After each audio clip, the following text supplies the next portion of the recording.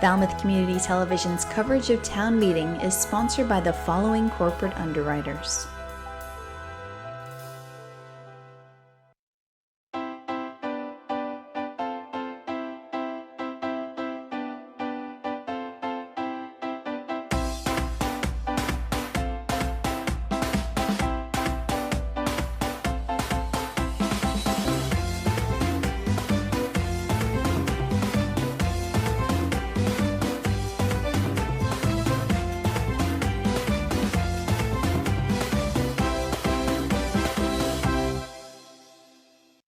Welcome to the Falmouth Chamber of Commerce. The Falmouth Chamber is dedicated to working on behalf of our members to make Falmouth a better place to live, work, and conduct business. We are committed to developing the economic, cultural, educational, and civic interests of our community and welcome the support from all organizations to achieve our combined goals. Whether you call Falmouth home, are a summer resident, or a visitor, we hope you take advantage of all that the Chamber has to offer.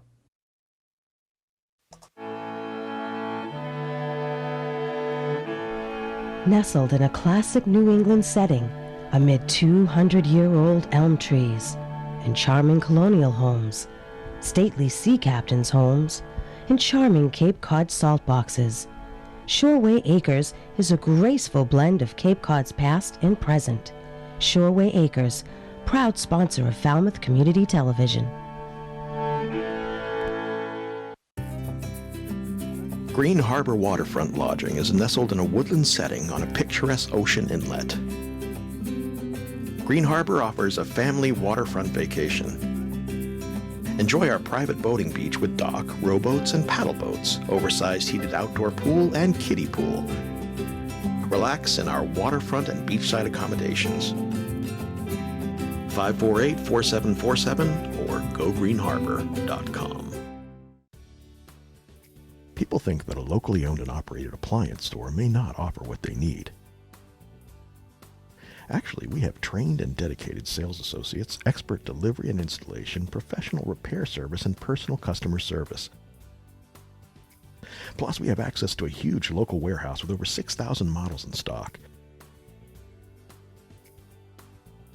Crane Appliance. We call the Cape and Islands home. Carlson Printing for all your printing needs.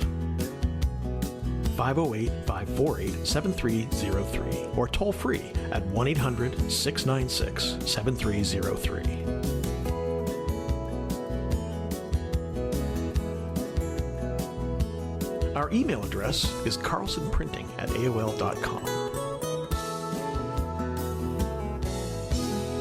Carlson Printing for all your printing needs. Hosting services for fctv.org are provided by Meganet Communications. Meganet offers a wide array of internet services including Mega Backup Cloud Service, server colocation, T1, fiber, Metro Ethernet, as well as telephone services such as hosted PBX and digital voice. Their number one goal is to keep your communications network up and running and allow you to focus on growing your business. 877-634-2638 or meganet.net. The Quarterdeck Restaurant, located on Main Street in the heart of Falmouth, specializing in fresh local seafood and other classic American cuisine, featuring a full bar with friendly staff. And the Bucatino Restaurant and Wine Bar, located in North Falmouth just off Nathan Ellis Highway, featuring catering services with 2 full event rooms serving up classic Italian cuisine. The Quarterdeck Restaurant and Bucatino Restaurant and Wine Bar, we're here to serve all our friends in Falmouth.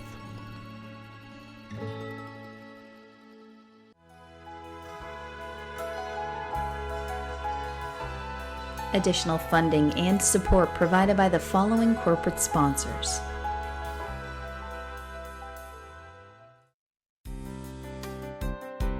Upper Cape Pet Sitting is your local private pet sitting company on the Upper Cape. We specialize in caring for your pets in the comfort of your own home, allowing for consistency in care and routine. Dog walking, puppy and cat care, off-leash play, as well as transportation services. Upper Cape Pet Sitting. We treat your pets like our own. Simply Hearing is an independent, locally owned center for all your hearing needs. Simply Hearing is conveniently located in the center of Homeport Professional Offices. We offer all manufacturers, simple consultation, and years of service. Simply Hearing, 508-548-8123. Barrett Plumbing and Heating offers expert plumbing, heating, and air conditioning services to all our residential and commercial customers on Cape Cod and surrounding area. We are a full-service plumbing specialist offering professional workmanship to suit your budget. Whatever your heating or plumbing need, you can always count on a job that's done right.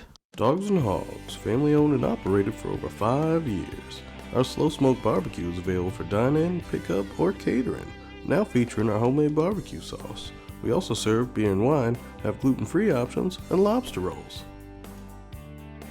The attorneys at Oppenheim & Nickerson LLP have provided legal services in Falmouth for over 36 years. We advocate for our clients and work to provide quality representation in the areas of business and corporate law, real estate law, estate planning, and estate administration. 508-548-8255. We at Falmouth Fish believe there is nothing better than a fresh piece of fish, direct from the waters of Cape Cod in New England. Nothing beats waking up at 4 a.m. to search out the highest quality seafood from the best fishermen in the world.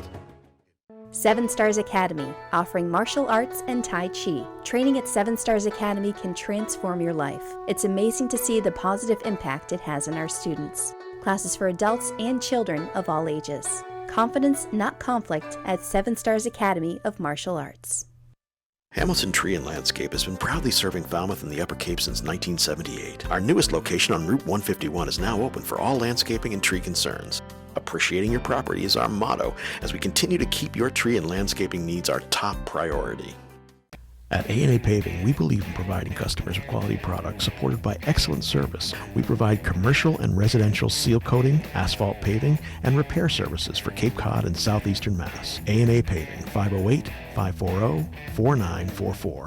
Calfee Insurance, offering insurance policies for your car, home, business, life, and disability.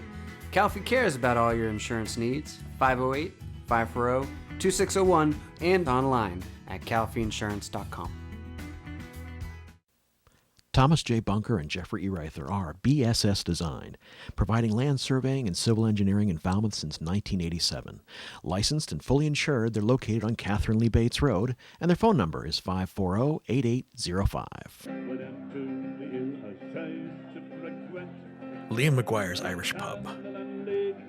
With a newly renovated dining room, it's what an Irish pub should be. Main Street, downtown Falmouth. Bayside Kitchen and Bath at 419 Palmer Avenue in Falmouth, where design and installation professionals work closely with homeowners, architects, and builders, offering a full range of cabinetry, countertops, and faucets. Bayside Kitchen and Bath, returning you to beautiful spaces. Waypoint Living Spaces, carrying a large variety of products to suit your needs in any living space of your house. Waypoint, available locally at Bayside Kitchen and Bath or online at waypointlivingspace.com. Eastman's has been Falmouth's hardware store since 1913. With a newly added retail space providing kitchen accessory and gourmet foods, our friendly staff is available to assist you with your hardware and kitchen needs. 508-540-0407. Carpet Barn, Carpet One Home Showcase, a local family-owned business offering all your premier carpet and flooring needs. They also feature tile and vinyl floors, area rugs, window treatments, and kitchen and bathroom cabinetry, serving you at 4 convenient locations. Cavosa Disposal is proud to provide trash removal, recycling, and composting to local businesses in Falmouth and surrounding communities. Cavosa Disposal would like to thank its customers in Falmouth. Cavosa Disposal, 508-563-5070. Family owned since 1919, at Puritan Cape Cod you'll find the latest in men's and women's clothing, as well as ski and tennis equipment and much more. Located on Main Street, Falmouth, and in Chatham, Mashpee, and Hyannis. Puritan Cape Cod, 199 Main Street, Falmouth, and online at purittancapecod.com. FCTV is also supported by the following businesses and organizations.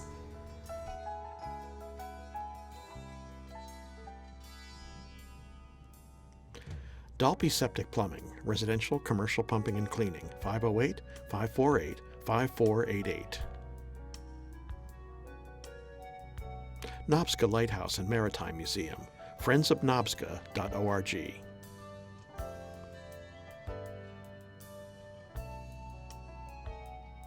The Falmouth EDIC, falmouthedic.org, 508-548-7440. Partners Technology, Voice and Data Solutions, 781-930-5000.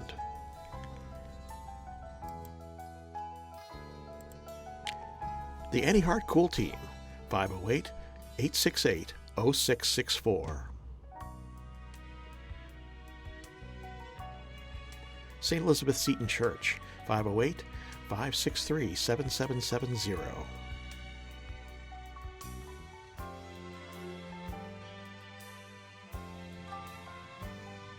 Soares Flower Garden Nursery, 508-548-5288.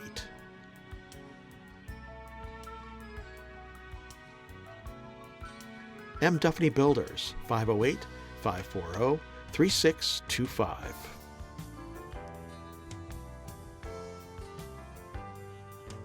Neighborhood Falmouth, 508-564-7543. Village Lamp and Repair Shop, 508-274-2057.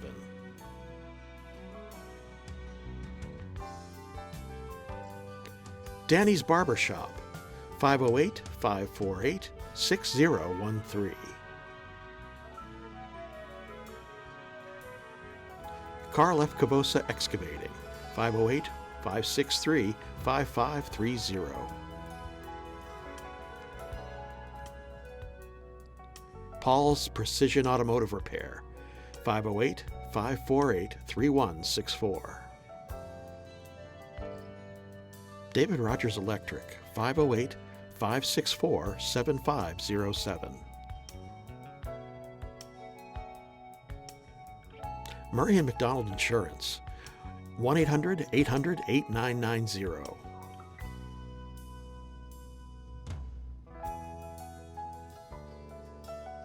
The Davy Tree Expert Company, 508-548-2662.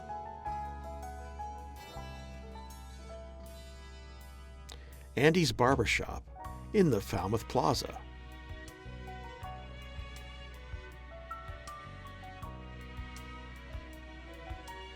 Chapman Colin Gleason, 508-540-4172.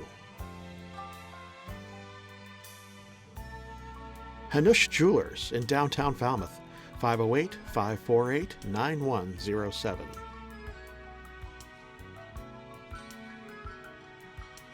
Mahoney's Garden Center, 508-548-4842.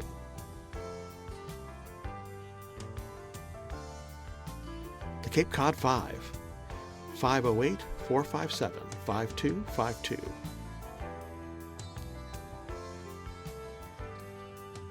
Martha's Vineyard Savings Bank in Falmouth and Woods Hole, 508-627-4266. Falmouth Volunteers in Public Schools, 508-548-1621. Vidal Metalwork, 508-457-9035.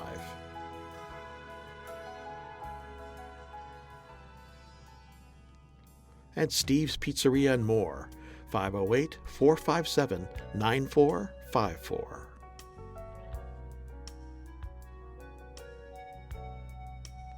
Additional support provided by Roach Brothers, Stop and Shop, Walmart, and Windfall Market.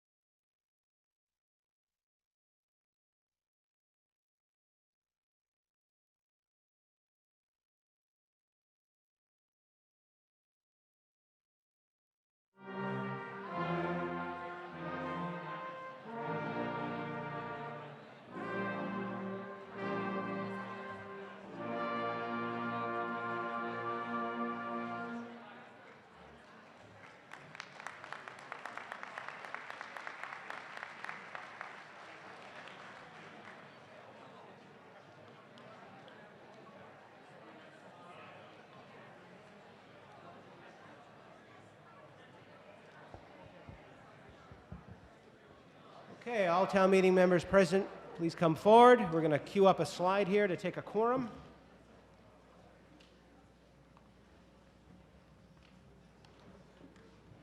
I want to remind all town meeting members present that we're being televised live on FCTV, so make sure you identify yourself by name and precinct each time you speak.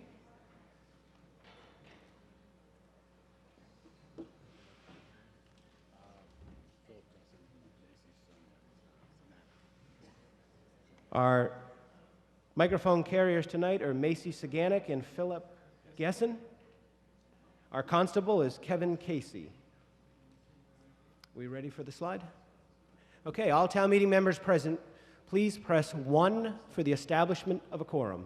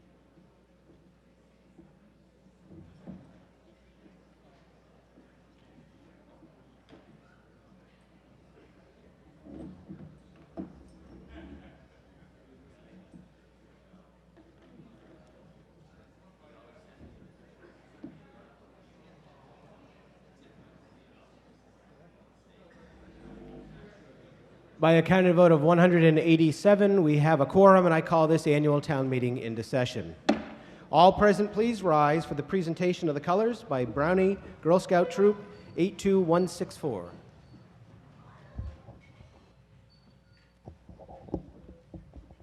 And leading will be our town crier, John DeMello.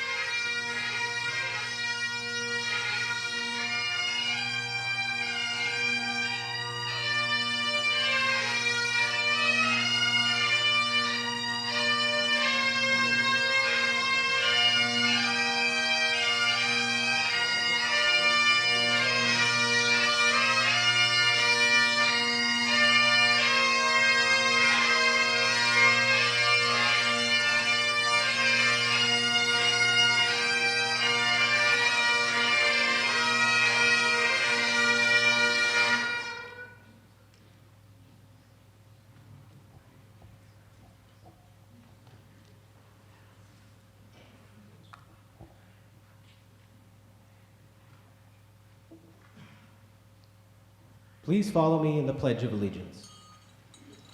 I pledge allegiance to the flag of the United States of America and to the republic for which it stands, one nation, under God, indivisible, with liberty and justice for all. At this time, we'll have the national anthem played by the Falmouth Town Band Brass Choir. And please sing along. Lynn keeps sending me these emails. Make sure they sing.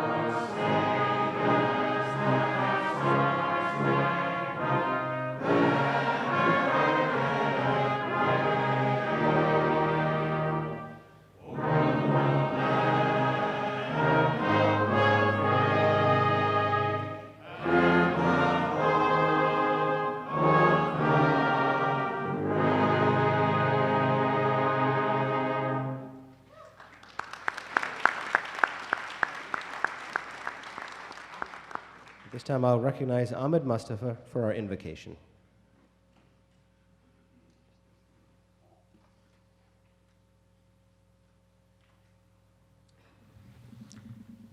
Heavenly Father, may our meeting this evening be not only an exercise of care and concern for our community and its residents, but also as an example of how a community can agree and disagree and still be a community. We ask you to watch over and protect our families, our community, our nation, and our world. May your gift of peace become a reality for all. Amen. At this time, the Brian Baru Band will play Amazing Grace for our moment of silence in honor of those that have passed since our last meeting.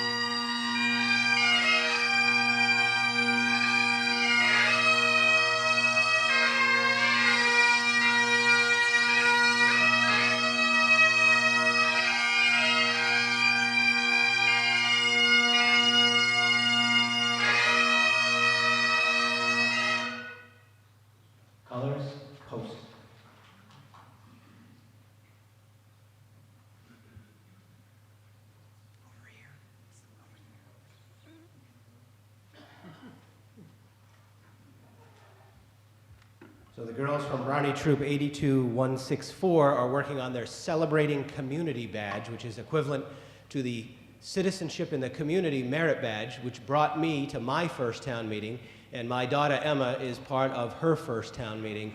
Girls, good job tonight. We got a couple more requirements and you're all going to get the badge.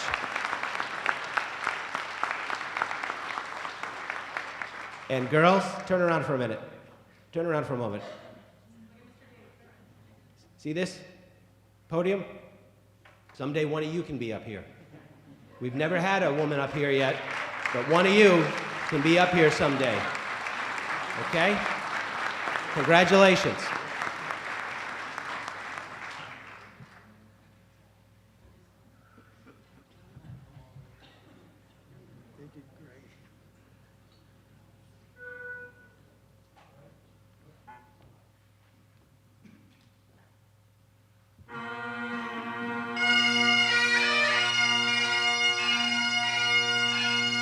Town Crier John DeMello, Girl Scout Brownie Troop 82164, the Falmouth Town Band Brass Choir, and the Brian Baru Pipe Band.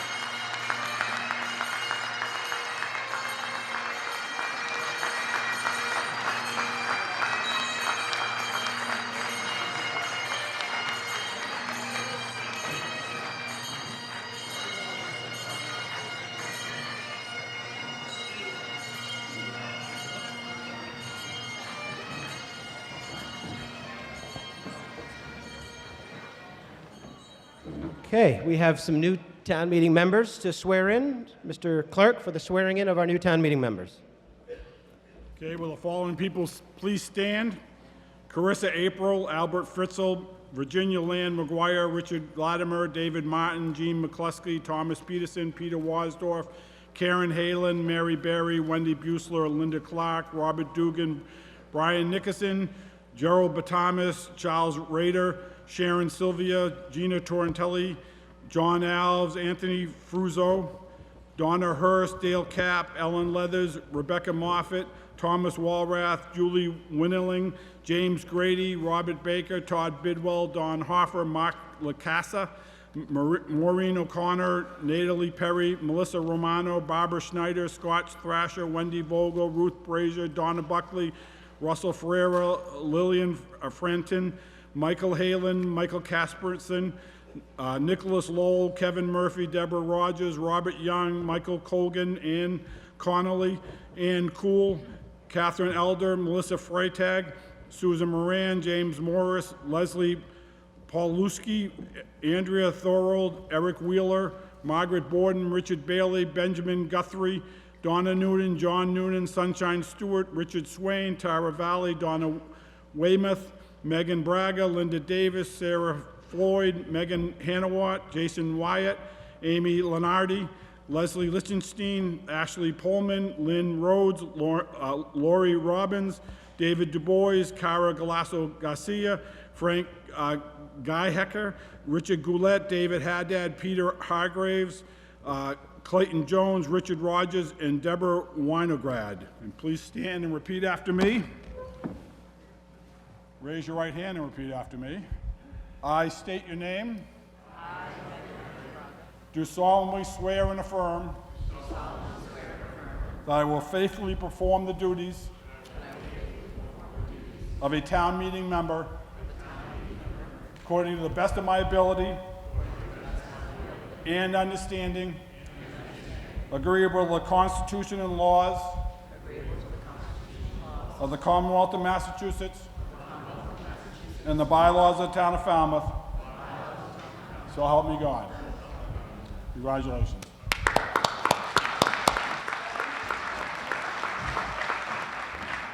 At this time, I'd like to start with the dispensing of the warrant. Madam Chairman of the Board of Selectmen for the main motion. Thank you, Mr. Moderator. I move to dispense with the reading of the warrant except for the officer's return. You've all heard the main motion to dispense with the reading of the warrant. All those in favor signify by saying aye. Aye. All those opposed, no. The ayes have it, unanimous. Mr. Clerk, I ask that the warrant become an official part of the record for this meeting. At this time, I'll read the officer's return of the warrant. In the name of the Commonwealth, you are hereby directed to notify and summons the inhabitants of the town of Falmouth who are qualified to vote in town affairs to meet at the Lawrence School Tuesday, November 12th at 7 p.m. for the purpose of acting on the town meeting articles by posting an attested copy in the following locations. Signed by Constable Kevin Casey. At this time, the chair would entertain a motion to allow non-town meeting members to sit up front with their respective boards and committees. So moved. All those in favor signify by saying aye. Aye. All those opposed, no. The ayes have it, unanimous. At this time, I'd recognize the Planning Board for a notification of public hearing.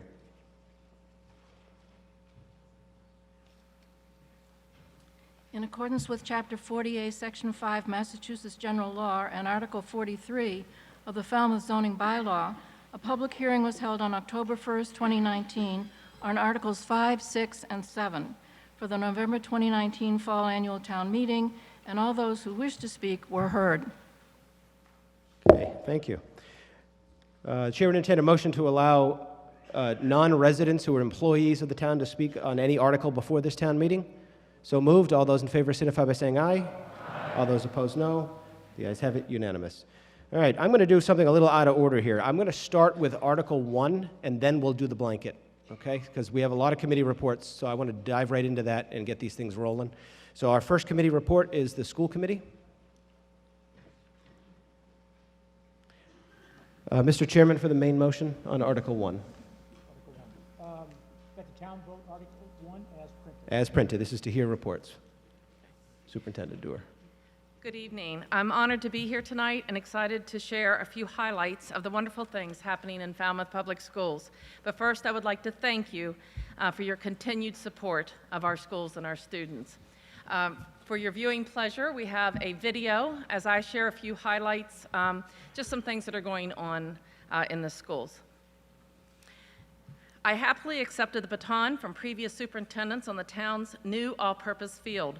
I'm pleased to say the field is open and our band and football, field hockey, and soccer teams have enjoyed playing on it this fall. It's a beautiful stadium. Many thanks to the town To complete the new Falmouth High School complex, the Falmouth Road Race has generously donated a state-of-the-art track to be enjoyed by our high school students and entire community. We made a positive expansion to our sports. We now offer unified basketball and track. We were just recognized by the Special Olympics as a unified champion school for our commitment to fostering a social, inclusive school climate that emphasizes acceptance, respect, and human dignity for all students. Come to just one event, and you'll understand why this is a very proud and well-deserved acknowledgement. Our Falmouth High School band just received a score of 89.5%, the highest score in Falmouth High School history at the New England Scholastic Band Association Finals Competition. Way to go, marching band. The arts are a very important part of our town of Falmouth, and so are they reflected in our schools. We have strong music and art departments at all grades, and to expand on the arts, we added a high school theater program this year. Beginning in Morris Pond, students have an opportunity to participate in the Follies and 2 spring musicals during 7th and 8th grade at Lawrence. Now, students interested in drama or just fun will have an opportunity to participate in a fall play and a spring musical each year of the 4 years of high school. We began our formal partnership with the Woods Hole professional community last year by identifying current and possible connections and the desire to have a sustainable program for all students. We decided on 3 areas we could begin this school year, knowing that we would build and grow the opportunities over time. The first area is titled Marine Life and Ecosystems. This strand enriches the learning of our 5th grade students' visit to the National Seashore. We added a trip to Pinnakees for our 6th grade students. The focus will continue at 7th grade for a day in the village, during which students will visit Noah's Woods Hole Aquarium, go aboard the research vessel Gloria Michelle, and learn about the local marine life and how it is affected by human interaction and influence. The second area is titled Mapping and Geography.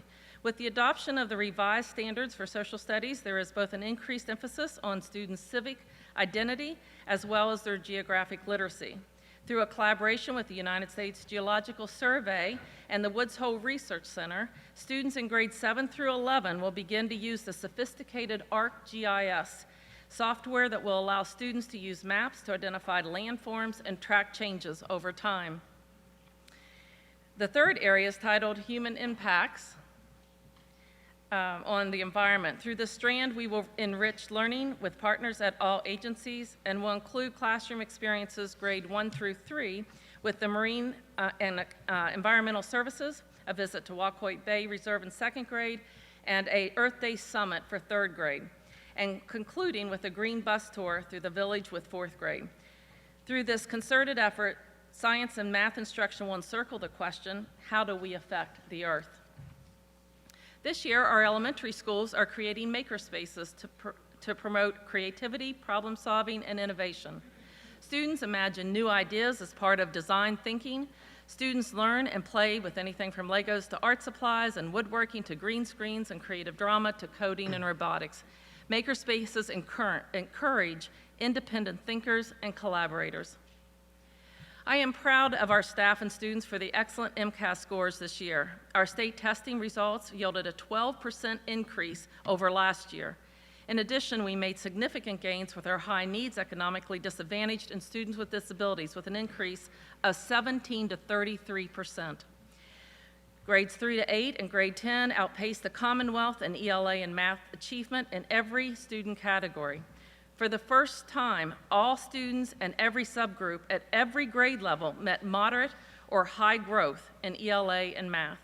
In grades 5, 8, and 9, in which science is tested, all students and all subgroups outpaced the Commonwealth. These success stories go on at every school and grade level. Our successes are significant and celebration worthy. We finished last year with a successful graduating class. 91% are now furthering their education. This town supported our graduates and their future endeavors by contributing over $560,000 in scholarships. And it's not just the all-purpose field, the track, and scholarships.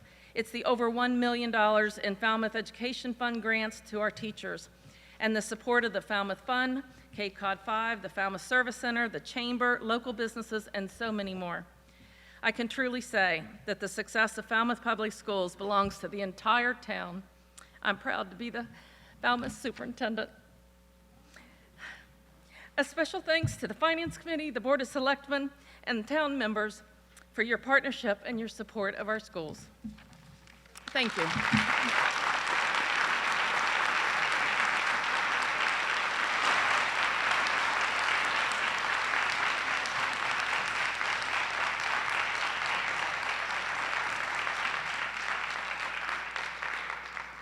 Next up, I have the Energy Committee.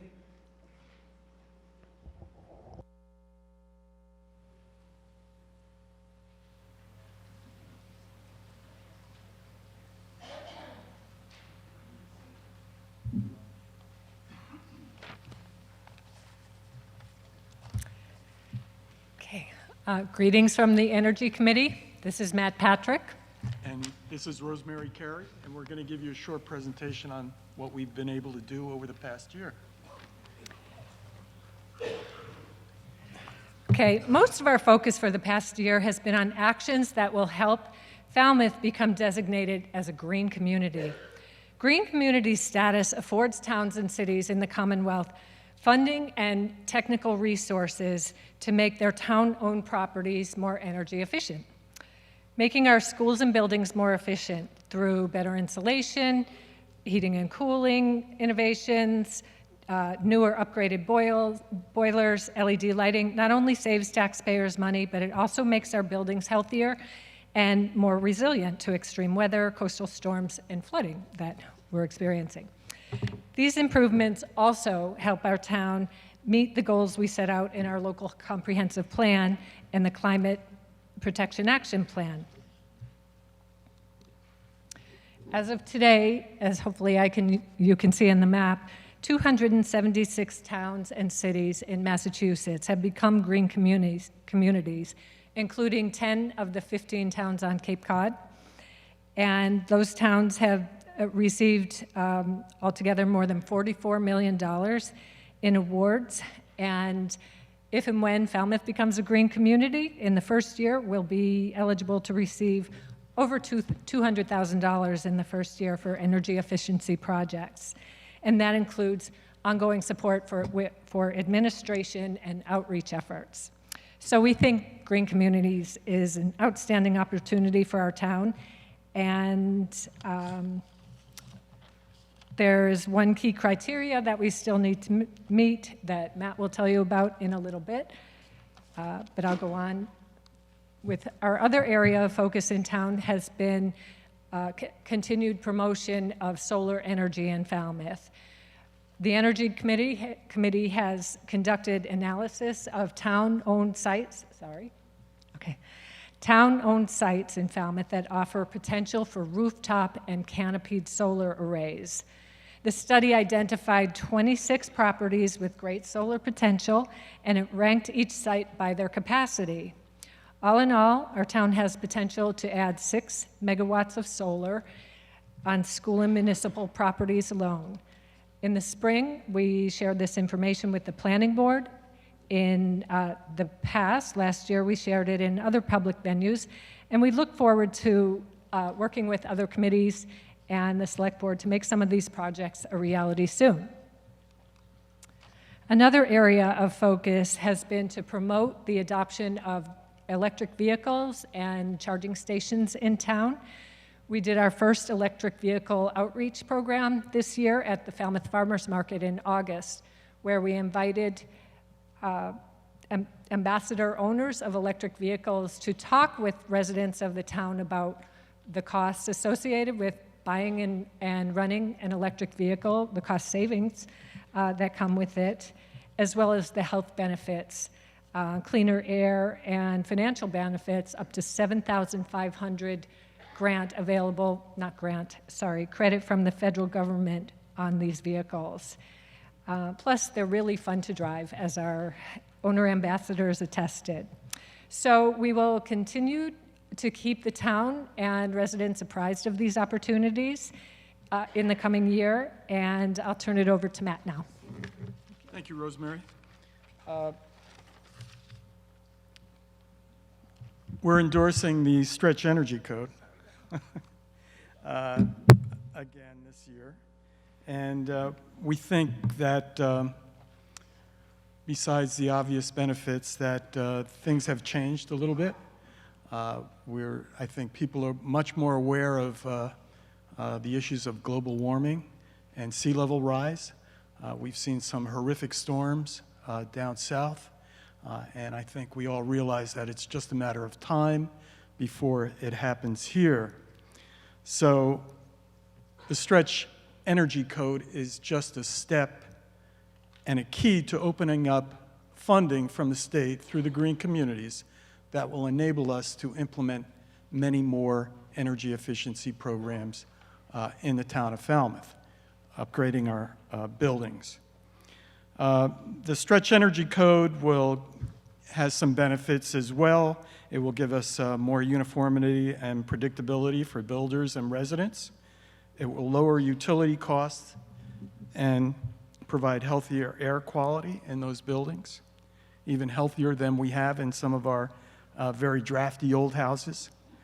Housing built to these standards will actually be more affordable, and that's why the program has been endorsed by the Affordable Housing Committee.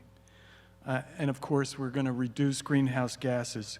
Am I on the right slide? Okay, we're at the 5-minute limit, so can you let us know how much more time you want? Another 2 minutes. 2 minutes? Yeah. All those in favor of an additional 2 minutes signify by saying aye. Aye. All those opposed, no. And the chairs that the ayes have it, and you have an additional 2 minutes. Okay, we're going to skip to the PACE program. This is a new program we hope to bring to the town. Its eligible properties are commercial buildings, industrial buildings, nonprofit organizations, multifamily buildings with 5 or more units. And it's going to, again, allow for energy efficiency upgrades and extension of natural gas distribution to the property and renewable energy installations. The benefits of PACE for property owners is that it's going to provide low-cost financing spread over 20 years. For municipalities, it's going to create jobs and business growth. And for lenders, it's going to improve cash flow and reduce credit risk. So that's our report. Thank you. Thank you. Okay. If anybody has any questions, we'll be happy to answer them. Okay, thank you. Next, I have the Conservation Commission.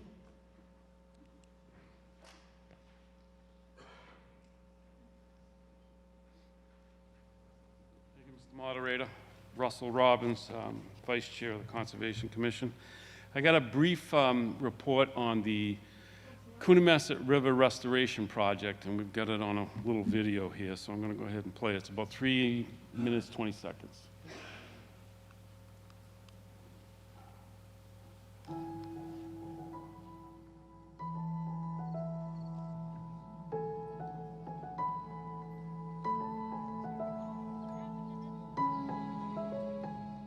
2 years ago, almost to the day, we celebrated the Phase 1 groundbreaking, and at that time, the announced goals were better habitat for commercially important fish species and other wildlife, a more resilient coastal valley that can absorb floodwaters and whose natural wetland community can bounce back from storm impacts, and a healthy, restored ecosystem with expanded opportunities for recreational and educational activities along the river's length.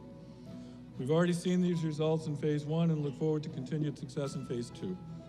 I got a tour of the site just this morning, and it really is just mind-boggling, super exciting, awesome project. So I really congratulate you for getting that first part of the project done and off to the second. So, you know, our agency is really in charge of and responsible for ensuring the sustainability of commercial and recreationally important fish species. And removing dams, ensuring fish passage has really become an important tool for us to be able to do that. You know, when you remove the dams, you get the fish upstream, they get to their spawning grounds, and you make more fish. This project is an example of a nature-based solution to climate change, and it's an excellent example of the way in which habitat restoration like this also brings strong human and community benefits. We're getting natural, self-sustaining wetlands and a beautiful river. We're getting this incredible trail system, the opportunity to watch nature heal and become reborn over time. And this spring, we hosted 6 elementary classrooms, totaling over 400 students who come to experience the river in person. Working with the students has just been a wonderful way to expose the next generation to the value of nature and also to learn to cherish places like this. And we've discovered the teachers have really taken this project on, that they're finding it's an excellent way to teach children about animal life cycles, ecology, hydrology, the local cultural history, right here in our own backyard. Restoration of the Coonamessett River will continue to bring benefits to Falmouth for generations to come. This has been an amazing community project. You can see the board, see how many organizations have been a part of it, have been dedicated to it, and that is such a Falmouth thing. We get things done when people from across the community come together and work towards a common goal.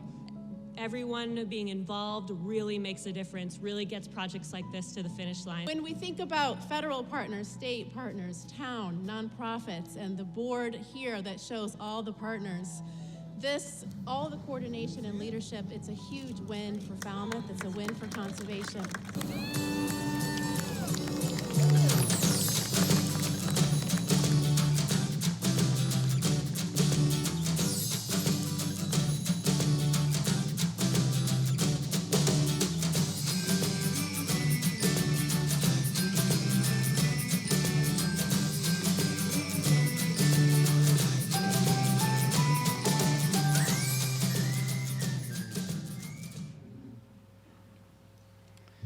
In closing, we'd like to thank this body for its support over the years for this project, but especially the taxpayers of the town of Falmouth that through the CP fund were able to provide assistance, financial assistance to this project. But especially the volunteers that have put hour upon hour upon hour into this project, it would have never happened. So thank you very much.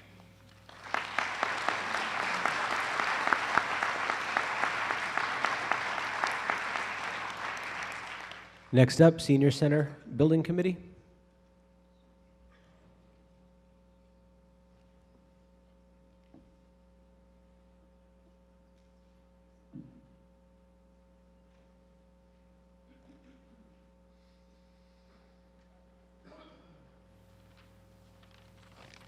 Good evening.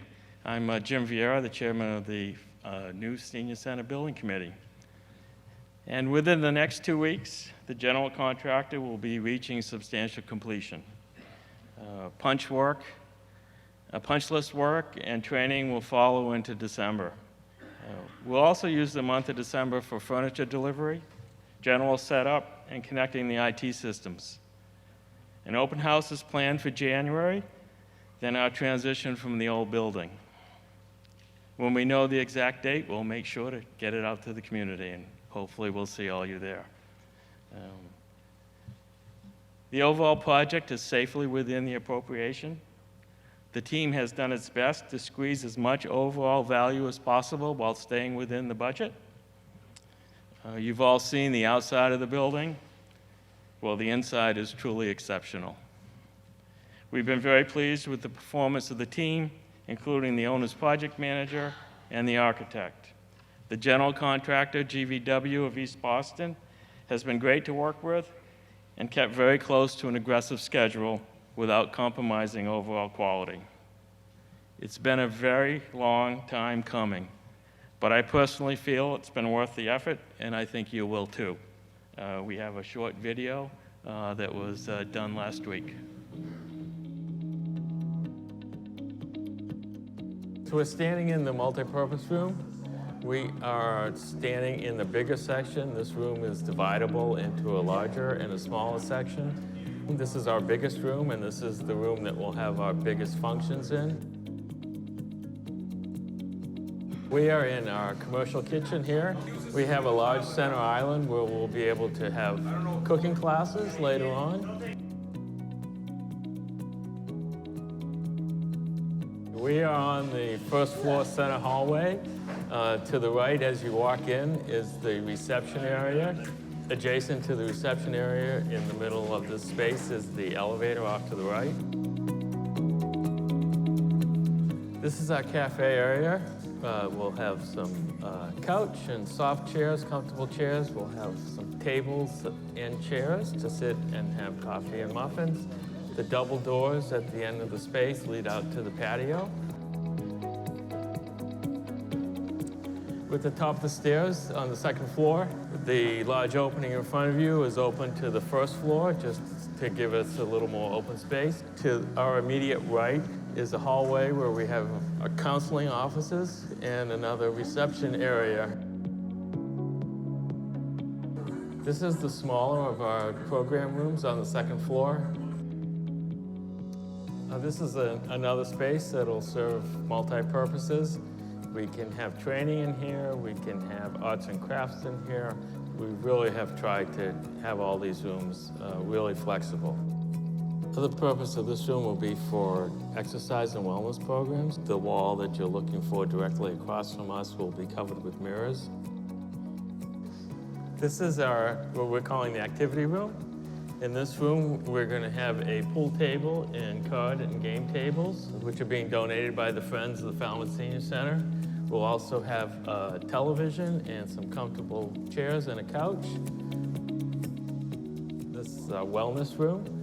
This is where we'll have treadmills and other exercise equipment. The fellows there are hooking up some televisions that'll be in front of the treadmills. And we're very grateful to Falmouth Road Race, who donated the funding to buy the equipment.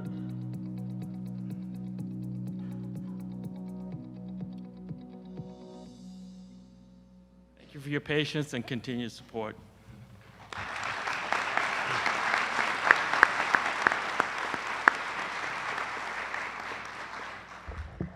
Next up, the Charter Review Committee.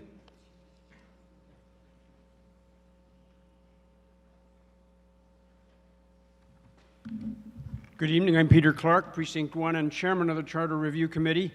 I'm pretty sure we'll be back here to talk about specific articles. I'm just giving you the general context again of our work. The Charter, as you know, is the document that delineates the operation of the government, formed in 1991. We're the fourth committee that has been brought together as advisory to the Board of Selectmen to review that and to make recommendations. Our purpose is to clarify the Charter's meaning, to make operations more effective, to try to make sure that it remains a streamlined and understandable document. It is not our job to alter the form of government. That is a whole different process. We're just making recommendations for minor changes, so to speak. So we want to thank the town citizens who supported us, gave us advice and ideas. We want to thank the Board of Selectmen that's worked with us, and I certainly want to thank the members of the committee who have spent many hours. We started back in July of 2018 and gathered information. Since January, we've been putting recommendations together. That brings us here tonight to make 11 recommendations to you.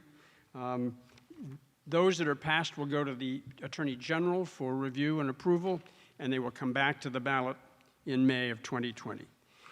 We will be back here again in a year because some of the recommendations we made have been postponed by the action of the Board of Selectmen to be brought back next year. So you'll see me again, perhaps more briefly. We hope you've had opportunities to review the Board of Selectmen heard a presentation from us on July 22nd. On September 16th, the board heard the proposed warrant articles. October 7th, they voted recommendations. So these things have been moving forward to bring them to you tonight. And I look forward to your decisions about those. Thank you. Okay. Next up, the EDIC.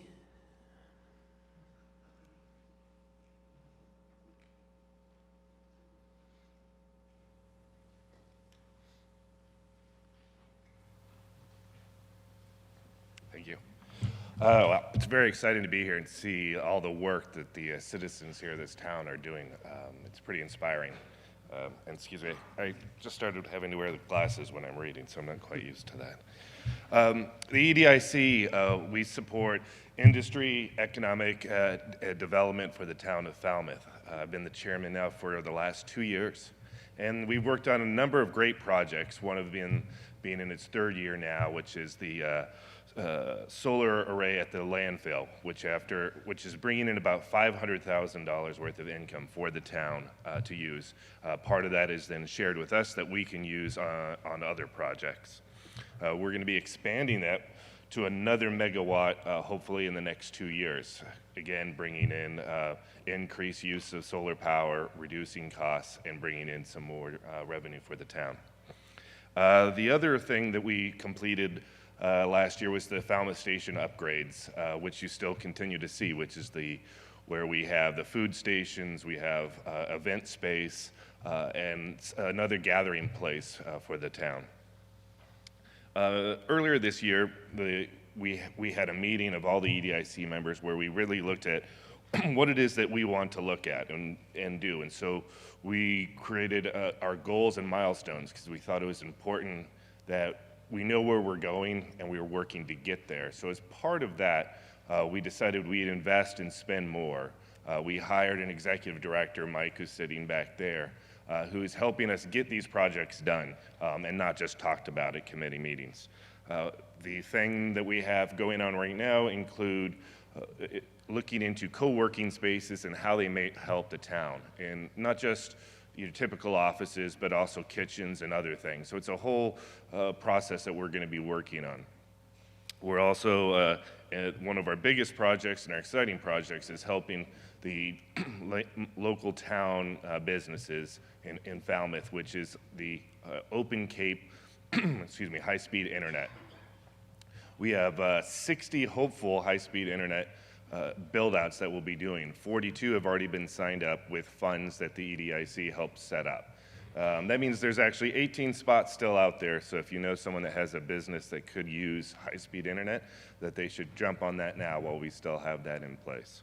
And we will also be looking into what other digital infrastructure we can help and assist in the modern age for all residents. With that, that's my report. Thank you.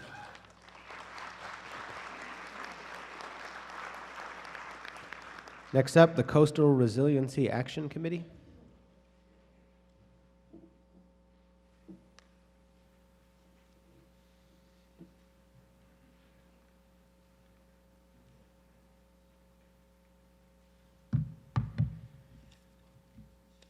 I'm Charles McCaffrey, the chair of the Coastal Resiliency Action Committee. I'm from Precinct 5. I'll be very brief, and I don't have any pictures, but there will be plenty of pictures available at a couple of upcoming meetings for you to look at.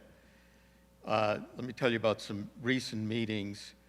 On the 29th of October, we had a presentation on the vulnerability assessment of town assets to flooding risks. It was well attended and well reported on. If you weren't able to see that, that presentation will also be made to the selectmen on November 25th.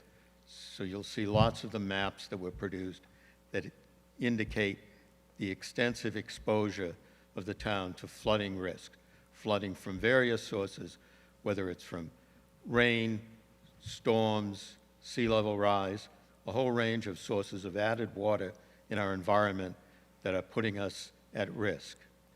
That study looked at town assets at risk.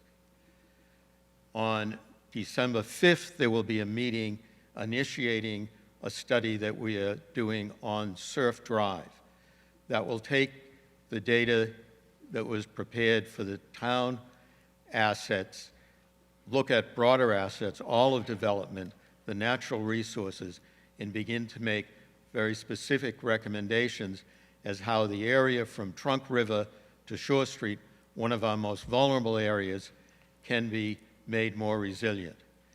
It will take an approach of adaptive management. In other words, look at recommendations that may make sense in the near term, different recommendations for the midterm when the risk is greater, and ultimately significant changes that may be necessary for the long term.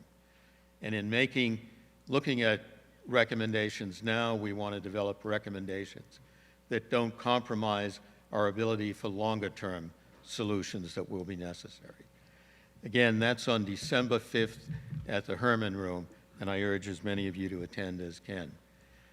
In addition to these meetings that will provide a lot of information on the nature of the risk, I want to tell you about the major activities the committee will be undertaking between now and April town meeting. One, we'll be working with our consultant, the Woods Hole Group, on the surf drive study, assisting in monitoring their effort.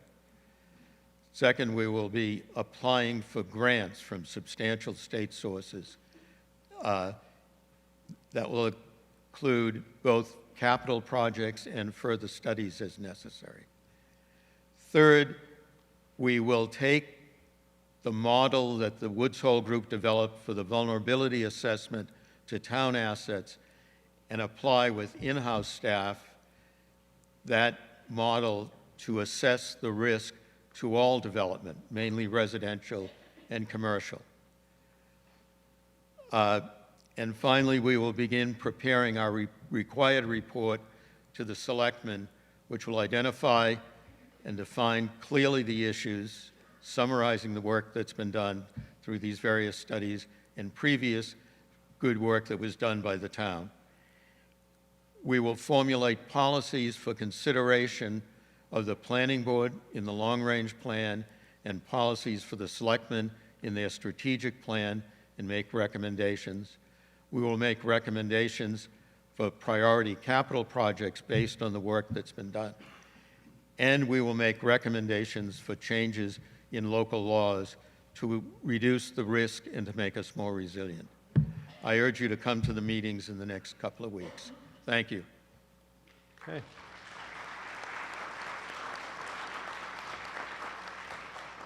Next up is the Bicycle and Pedestrian Committee.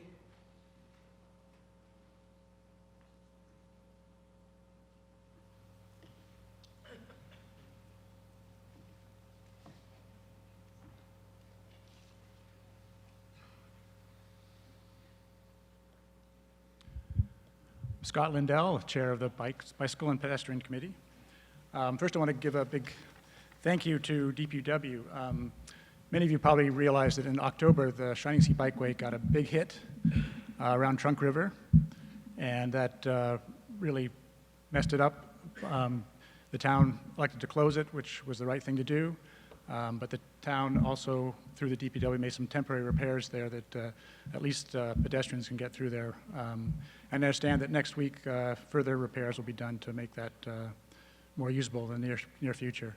And then next year, maybe some more long-term repairs will be done. But that's a very vulnerable area and a very valuable asset, and the DPW was very quick with their response, and I want to thank them very much for that.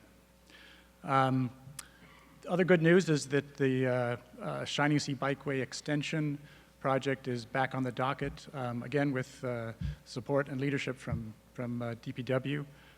We hope to have this coming before CPC for some of the initial funding for the engineering that needs to be done, but this would connect the Shining Sea Bikeway all the way to the canal and further. Hopefully in the next 5 to 10 years we might see something going all the way to Wellfleet just purely by bike paths, which would be wonderful.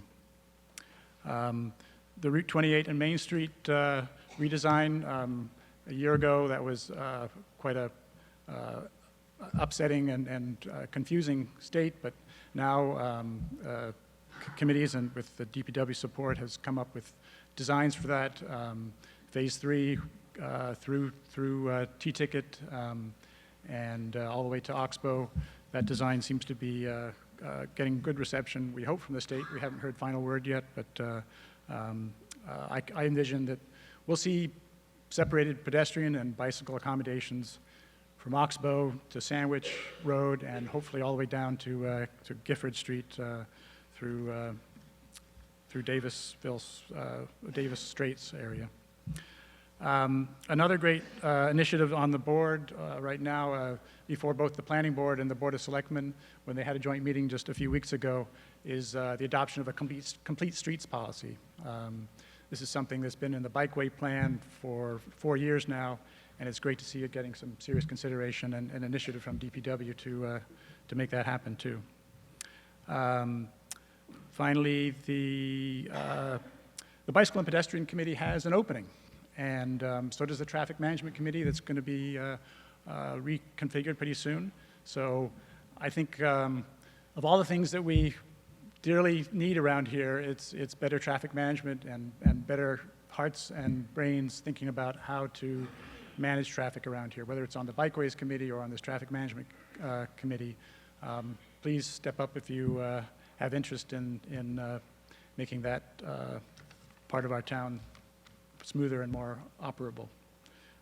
Thank you very much. Thank you.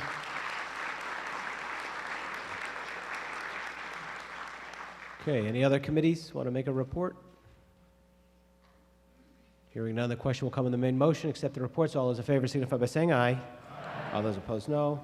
The ayes have it, unanimous. I'm going to go to Article 2, which would have been a hold anyways. This is for the capital budget. Mr. Chairman, for the main motion. Mr. Moderator, I move Article 2 as recommended. As recommended. We have a presentation, and then what we'll do is we'll go through category by category if anyone has specific questions or wants to make any amendments along the way, but we'll have the opening presentation first. Yep.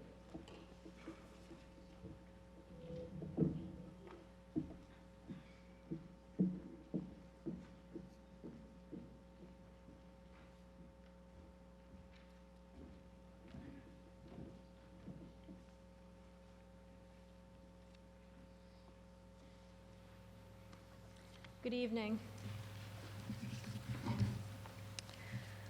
So tonight, we'll present you with the capital plan and the non-capital plan, Articles 2 and 3. And so next slide, please. So I'll start off with the old infamous use of one-time revenues to fund one-time expenses. So we're funding the capital plan with mostly free cash. The process is the requests are submitted by department heads and reviewed by the finance director, assistant town manager, and the town manager. The town manager makes recommendations to the Board of Selectmen. The Board of Selectmen approves or makes changes and then sends it over to the Finance Committee for review. And Finance Committee makes their recommendations to town meeting. Next slide, please. There's detail sheets for each funding recommendation in the back of the warrant booklet. The corresponding page numbers are next to the line item if you want to just go directly to that page number, and it will give you a description of the line item that is in that article. We have a use of capital stabilization fund. We've reallocated a couple of older articles that are in the recommendation. We're using approximately $9.6 million of free cash, and this year we've allocated $1.3 million to the school department.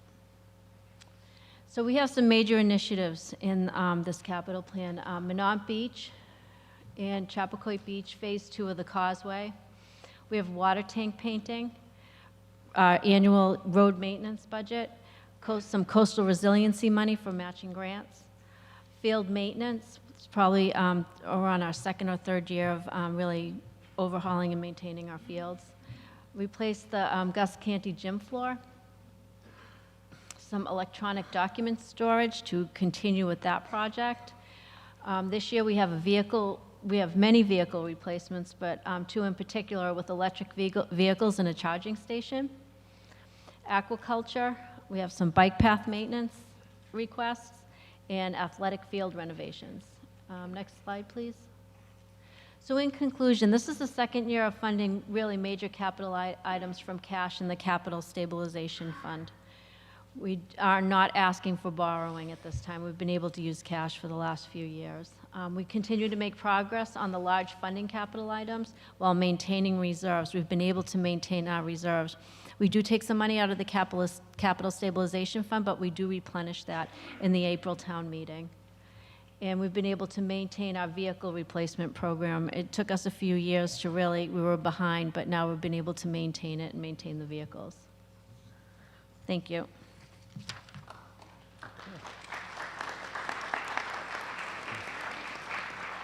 So we're going to do this by category. So the first category is information technology. Mr. Neto. Microphone for Mr. Neto, please.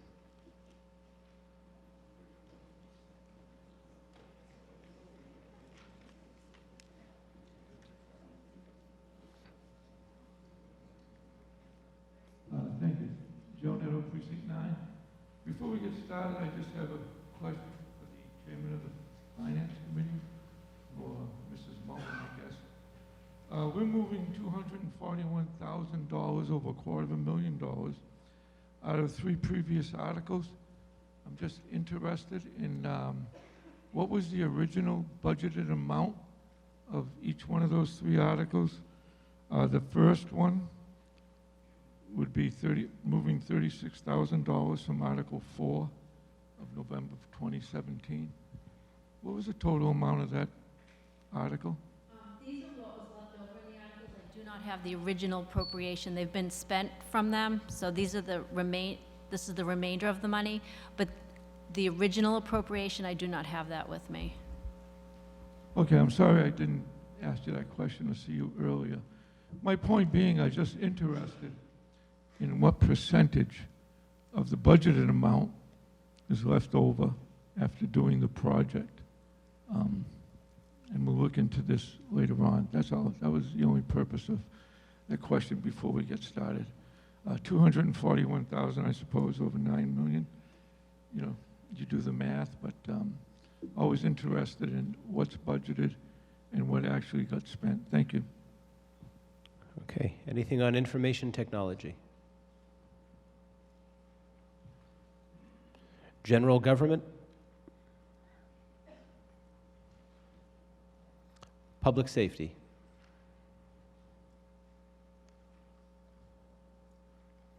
Community development? Facilities? Highway? Fleet services? Water? Yep, back left. Mr. Halen, is it Mr. Halen? They've got these new lights so that I look good on television, but I can't see you folks out there. I'm sorry, Dave, I'm behind the line. Quick question about the $2 million water tech park tank painting. It says that it's not out to bid yet, so if it comes in less than the $2 million, where does that money go? And where are we getting the estimate of $2 million to paint that water tank? I will have Steve Rafferty speak to the estimate of the $2 million. If we do not spend the full $2 million, it gets returned to free cash.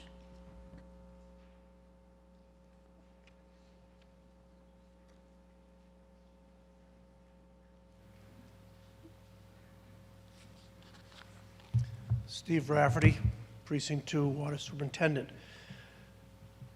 Our consulting engineer, Tater and Howard, has done an evaluation of the overall project and program. They produced cost estimates for painting the tank with the system of paints that we're going with, alternative paint systems, as well as the concept of replacing the tank in its entirety with a different tank.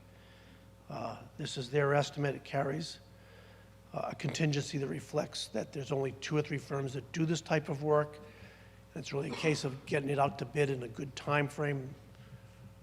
Our objective is to do this work a year from now in the fall after the summer high demand season.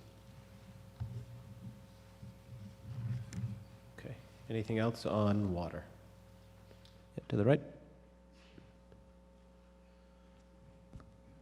Paul Caff, Precinct 3.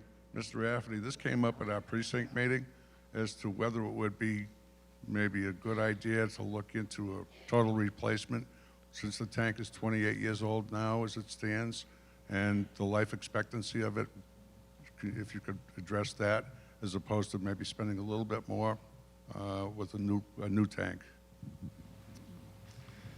Good question. Again, we did look at a range of alternatives here. You need a site to put the tank up. It needs to be at a certain elevation to do it. This is a 3 million gallon tank.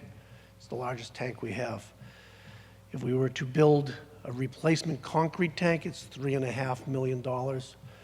If we were to rebuild it with a steel tank, it's slightly more than that. We also looked at, could we build two of the sort of what people think of as lower cost, sort of bolted up fiberglass tanks.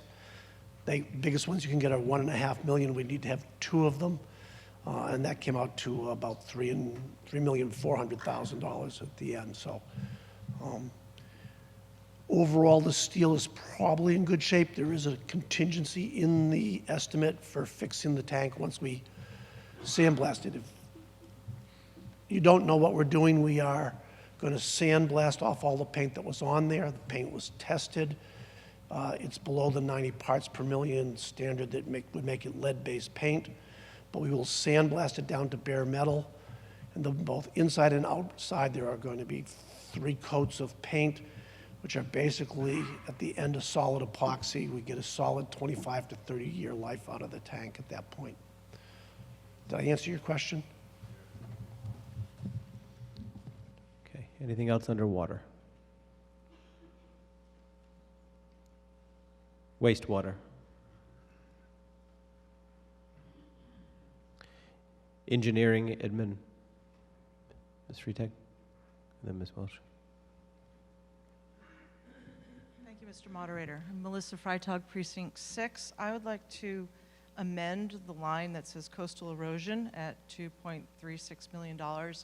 I'd like to reduce that line item under engineering administration subheading coastal erosion Could you just speak a little closer to the mic? I would like to reduce the line item by $550,000 to make the line item read $1,810,000.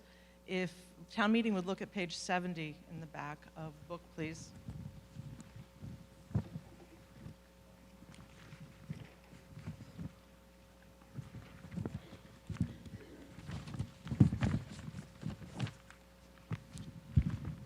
You will see on page 70 that the figure $550,000, according to the first paragraph on this coupled together, interestingly written article, says that the $550,000 is for design and permitting funds, or construction funds, excuse me, for groins over at Minot Beach, and $935,000 for beach nourishment, for a total construction beach nourishment project for $1.485 million. And I have several reasons. I'll go over a couple quickly. Would you like a written copy of my amendment, sir? No, that's good. Okay. Simple. The engineering study that was used to make the decision, wisely or not, by the Board of Selectmen to add some groins and do some beach nourishment on Minot Beach, basically says that the groins will add about 2 years to the beach nourishment project. So basically, this article asks us to spend $550,000 on 2 pieces of hard coastal engineering that will extend the life of a beach, or at least this nourishment project, by 2 years. The project in its entirety is under $1.5 million. So basically, it's a third of the cost of the project to extend, a 10, perhaps 20-year project by 2 years. We have now a new vulnerability assessment that just was completed a few weeks ago and will be presented to the Board of Selectmen in a couple of weeks, that shows that Minot Beach is effectively underwater before the expiration of this project, and that means that these groins, if we build them at $550,000, will also be underwater. We have 2 studies from 2003 and 2010 from the Coastal Resources Working Group that inform the town that groins and barricades are not healthy for the Falmouth coastline, and the CRWG recommends removing groins from town property. Here we are adding groins. Earlier boards of selectmen accepted these 2 studies as town policy. Furthermore, these groins will inhibit the eastward flow of Vineyard Sound sands, so the logic is that these groins will help protect Minot West, but they will actually suck the sand away from Minot East and also from the Minot Yacht Club And actually, when the study was done, the RFP didn't ask the study or the engineers to look at the sediment dynamics behind the barrier beach. So we actually don't know what's going to happen back there with or without groins. And so I think, again, investing $550,000 is a little premature there. Lastly, I guess I'd say that the groins have not yet been permitted. I don't even believe they've been applied for. And most likely, you know, even with the removal of 2 currently underwater groins, they probably will not be successfully permitted by the town.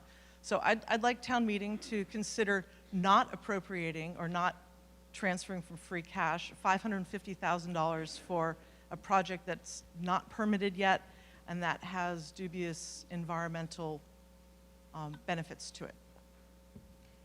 Okay, discussion is open on the amendment to reduce the line item for coastal erosion so that it would read $1,810,000. Discussion on the amendment. Yep, Mr. Brown. So last time we had a big beach nourishment project at Minot, it didn't even last 1 year. It all washed right into the channel, and that's why there's a moratorium on doing nourishment on the west side. So if we're going to nourish that beach, we should use the groins because it makes the nourishment more effective. If we don't want to really do this job, we shouldn't spend any money. We shouldn't fix the bridge. We should just let it all wash away. But that's a decision we'll have to make. Do we want to preserve the road a little bit longer? Do we want to use the beach a little bit longer? Or do we want to just throw our hands up and give up? So I can see the sense that you're giving us that you just say, let's give up. I would say that there's some investment that could be made in the short term that might give us another 20 or 30 years there. I don't know if that's correct, but that's, if we're going to do anything, we should do it right, the way the engineer designed it, not halfway. That's my feeling. Okay, Ms. Welch. So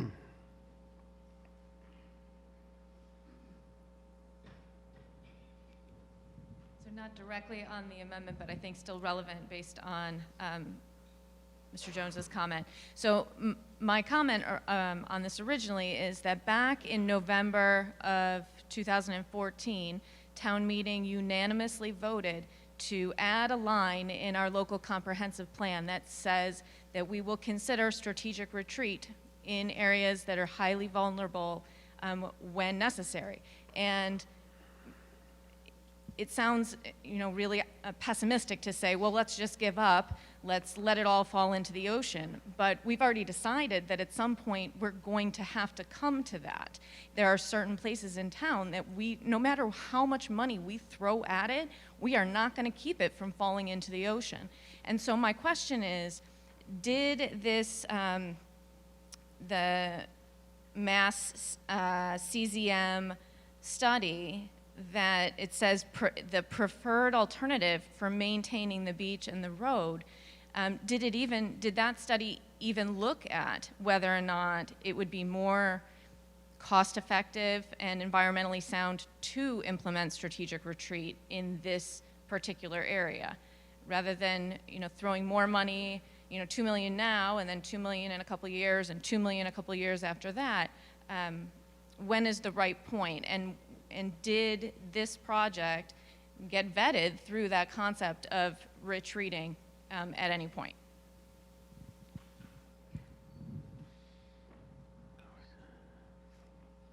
Mr. Suso? Thank you, Mr. Moderator. I would ask if Public Works Director Ray Jack could give a little status update on permitting in this project. He was closely involved in the presentation and discussion with the Board of Selectmen earlier. Thank you. Okay, Mr. Jack. Thank you, Mr. Moderator. Raymond Jack, Director of Public Works, Precinct 9. I would not be in favor of recommending the amendment on this project, and just to give you a very brief overall view, the goal here of putting in groins is not to stop something, it's to delay something. So right now we have a number of problems in that geographic area. We want to replace the bridge as an environmental project, meaning that it would improve the overall health of the pond if we could widen the bridge inlet. And that project is already funded, and approve, and town meeting provided the money for that. But we can't proceed with that if there's not going to be a road to attach to the bridge. So that was the first real question, whether or not the life cycle of the road was going to match the bridge. So in the study that was performed, that Ms. Freitag's referring to, indicated that the life cycle of the road, just due to natural erosion only, is about 38 years. So that's without any significant storms hitting that beach. If a storm, a tropical storm nature were to hit that beach now, we probably have maybe 50 feet to 60 feet from the edge of the road to the rack line. It's going to take the road out in one fell swoop, and that could happen at any given time. It could happen this year or 5 years from now. So we're going to be spending almost $6 million to put in a bridge. And the question is, what's the value of the investment versus the risk? So here, the bulk of the money that Ms. Freitag was referring to, the $900,000 is going to be for the beach nourishment. That's dropping 32,000 cubic yards of sand on the beach along that whole eastern, or rather western area. Once the bridge is done, once that will be done, if the groins were not there, I just want to give you the math. Right now, the longshore transport of sand along the coast is from west to east at about 1,300 cubic yards a year. Without the groins, it's going to grow to 2,600 cubic yards per year. With the groins, it grows to 1,600 cubic yards per year. So what we're looking at here is actually contributing, if we put the groins in, by about 300 cubic yards a year to the downdrift transport. The 2,600 cubic yards per year, a large majority of that is going to go into the inlet. We are going to have increased costs for dredging the inlet. What Ms. Freitag was referring to was the overall life expectancy of that investment of 32,000 yards of sand, that under natural erosion considerations, it may last 8 to 10 years. So the 10 years would be with the groins, the 8 years would be without the groins. So it's not just an issue of a couple of years in a 10-year cycle of losing some sand. It's an issue of overall cost to the town for the maintenance of the inlet. Where is that additional 1,300 cubic yards of sand per year? Because it's going to, the rate will just about double for the transport rate, is going to wind up in the inlet. I do agree with Selectman Brown, and this is similar to what was presented to the selectmen recently, that if we're not going to do anything to protect the road, to try to ensure that the road is going to match the bridge life, then I wouldn't build a bridge either. So in this case, please understand that there is the inevitable. Whether climate change, to what degree climate change is going to have an impact on our sea level and or coastal erosion is yet to be determined, but we have storms. We are a seasonal resort community right on the water. And these are our assets, and it's very valuable assets. So when you're building seawalls and revetments, you are trying to thwart the inevitable. You are trying to literally stop the inevitable. That is not the goal here. The purpose of these groins were strategically identified in order to delay the inevitable. So it buys the town a significant amount of time.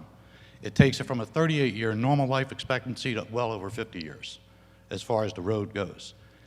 If we talk about retreat, if we don't do this, and if the road goes out, this is really the question that the town is faced with. If the end product is that the road goes out and we are not going to restore the road, you're going to dead end it, or something to that effect. Then you're going to retreat sooner rather than later.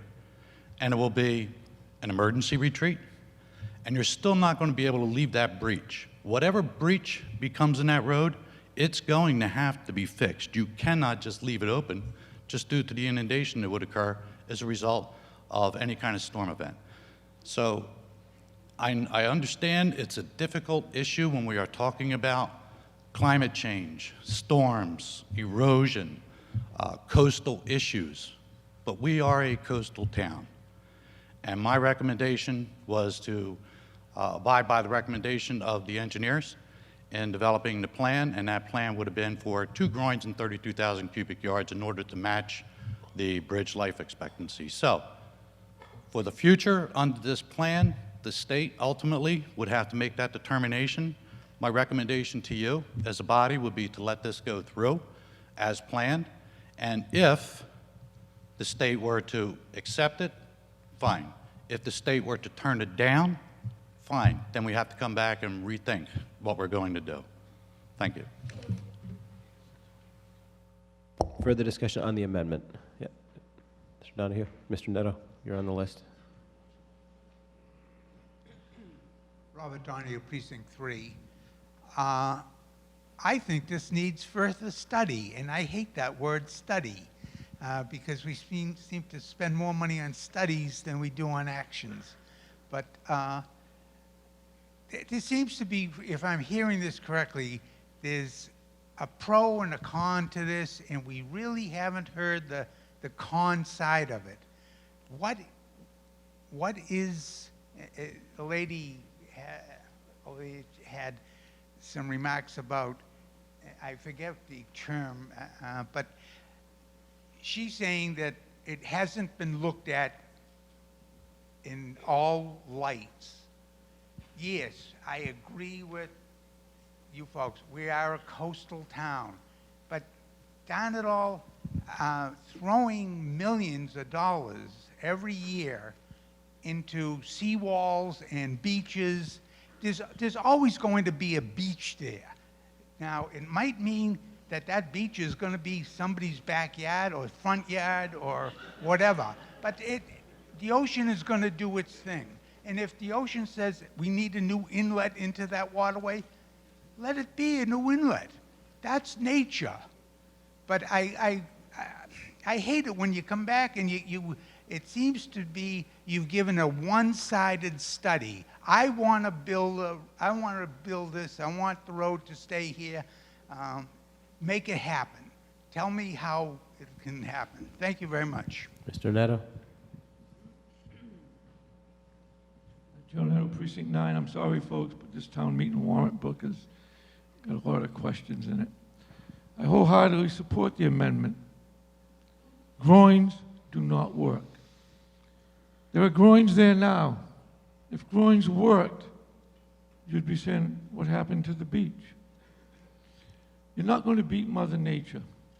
We've poured thousands of cubic yards. We took all the dredge material about 6 years ago from Woods Hole Harbor, transported it at taxpayers' expense. It was free sand. We paid for the labor, deposited it at Minot Beach, and storms have taken it away. Storms are taking it away because of many factors. Climate change, tidal rise is obviously the most pronounced. If you live on Cape Cod, you don't listen to the people in Washington, D.C., because we live it, we see it. 60-some odd years ago when I rode my bike to Minot Beach, the road that I rode on, the road is now in the water, not only the beach. This $500,000 to build these groins are not going to stop anything. You're not going to listen to myself or Ms. Freitag because you're going to say, but Mr. Neto, they had this big study. Let me ask you this. If these groins worked, already I pointed out to you that they're groins. Have any of you driven from here to Florida by boat on the ocean? You don't see a groin in New Jersey. The coastline is straight as an arrow. Many of you have been to Florida. Tell me how many jetties and groins you see on the beaches in Florida. None. These states long ago realized that man-made objects do not stop Mother Nature. Study what she wants to give you, take what she gives you, and don't get threatened that the road is going to go away. Please. Also, where's the Coastal Resiliency Committee on this? I think you just heard from them. They're not for this. Where is the permit from the Conservation Commission, our own Conservation Commission. Why have they been quiet at this meeting? I think Mr. Donahue has got the right idea. Let's defeat this now. And another thing, as Mr.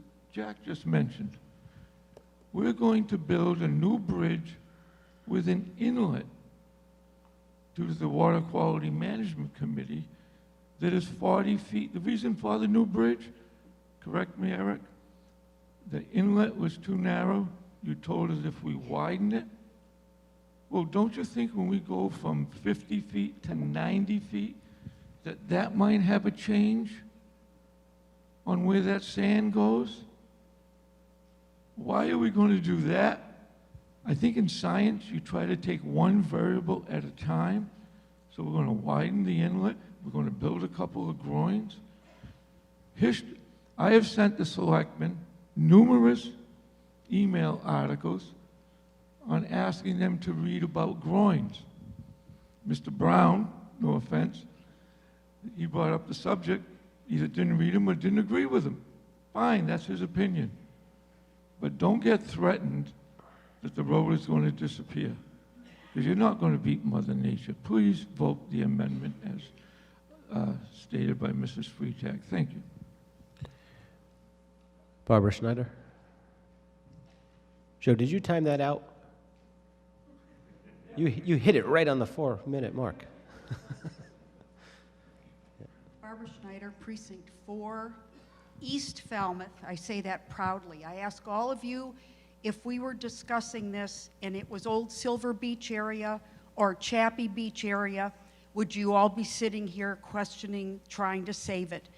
If you came down like we do, those of us who are proud to live in East Falmouth and use Minot Beach, and saw the line of cars waiting to go to that beach every summer to both sides of the beach, and the number of people walking to use it, you would realize that it is a valuable, valuable beach and something we should try to preserve as long as we can.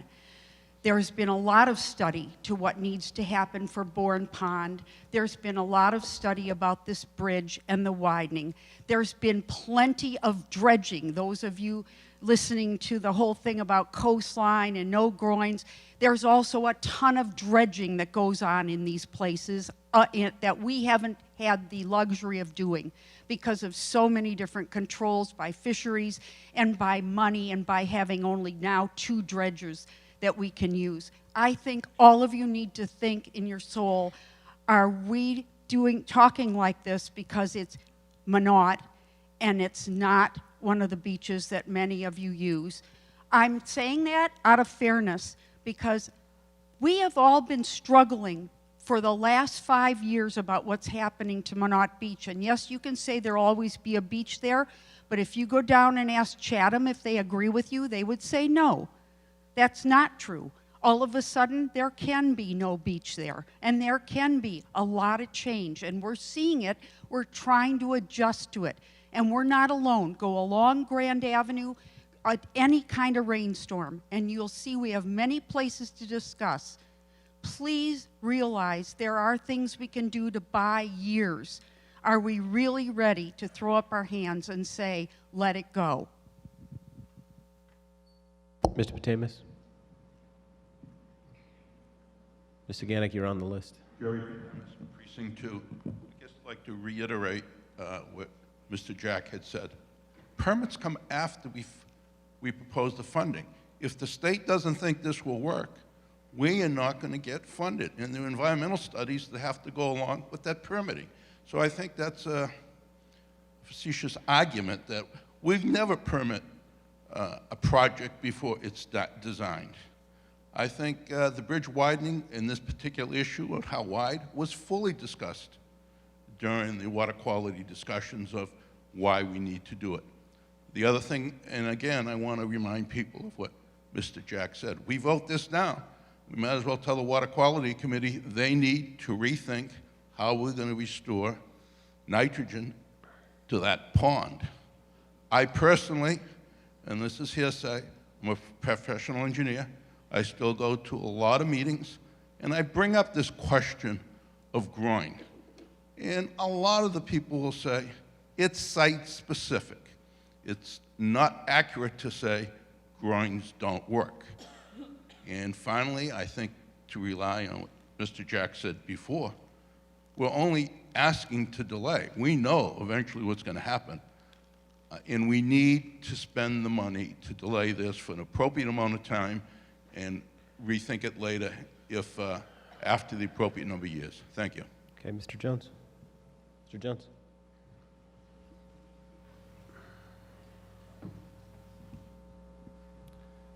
In response to the need, more study needs to be done.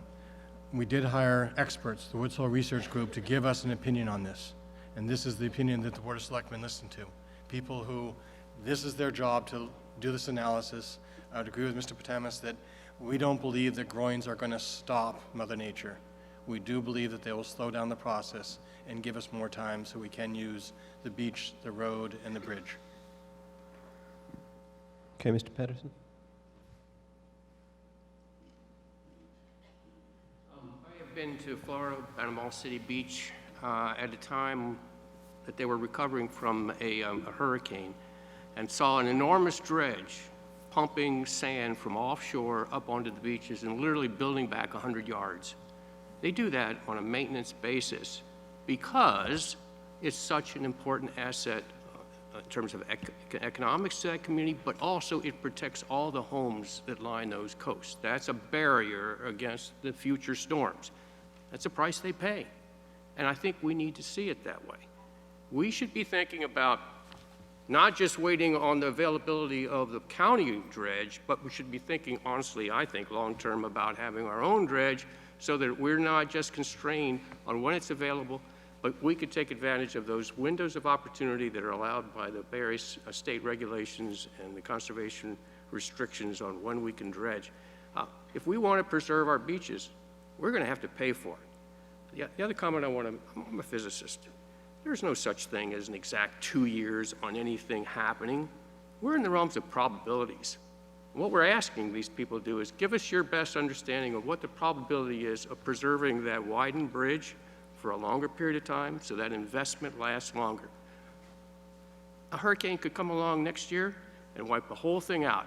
I understand that, but it's a probability, and there's no exact answer as to when things are going to happen. That's the nature of Mother Nature.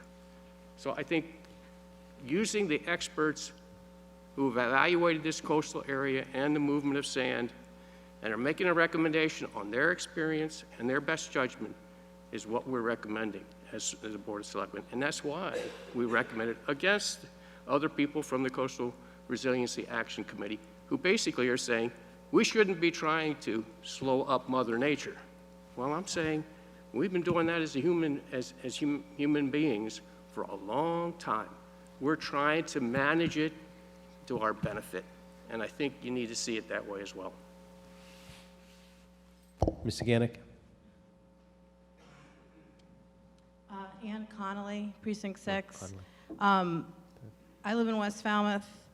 Chappaquiddick Beach is gone. It doesn't have to do with being in 02536, and frankly, I don't find that helpful to this group. Secondly, can we please call the question or the amendment or whatever we do? Thanks. Okay, I don't allow that to happen after you speak, so you have to rise independently to move the question, but I think we're about ready to either reduce this or not. Mr. Latimer, you got something new to contribute to the amendment?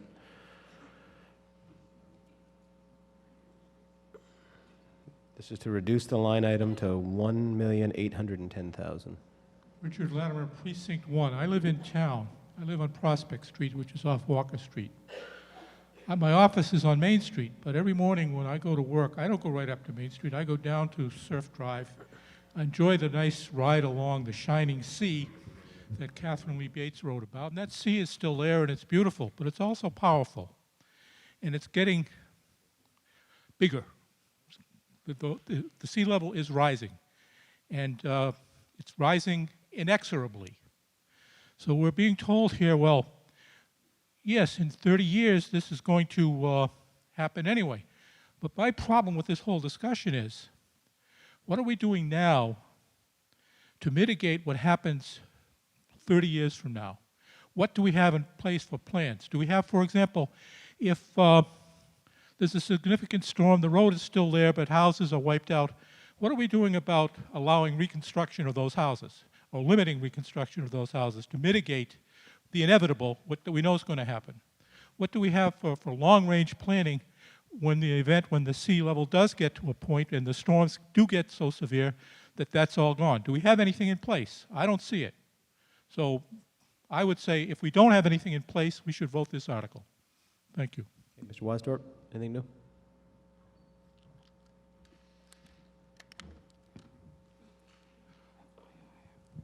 Peter Wasdorp, Precinct 1. I'd like to see if there's support for a recorded vote for this. I think we're raising serious questions and finally dealing with issues the Coastal Resources Working Committee brought 15 years or so ago. Should I repeat that? Yes. I'd like to see if there's support for a recorded vote on this amendment. It's serious. It's raised some serious questions. I think we're finally dealing with the future in ways we should have 15, 20 years ago. Thank you. Okay, all those in favor of a recorded roll call vote signify by standing.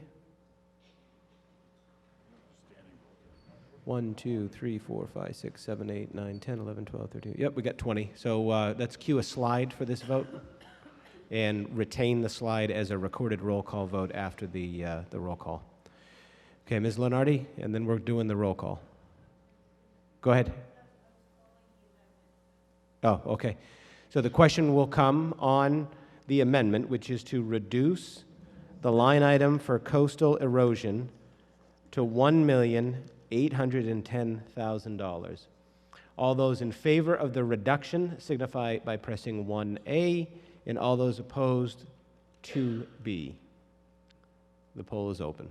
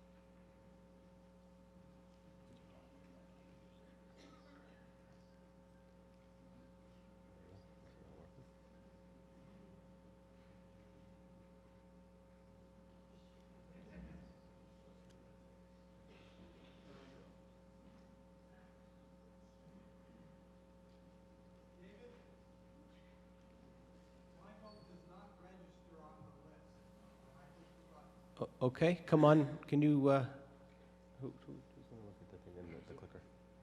Mr. Waterbury.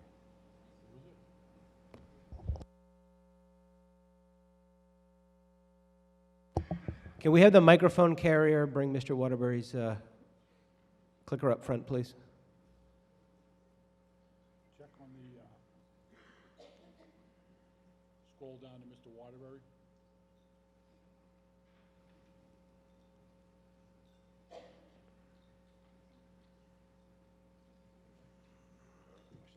Real time so we can see.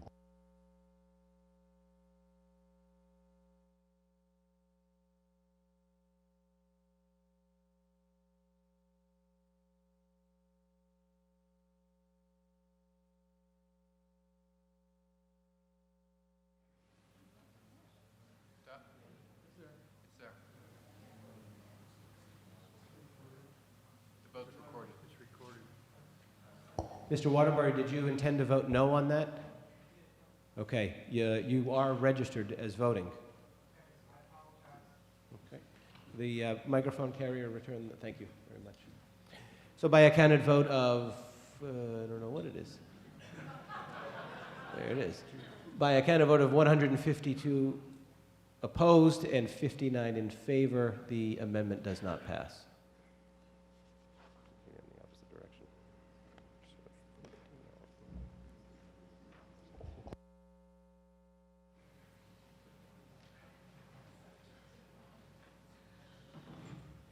Ms. Allwatt?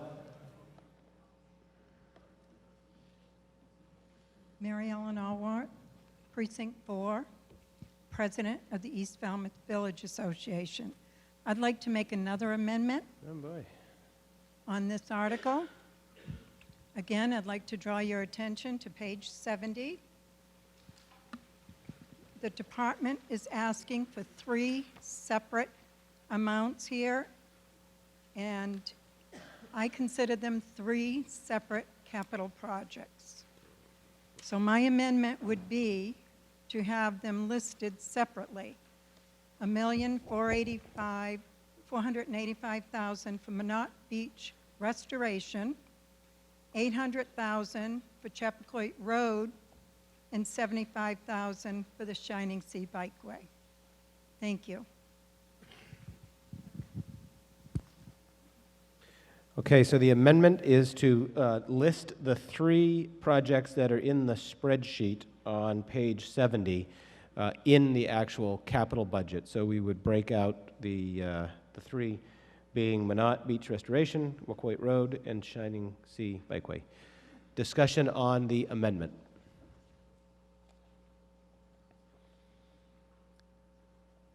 Yep. John Noonan, Precinct 7.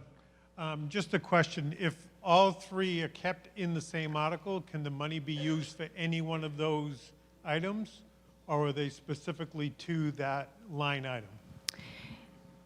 If the amounts are voted separately, those amounts go directly to the project. So say Chappaquiddick Road came in at $810,000, we would not do that project. If we can't be flexible with those 3 amounts, they can't interchange. You're voting them separately, you have that amount. Bike path needs $85,000, can't do it, you only voted $75,000, so there's no flexibility. Yeah, so what you have here, the spreadsheet is a figment of the administration's imagination. The actual budget that you vote on is where the money can legally be spent. So if you break these out, you can't move that money unless it's an emergency transfer in the last 30 days of the fiscal year by the Finance Committee. If it's all together, then they can spend a little bit more on one project versus the other project. Yep, it gives them that flexibility. It's firewalls in the budget that you vote versus what they use to just manage the projects on the backside. Jerry Thomas, Precinct 2. I'd like to move the question. Okay, all those in favor of closing discussion on this amendment signify by saying aye. Aye. All those opposed, no. And the chairs of the ayes have it by the 2/3. And the question will come on the amendment, which is to break out and list those 3 projects separately. All those in favor of the amendment signify by saying aye. Aye. All those opposed, no. No. It's been the chairs that the noes have it by a majority, and the amendment does not pass. Any further discussion on whatever we're on? Engineering, engineering and admin. Yeah, Mr. Johnson?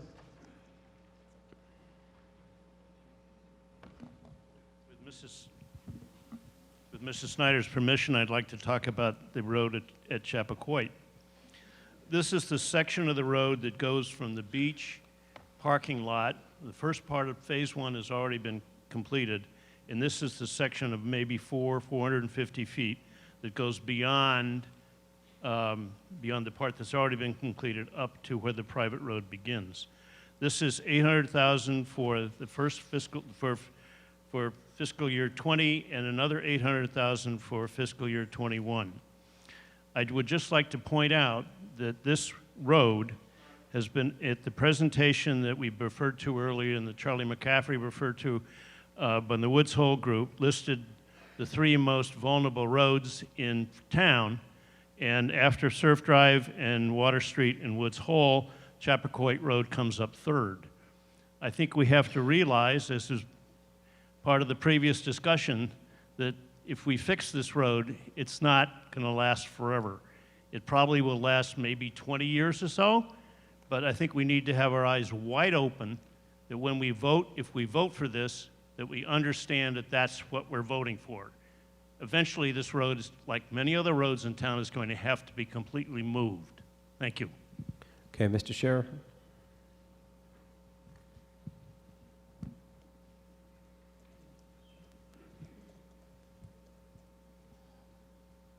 Am I allowed to make another amendment?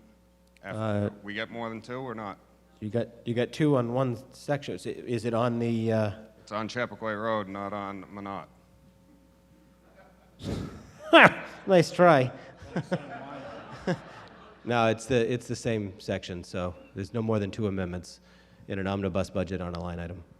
Well, in that case, that's very unfortunate because Chappaquay Road does have value. Retreating is not an option. There are 44 households that will be affected if that road continues to get worse. It is currently undermined. The last 2 summers, there have been Jersey barriers on that road, reducing it to a 1-lane road. It's unsafe. It wouldn't come anywhere near the standards for a road. And the big problem that I think affects everybody in this room and the town overall is those 44 houses pay a little over $1 million annually in property taxes, more than what is budgeted. It's been that way. It's been unsafe now for 4 years. They've paid $4.5 million. Most of them aren't there more than 4 months a year. There hasn't been a kid out there that has used the public school system in over 20 years. We're closing their fire station. What are they paying their taxes for if they can't even get to their homes? There is no option for another road there.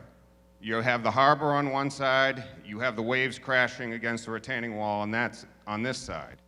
I was hoping to make an amendment to take the additional $800,000 for 21-20 out of the $14 million of free cash that we have sitting in a bank account and get the project done before the road gets any worse. It's very unfortunate that more than likely the assessor's office will be seeing 44 abatements to reduce the tax rate for those homeowners. It's unfair, it's wrong, it's unsafe. I don't know how the fire department's going to respond when older couples that are out there have a heart attack after a storm. It's wrong. The right thing would have been to maintain the road. It hasn't been touched outside of the 1/3 that has been done in my lifetime. The entire town has done a disservice to itself because you're going to lose tax revenue, and definitely done a disservice to the people that live out there. Thank you. Okay, Parks. We're on Parks, Mr. Neto. Do you have something for Parks? Okay, Mr. Neto. My question was from what Mr. Scheer just brought up before we move on. I'd like to discuss the democratic process that has been abridged right now. I wish Mrs. Alwatt's amendment had passed. I'd address these comments to the Board of Selectmen. I've stood up here and said this before, and I'm going to repeat myself when we get to the next one. When we have a square with a bunch of things in here, so to speak, capital projects, the $20,000, $30,000 is one thing. When you start putting together projects that are $2 million, I believe that they should be standalone projects. They should be a standalone article. Putting $9 million in a little square box is okay when you're spending $20,000, $30,000 here. I can see the expediency.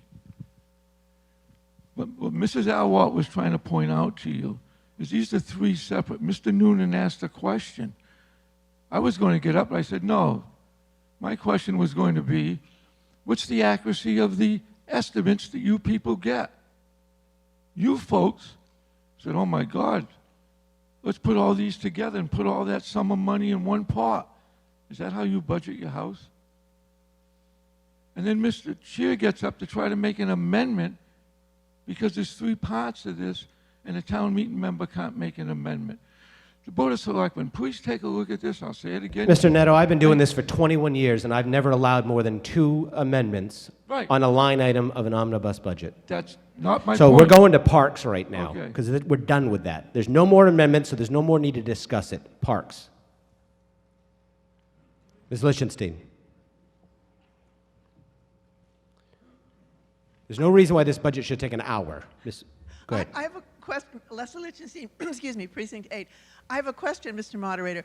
Are we going to cut our nose off to spite our face? Are we going to vote no on the entire capital budget because we don't like one part of it? I'm confused at this point. I understand what Mr. Shearer said when he stood up, but right now we have a choice. We can vote this capital budget or we can vote it down. Is that what people are suggesting? I'm lost. I haven't heard anybody say that. They're trying to make particular amendments of line items. Right, and the amendments didn't pass. Okay, so what I'm saying is, if the people that felt there should be an amendment vote no, that would vote down the entire It doesn't matter. They're a minority because both amendments lost. Okay. It's just math. Okay. So they can all vote no, and we're still going to pass this thing before the break. Very good. Thank you very much. Okay. Anyone else on parks?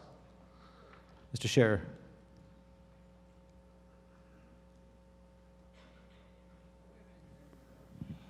I have nothing on parks, but I would like to make a motion to make a rule change to allow multiple amendments on the capital Yeah, budget. we're not changing rules in the capital budget. You want to come to the Rules Committee meeting, which we've set the date for the next meeting, we can talk about it and bring it as an article to town meeting. The next I tried. Rules Committee meeting will be at 7 o'clock on Tuesday, November 26th. And we Well- can discuss it there. Then, unfortunately, as a precinct member for Precinct 6, who I had dozens of phone calls, both on the road and the fire station, I have no choice but to vote no on the capital budget, and I would hope everybody else in Precinct 6 would back their constituents as well. Thank you. Okay, anything else on parks? Recreation. Schools. The question will come on the main motion of Article 2, the capital budget. All those in favor of the main motion signify by saying aye. Aye. All those opposed, no. The ayes have it by a majority.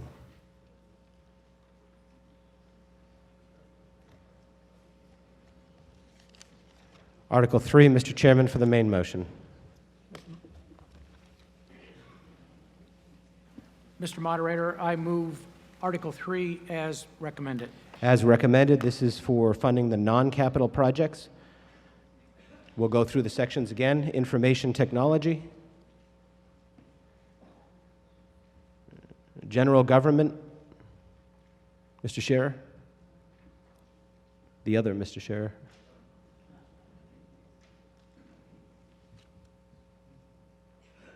I'd like to make an amendment that this article is judged as single items throughout, as our capital budget is in the spring. I think what you are saying is you're going to jam everything up, you can't make changes, and it isn't fair. It's bad accounting, it's bad workmanship, and on the committee that's going to meet in November, which I've been a member of since it started, I think this is very, very poor for town hall rules. Thank you. Because you do it in the spring. I don't see why you can't do it I don't take now. more than 2 amendments on the omnibus operating budget either, per line item. I did take more than 2 amendments on an article, not in a line item. It served this town well for about 75 years. 3 moderators. So don't say that I do it differently in the spring, Mr. Scherer, because I have never changed the rule. I never allow more than 2 amendments on a line item of an omnibus budget, whether it be capital or whether it be operating. And I will continue to enforce that rule until someone either removes me from this office at the ballot box or changes the rule through the Rules Committee in a vote of town meeting. I'm not liking the fact that you all challenging whether or not I'm following the rules. If you don't like the rules, that's fine. That's why I have Rules Committee. But challenging whether or not I follow the rules is unacceptable to me, because I do everything possible to be as transparent running this office as possible. And to say that over 21 years I've allowed other amendments, show me the video, because they're all videotaped. Go ahead.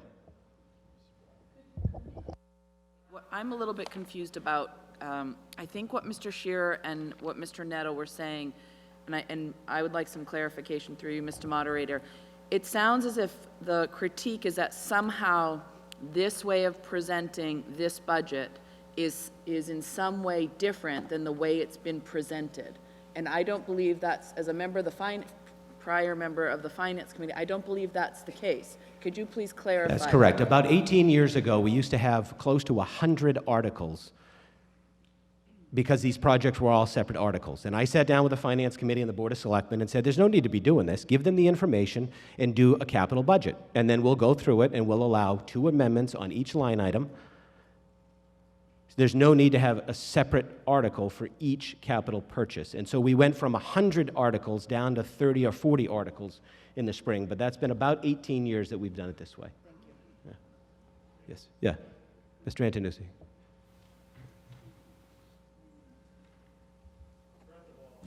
We got to turn the mic on. First of all, we got to take a deep breath. Let's step back a minute. I was going to comment before Article 2 of the great job that everyone's done on this proposal tonight. We've come a long way in this town. And oftentimes we come to these meetings and we hear the opposing views. Well, I'm here to tell you that I think this year, the Finance Committee, the Selectmen, and all other agencies did a tremendous job on this budget book. I have been all over the state, and you'll never see a budget book like this. It isn't our, if we have to go on each individual item, then we don't need a town manager, and we don't need a DPW director. They do all the work. So why don't we just step back and give them credit for what they do? Yes, we have the right to question. Not debating that at all. But some of our questions are overboard. We've been doing this, at least for the last 10 years, this way, and it's worked pretty well. And it doesn't mean that we can't ask questions. But please, let's give our officials credit for the work they've done. Our finance director is one of the best we've had. Everything you want to know is in this booklet. If each one of us wanted to act on every single item and get a quote and get a bid, we'd be here for 6 months. So let's question, let's debate, let's be civil, and let's just take a deep breath and move on. Thanks. Okay. Public safety. Public safety, Mr. Latimer? I would just like to address what Mr. Antonucci just said. Okay. This is not a question of engineering. There's no doubt we have the finest engineers in this town, as any town. We're not doubting when they come to us and tell us, well, this will work, and they tell us it's only going to work for 30 years. That's when the problem becomes one of long-range planning. And that's my problem, that we don't have any long-range plan when the inevitable happens. What are we doing to mitigate that 30 years from now for our kids? Nothing. And until I hear that, I think it's irresponsible to go with the best engineering possible just to go down a rabbit hole of what we don't know what's going to happen in the future. That's the main issue that we're dealing with here. Mr. Latimer, that was a discussion for the previous article. And so was Mr. Antonucci's comment. I'm sorry. That had to be addressed. Public safety? That was weird. Community development? Yep, Mr. Cap. Paul Cap, Precinct 3. First off, one of the reasons I'm a town meeting member is because of the way that our moderator runs these meetings. It's phenomenal. I think it does a phenomenal job. Aside from that, I would like to address line 3 under community development.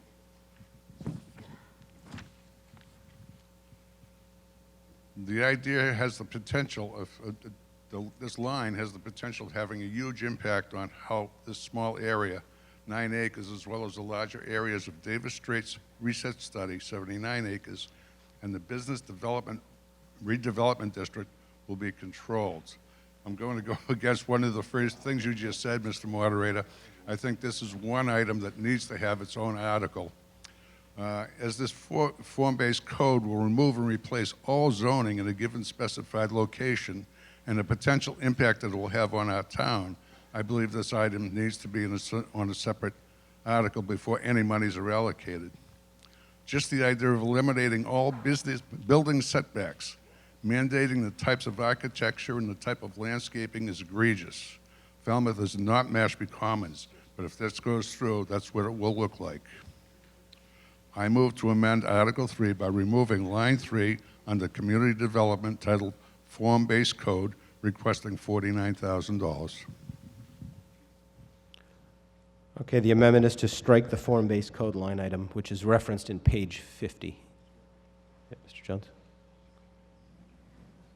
I just want to clarify exactly what the $49,000 is going to spend as far as I understand. Maybe the planning board can correct me. This does not create any zone within Falmouth that's going to be under form-based code. It just initiates the process of us considering whether we want to apply form-based code, and the Davis Straits area is one place we might do it. To actually put it into place, we'd have to come back to another town meeting to adopt the form-based code, and then we'd have to come to another town meeting to actually apply that code to a specific area in town. So this is just the first step. The planning board is asking us for the money to initiate this process, find out if we want to do it. It does not create the zone yet, nor does it assign any place in town as that. That's my understanding from the planning board. Okay. Ms. Connolly?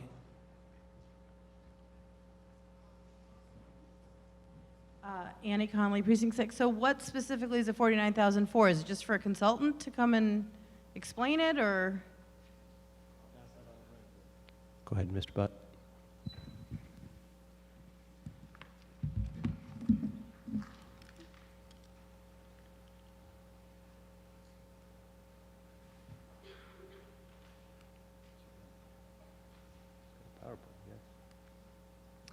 Good evening. I'm Tom Bott. I'm the town planner here in Falmouth, Mass. Speaking to Article 3. So form-based code is a graphic zoning bylaw for the Davis Straits area. It's 76 acres of land. When it comes to zoning and writing zoning, I'm capable of writing zoning. I'm capable of putting together the words and the documents and things like that. But the issue of form-based code is it's a graphic-based zoning code. I can't draw blood, and I certainly can't draw the graphics that you'll see in the form-based code. So the idea behind this, working with the Cape Cod Commission through a DLTA grant, they have put together a scope of work and an estimate for $49,000 for us to bring on a consultant. We will have to go out and find out who that person is if we're funded the money. So this shows the Davis Straits area, and it talks briefly about the form-based code. This builds on work we have previously done over 3 previous studies, 2013, 2017, 2019. Those graphics that you can't see are basically the covers of the Spring Bars Road study, the Davis Straits study, and the recently completed Community Resilience by Design in order to look at these sort of forms and types of development for the Davis Straits area. So this is the sheet that you've seen in here, and it's recommended in the Davis Straits study that we had done. And we go on to talk about what a form-based code is. So there's a map, there's a regulating plan. It comes up with this graphics, and this is a perfect example of the streetscapes and things that you would typically see in the Davis Straits area. It includes building standards, how the buildings function with each other, in what's called the public realm, which is essentially where you bump up to the street at, and the private realm, which is inside of the development itself. It's administered through the planning office and the planning board as we get to this. But at this point, what we're looking at is bringing someone on to help us develop the code. As has been previously expressed, we will bring that back to town meeting with the actual zoning for a vote at that point. So what we're seeking at this point is $49,000, the sum that's come up with working through the Cape Cod Commission to develop this scope of work, to bring someone on and work through essentially 9 months or so of meetings to bring this back to town meeting. And I'd be happy to take any questions you might have. Okay, further discussion on form-based code. Yep, Mr. Cap. This small, Paul Cap, Precinct 3, this small 9-acre area that encompasses Starbucks, Friendly's, and Staples is owned by New Creek LLC of New York. Do they have any input to this? Absolutely. As I have talked about multiple times, you can't write zoning without talking to the stakeholders, without talking to the people who own the property. Because you just write zoning in the lab and it's not responsive to the marketplace, you're just going to have zoning that sits and isn't used. So this is one of the reasons that we're bringing someone on as part of the process, in addition to writing the code, is having that interaction and having those public meetings and having those workshops. So as I said, we'd bring someone on who's done this work before in that budget amount, and we would look at not just those 9 acres, but the full 76 acres that is encompassed in the Davis Straits Reset Plan. So the people who own the property will absolutely be engaged. There's no way to do it without that. Ms. O'Connell?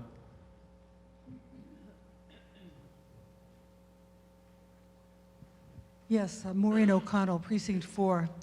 I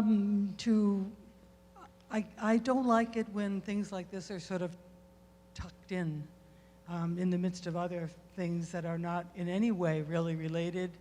I would have liked to have had this information in the book. It would have drawn my attention to that little one-liner on Article 3. And it seems to me it's putting the cart before the horse. So some things have been done by different agencies, and most of us as members of town meeting have not been aware of that or of a movement to get into this type of zoning. And as the owners may have been informed and involved, nothing is going to be done without, at this time and with this form of government, without our acknowledgement and acceptance of it. And I think, as the gentleman stated, that this should be, and should have been, a separate article with some better explanation and this map.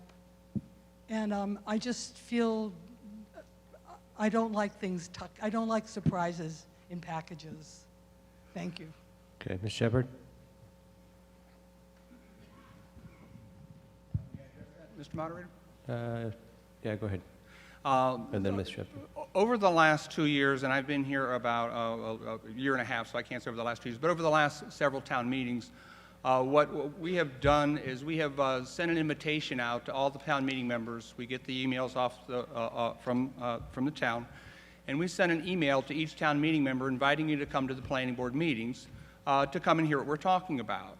And then we send a second email out, and that second email says, in the event you miss the meeting, here's the recording of the meeting, and in that email we include specifically what that article is and what time of the meeting that, that discussion took place. So that email might say from 24 minutes and 10 seconds to 37 minutes the planning board talked about this. In addition to that email, we included these particular slides. So if you don't have an email address that I'm aware of, you might not have gotten this information. But we have, for the last 3 town meetings, invited town meeting members to the planning board meeting, and for those folks who couldn't make it, we've sent you out a note that says, here's what you missed, here's the link to the recording, and here are those times in the recording, so at your leisure, you may look at those sort of things. So we have done our very best to inform town meeting, and if you didn't get the information, make sure I have your email address, and we'll make sure it's in your inbox, but this is the process we followed for the last couple of town meetings, and I ask with each email, please let me know if there's something we can do to improve this process for you. Ms. Shepherd? Susan Shepherd, Precinct 1. I would say that this piece in the budget is, its purpose is to address exactly what Ms. O'Connell wants. I urge you to vote this amendment down. Okay. The question will come on the amendment. Mr. Latimer, on the amendment?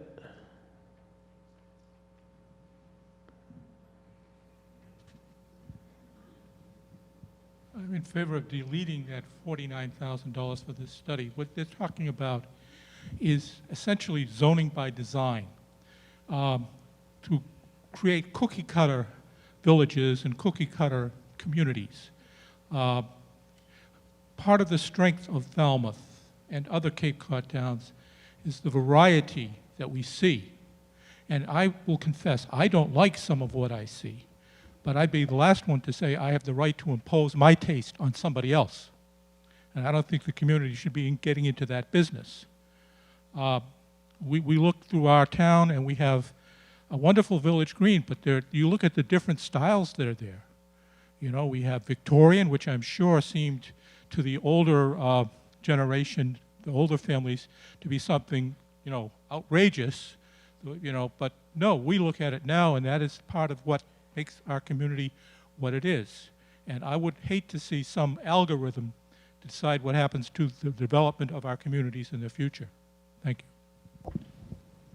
Okay, Ms. Lowell on the amendment?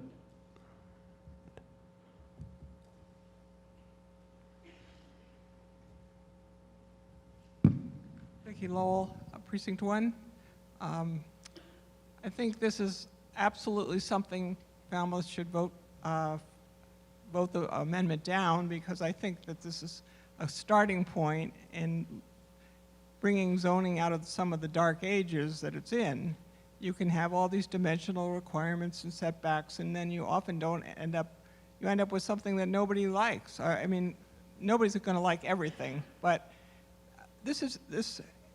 we'll spend the money, we'll get a really good report, and then town meeting will have the absolute right to decide whether they want to go forward. But I think the planning board is doing just right in bringing this to the town meeting and asking for this funding.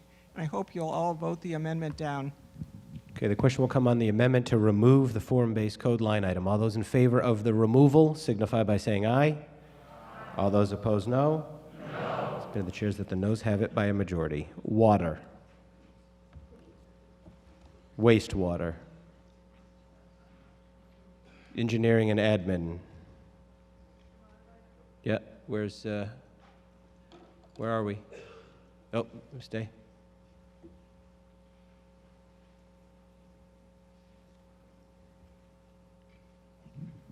Phyllis Day, Precinct 9. I rise to ask that this be amended and the dollar amount be brought to zero.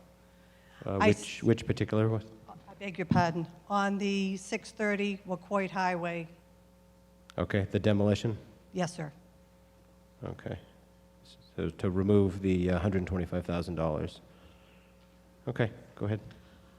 I rise to ask this to go to $0 because I have a problem paying for us doing something for a private homeowner. Unless you're familiar with the area or live in the Wacoit area, this is property that there is no house on, that there is a for sale sign on the highway, and the for sale sign is by the owner. Now, the owner has owned this property since 2006. The house that was on this property was a result of a fire in 2004.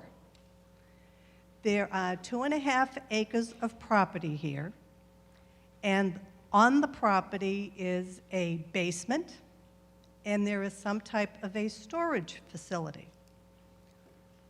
I understand the term demolish, and I understand the term raise to bring the property to level ground, and there is no question there is something there. My problem is, besides this being owned by an individual, there is a $174,000 mortgage on this property. Now, what is not registered in the Barnstable County Registry of Deeds from when I researched it, there is no bankruptcy filed by the corporation that is no longer a viable corporation, as it was dissolved by the Secretary of State 2 years ago. There is no tax taking. There is, what else is there? No. There is no bankruptcy recorded on it. And there is no discharge of the mortgage on this. There is, however, the DEP order of conditions that issued back in 2010. That is part of the reason for this taking.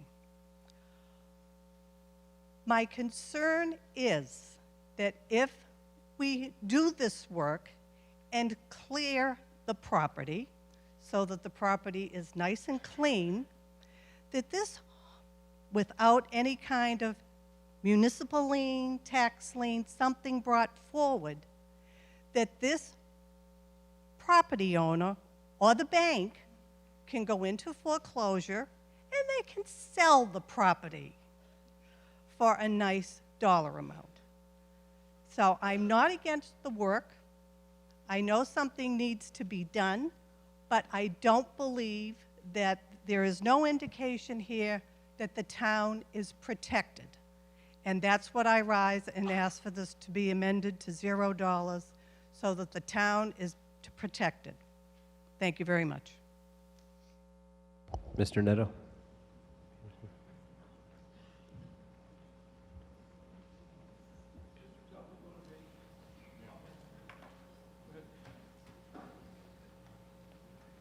Do you want to speak? Mr. Duffy? Good evening. Frank Duffy, Town Council.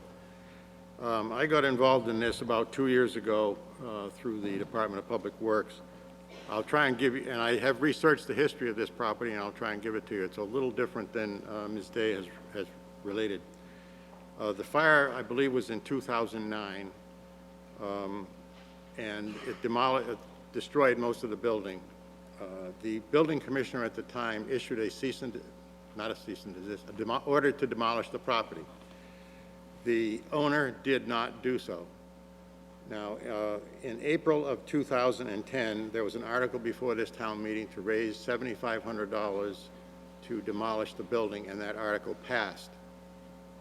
The building department then went out and hired a contractor to demolish the building.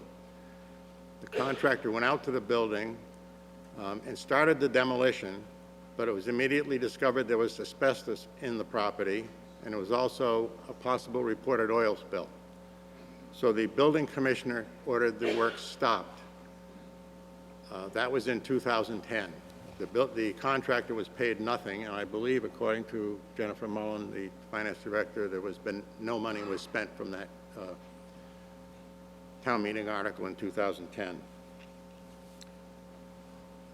I can't explain, because I personally do not know what happened between 2010 and 2017.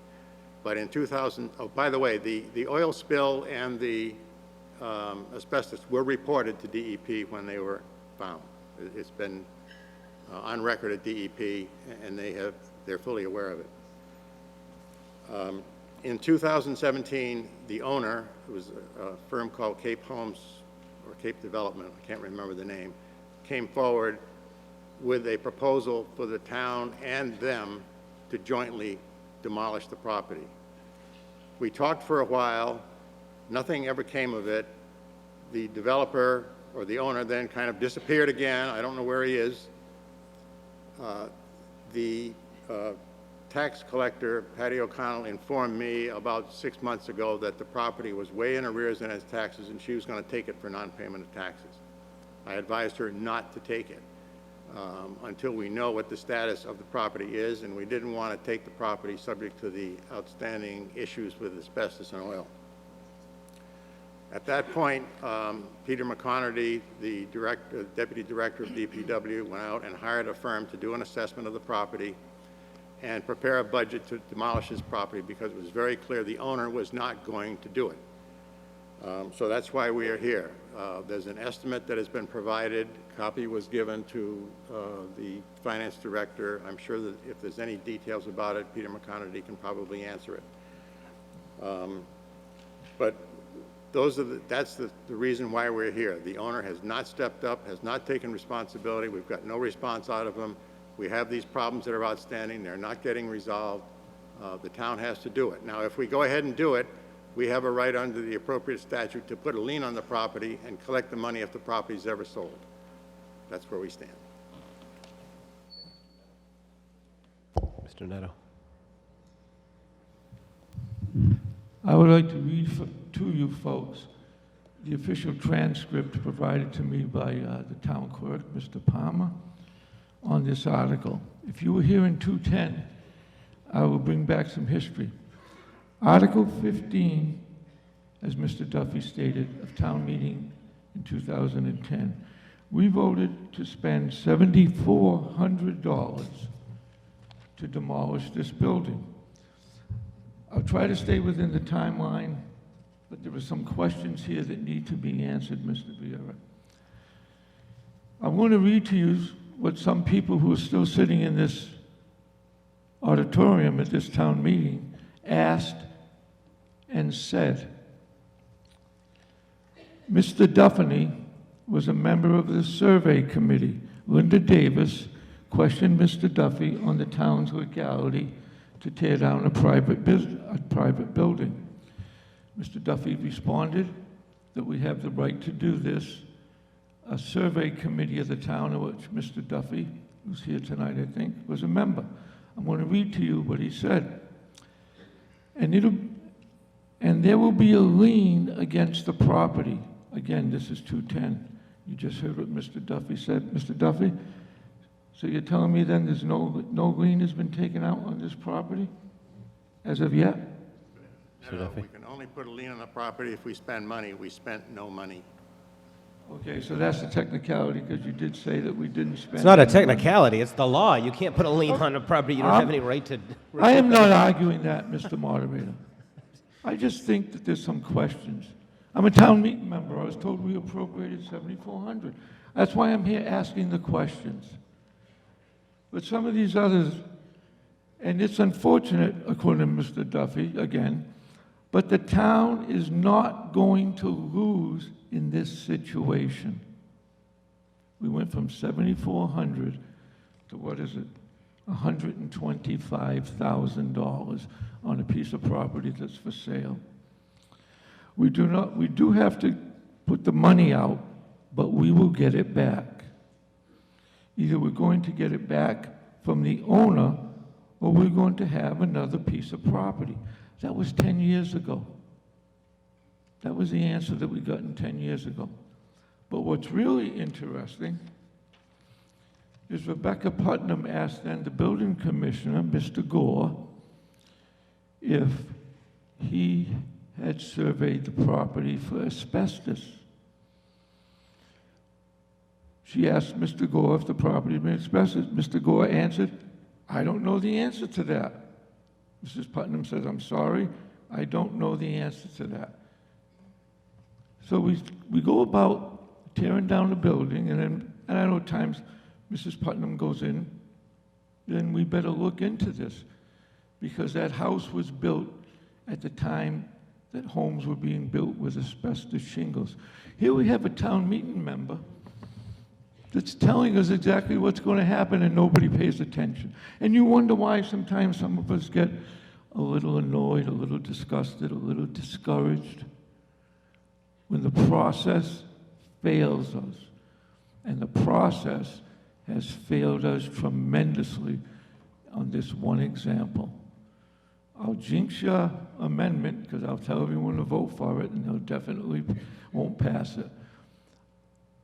As someone who has to answer to the people in my community who elect me, I'm not going to spend another $125,000 on the technicality that we haven't spent any money yet. This went from $7,400 to $125,000, and things that we were told in 210, this is the official transcript that Mr. Palmer gave us, weren't carried out.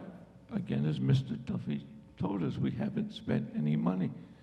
Well, I would urge you not to spend any more money. Let the owner clean up this mess. That's all. Thank you. Okay, Ms. Peterson? Okay, Ms. Lenardi?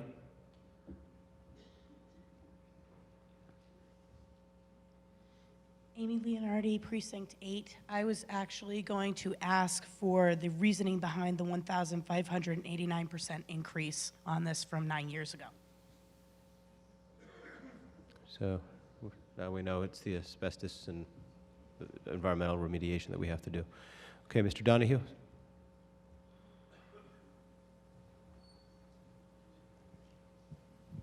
Bob Donahue, Precinct 3. I feel like we're putting the horse before the cart on this one. Why don't we take that property by eminent domain if they're in arrears in the taxes, significantly in arrears of taxes, and then come to the to us and say, look we took this land by eminent domain, it has asbestos and other problems, it's gonna take 125 grand to clean it up and make it saleable. And we feel that the land, after it's cleaned up, would be worth X amount of dollars, whatever it is. I would think that's the proper way to bring it. Well, you don't want to take it by eminent domain, because then you have to pay fair market value to the person who's not paying the town their fair taxes. Well, they owe us So taxes we can in arrears. foreclose on it, we could, take it for the non-payment of taxes, but you don't want to take it by eminent domain. Well, perhaps I'm using wrong You're going to cost yourself a lot terminology. more money. Yeah, I apologize for not knowing the proper terminology. The proper terminology, we just take it for tax fine. The point is, why don't we take it and then clean it up and then sell it? And then that makes sense to me. Doesn't it make sense to everyone else? That's the way you would do it if you were in business and you were dealing with a piece of land. The other thing is, who owns it? And is there some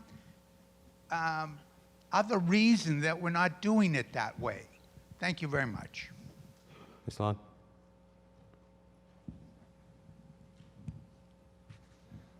Sarah Long, Precinct 7. This is in Wacoit, which is Precinct 7.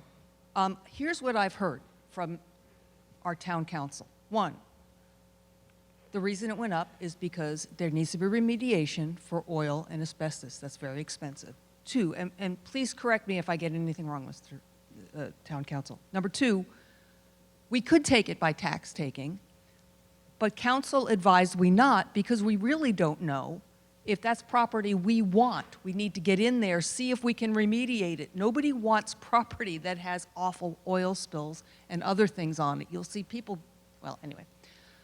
Okay, so we need to make sure we want it. Number three, I heard we will put a lien on it, which we have the right to do after we've spent the money. So we spend the money. If it's fully remediated, we take it with a tax taking. If it isn't fully remediated, we put a lien on it. Is that correct? Correct. Thank you. Okay. Mr. Jones?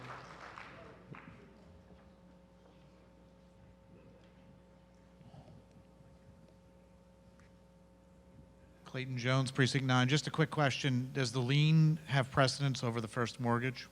Who gets paid first? Mr. Duffy?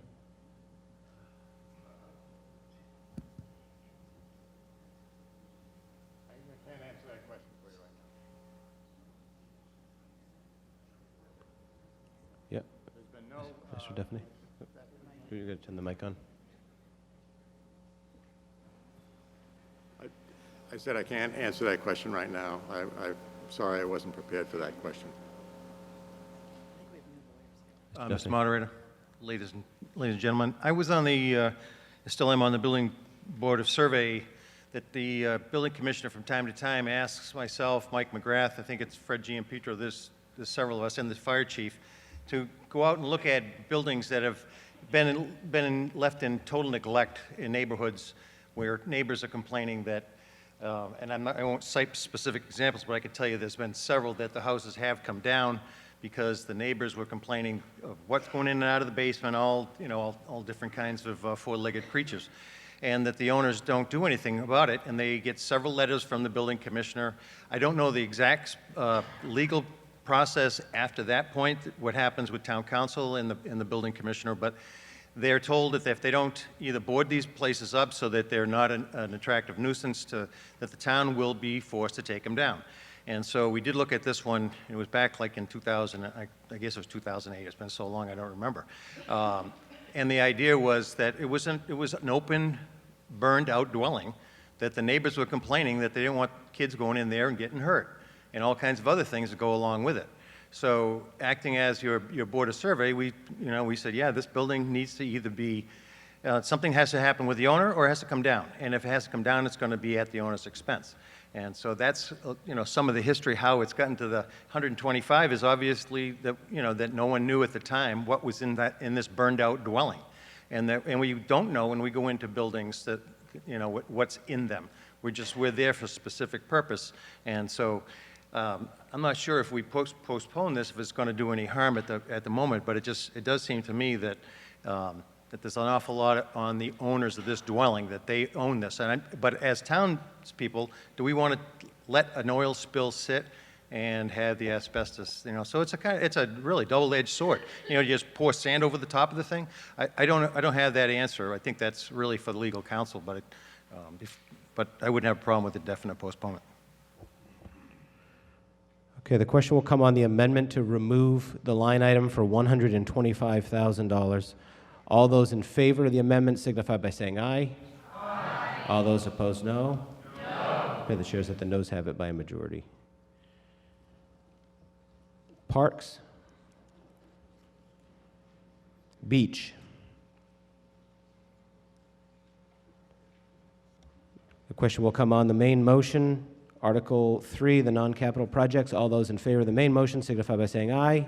Aye. All those opposed, no. The ayes have it by a majority. We're going to take a break here in a moment, but I'm going to tee up the introduction to the break as Article 35. Madam Chairman of the Community Preservation Committee for the main motion on Article 35. Is she not here? Oh, you're going to make it. Okay, sorry. Russell Robbins, Chairman of the Community Preservation Committee. I move Article 35 as recommended. As recommended, this is to vote to appropriate or transfer the sum of $575,000 from the fiscal 2020 budgeted reserve to the Land Bank Debt Reserve to fund conservation land acquisition debt service payment obligations beyond fiscal year 2020.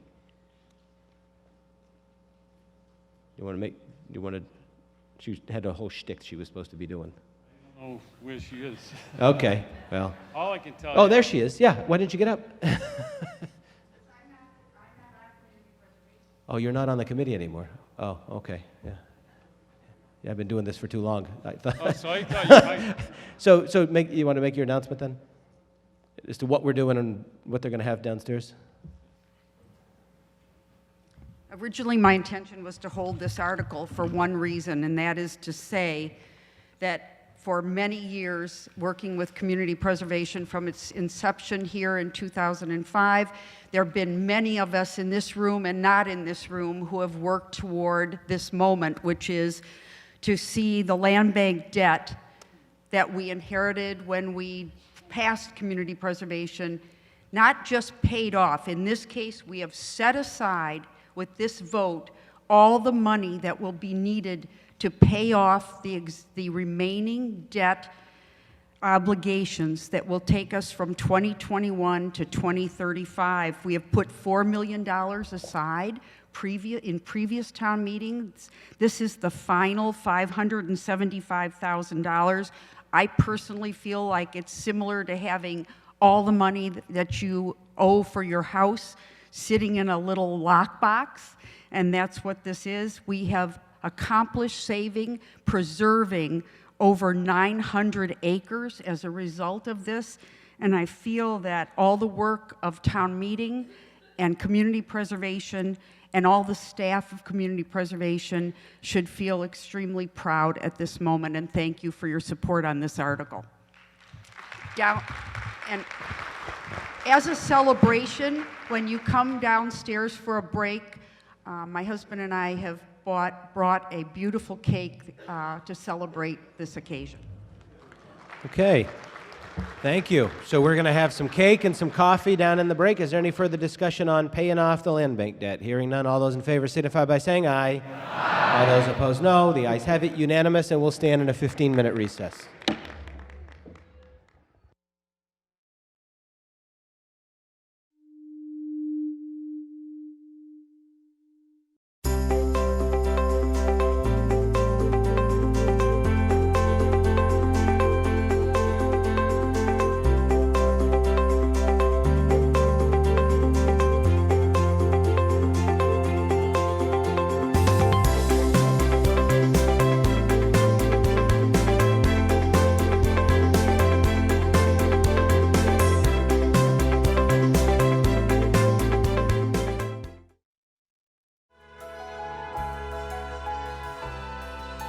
Falmouth Community Television's coverage of town meeting is sponsored by the following corporate underwriters.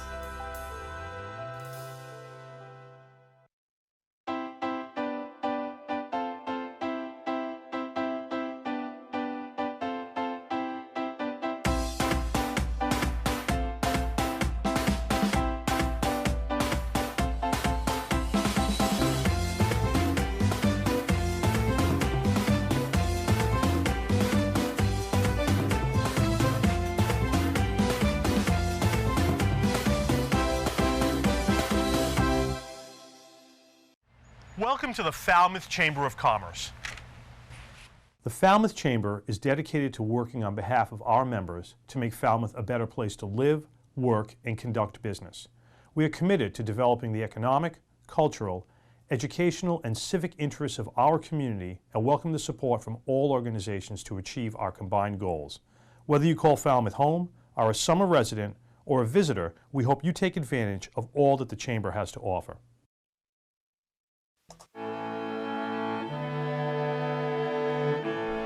Nestled in a classic New England setting amid 200-year-old elm trees and charming colonial homes, stately sea captains' homes, and charming Cape Cod salt boxes, Shoreway Acres is a graceful blend of Cape Cod's past and present. Shoreway Acres, proud sponsor of Falmouth Community Television. Green Harbor Waterfront Lodging is nestled in a woodland setting on a picturesque ocean inlet. Green Harbor offers a family waterfront vacation. Enjoy our private boating beach with dock, rowboats, and paddle boats, oversized heated outdoor pool, and kiddie pool. Relax in our waterfront and beachside accommodations. 548-4747 or gogreenharbor.com. People think that a locally owned and operated appliance store may not offer what they need. Actually, we have trained and dedicated sales associates, expert delivery and installation, professional repair service, and personal customer service. Plus, we have access to a huge local warehouse with over 6,000 models in stock. Crane Appliance. We call the Cape and Islands home.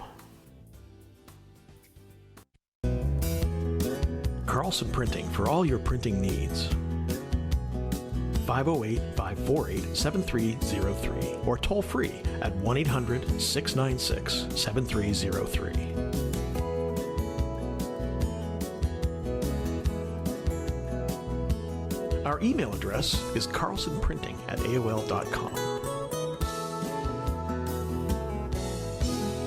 Carlson Printing for all your printing needs.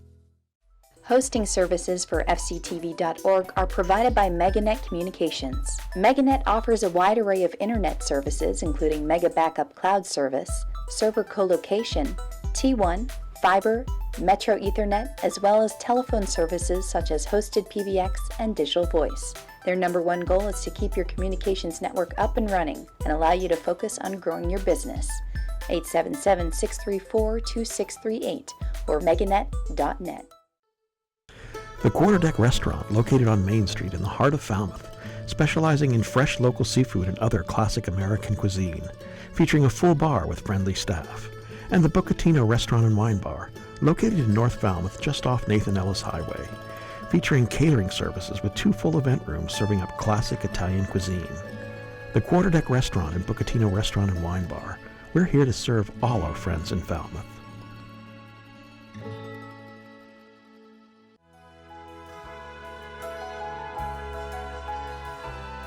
Additional funding and support provided by the following corporate sponsors.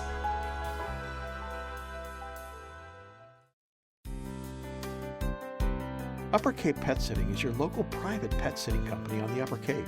We specialize in caring for your pets in the comfort of your own home, allowing for consistency in care and routine, dog walking, puppy and cat care, off-leash play, as well as transportation services. Upper Cape Pet Sitting. We treat your pets like our own.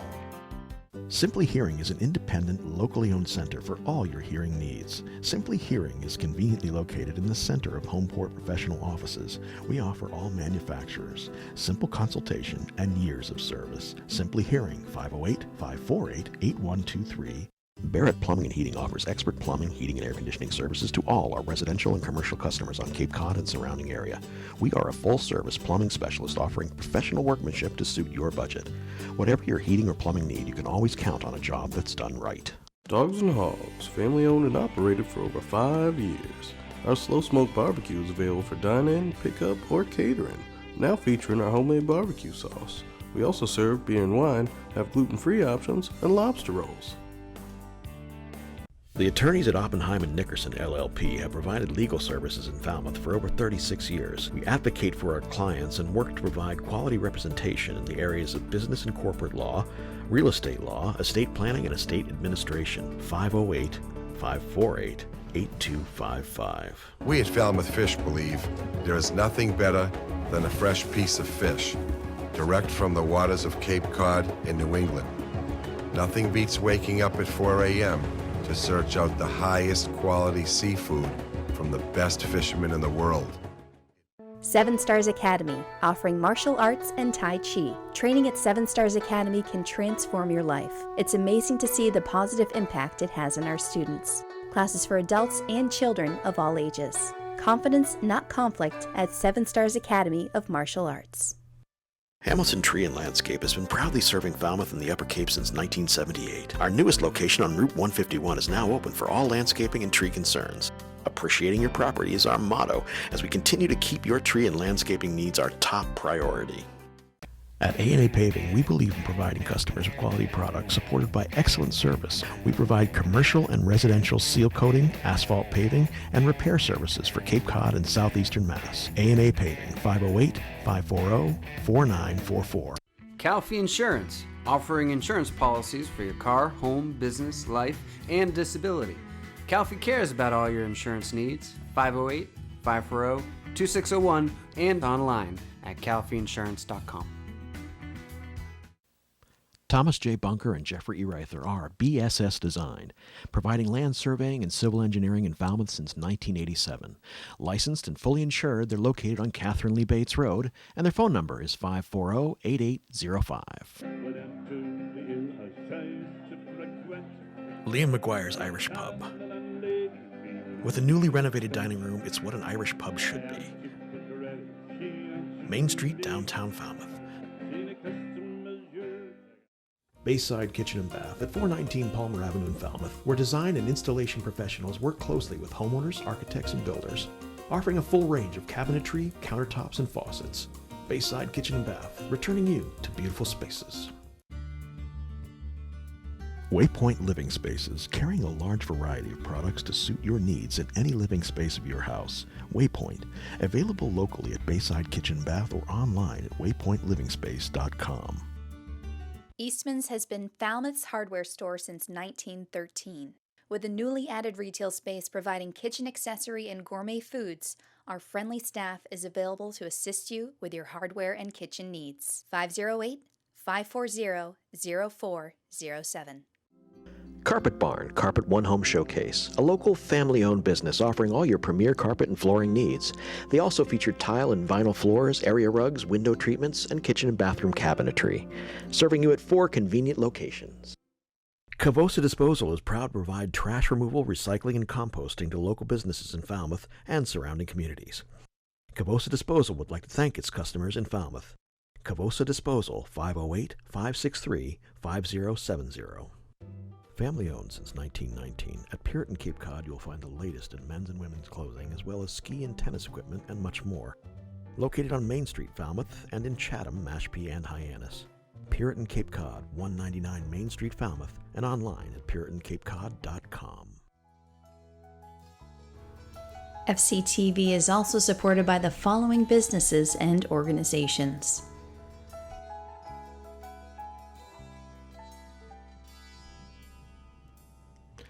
Dalpy Septic Plumbing, residential, commercial pumping and cleaning, 508-548-5488. Nopska Lighthouse and Maritime Museum, friendsofnobska.org.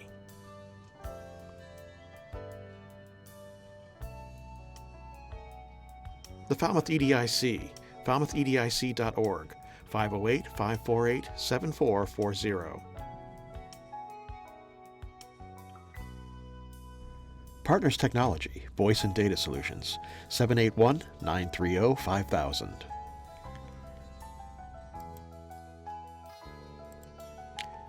The Annie Hart Cool Team, 508-868-0664. St. Elizabeth Seton Church, 508-563-7770.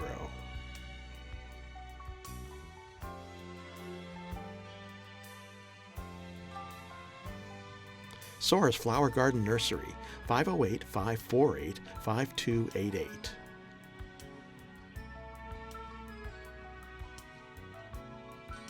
M. Duffney Builders, 508-540-3625.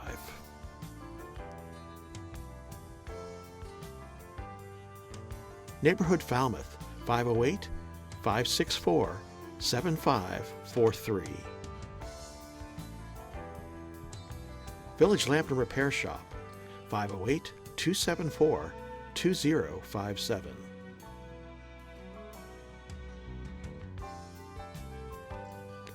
Danny's Barber Shop, 508-548-6013. Carl F. Cabosa Excavating, 508-563-5530. Paul's Precision Automotive Repair, 508-548-3164. David Rogers Electric, 508-564-7507. Murray and McDonald Insurance, 1-800-800-8990.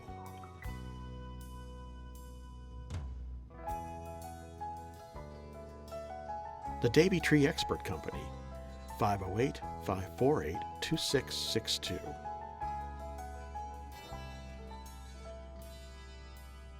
Andy's Barbershop in the Falmouth Plaza.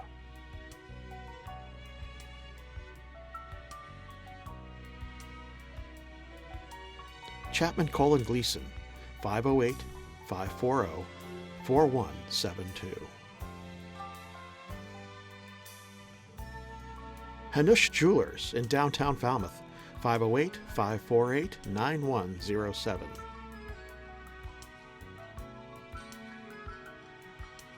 Mahoney's Garden Center, 508-548-4842.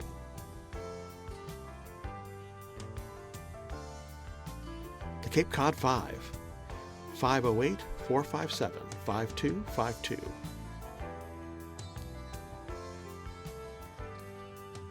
Martha's Vineyard Savings Bank in Falmouth and Woods Hole, 508-627-4266. Falmouth Volunteers in Public Schools, 508-548-1621. Vidal Metalwork, 508-457-9035.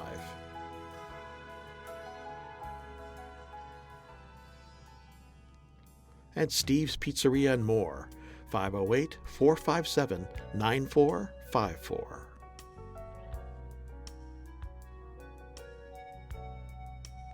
Additional support provided by Roach Brothers, Stop and Shop, Walmart, and Windfall Market.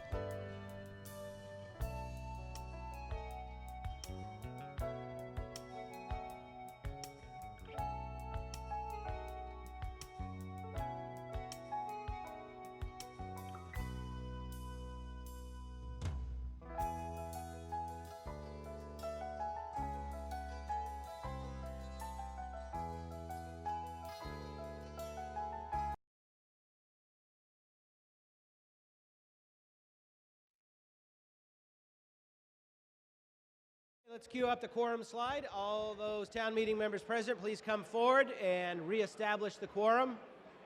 What's that? Can we leave it open-ended, or do you have to have a time? Give it like a couple of minutes. Please. Thank you.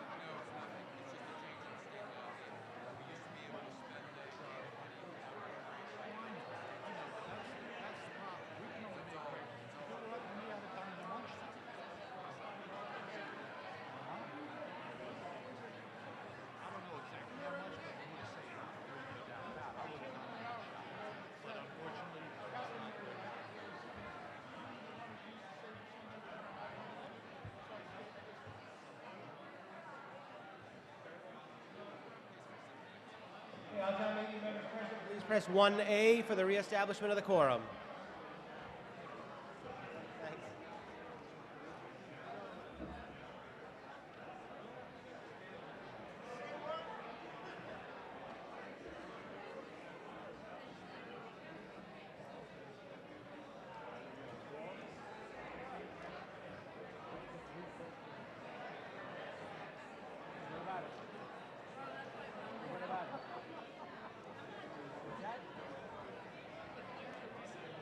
No, he and I set the meeting date before.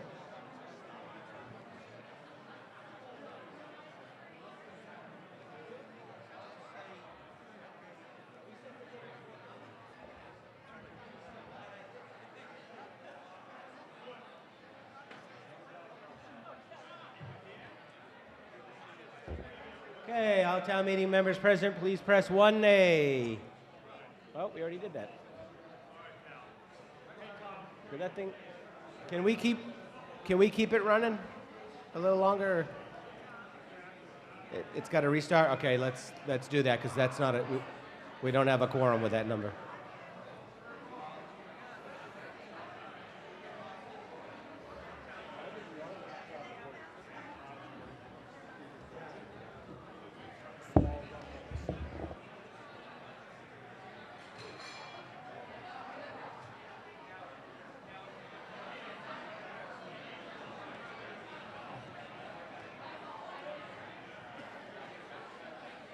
Okay, our quorum timed out, so all members present to reestablish the quorum, please press 1A again. We had timed out on the poll, so all members present, please press 1A for the establishment of the quorum.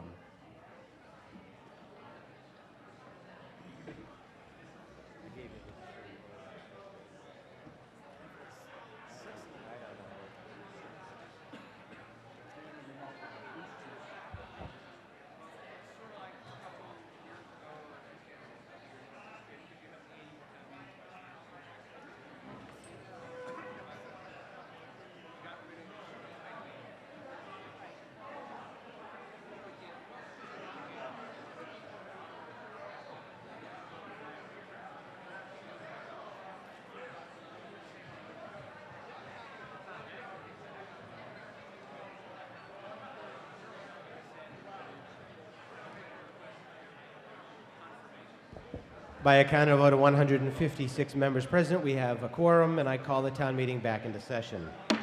Okay, we're going to do the blanket vote now. On the blanket vote, I'm going to start on Article 4, go through the end of the warrant, skipping Article 35, which we just did.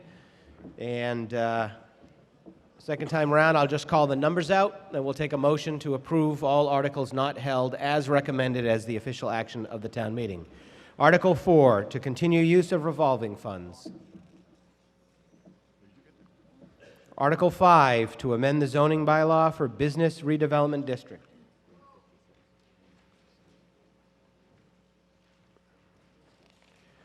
Article 6, to amend the zoning map for large-scale ground-mounted solar overlay district. Hold.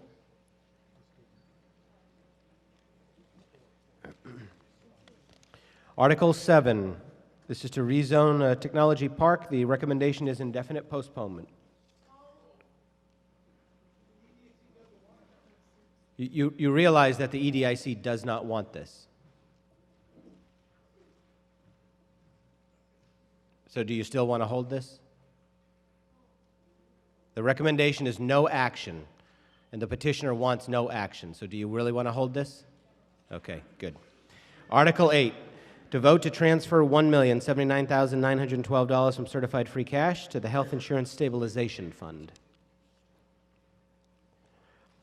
Article 9, to vote to transfer $50,000 from certified free cash to authorize the Board of Selectmen to acquire an option to purchase a parcel of land in the northwest section of town suitable for the construction of a new northwest fire station. Article 10, to vote to transfer the amount of $160,000 from the PEG Access Receipts reserved from appropriation account for the purposes of funding costs related to government access programming. Article 11, to vote to authorize the board, hold.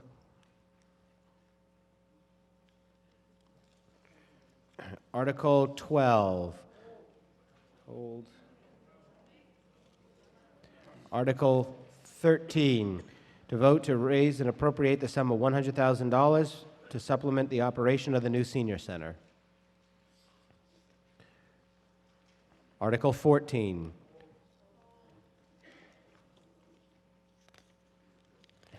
Article 15, to vote to reduce the fiscal 2020 excluded debt.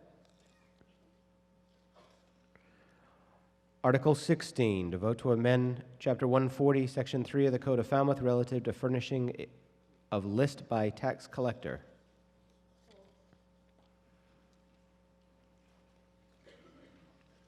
Article 17, to vote to amend the Code of Falmouth, wetlands protection. The recommendation of the Board of Selectmen is indefinite postponement. Hold.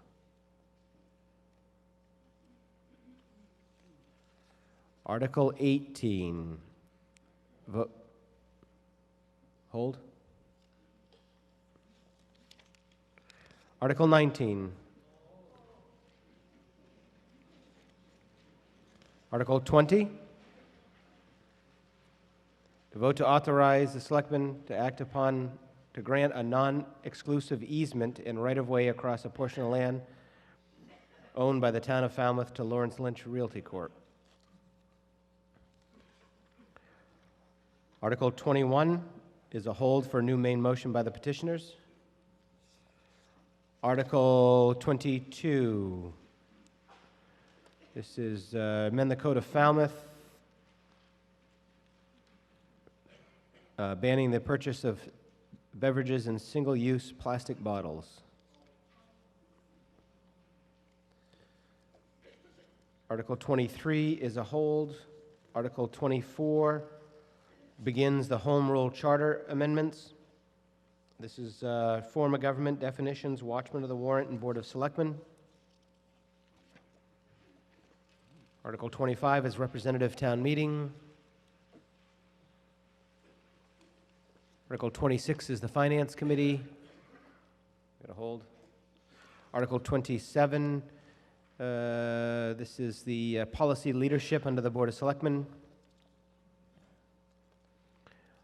Article 28, Board of Selectmen, specific powers.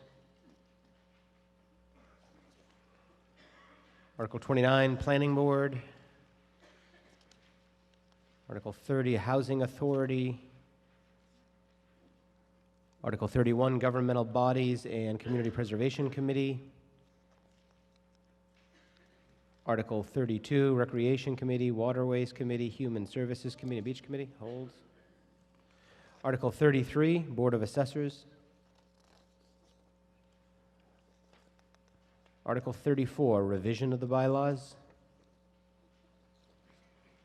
And Article 36. This is to vote to appropriate or transfer the sum of $425,000, of which $330,000 is from the Community Housing Reserve and $95,000 is from the fiscal 2020 budgeted reserve to the Falmouth Affordable Housing Fund. Funds to be expended in accordance with the guidelines for the Falmouth Affordable Housing Fund. Okay, we're going to run through it a second time just by number. Article 4.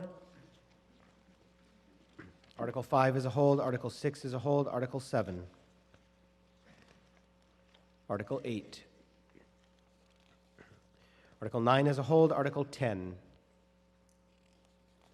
Article 11 is a hold. Article 12 is a hold. Article 13.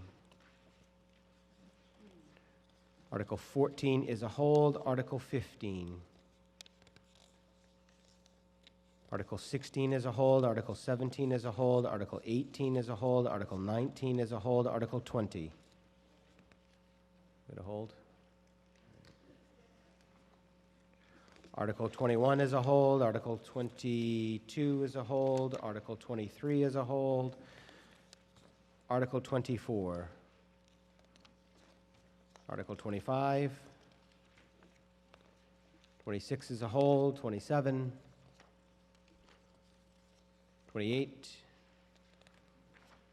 29. 30. 31. 32 is a hold. 33. 34. 36. Mr. Chairman, for the main motion of the blanket vote.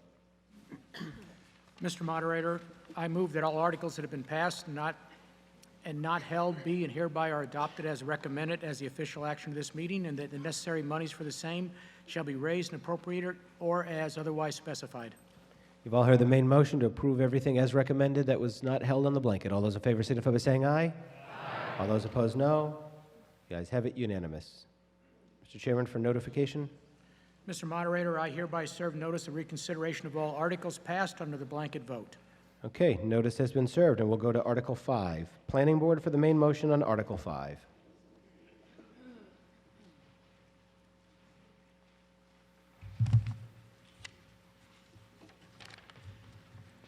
Excuse me. The Planning Board recommends that the town vote Article 5 as printed. I assume you have some questions.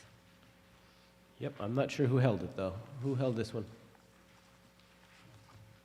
Oh, okay. Yep.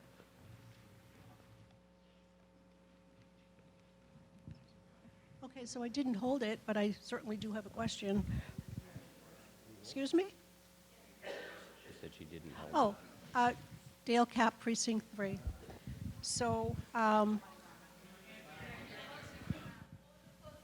You just got to speak closer to the actual mic. okay, I know I speak softly. Dale Cap, Precinct 3.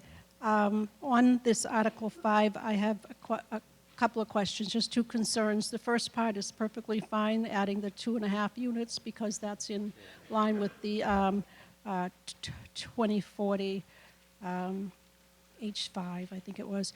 At any rate, then the article goes on, and you give an explanation for why you want that to add the 2.5 stories. But then the article goes on, and it asks that you are granted to be able to expand in conjunction with the established design guidelines for large-scale development.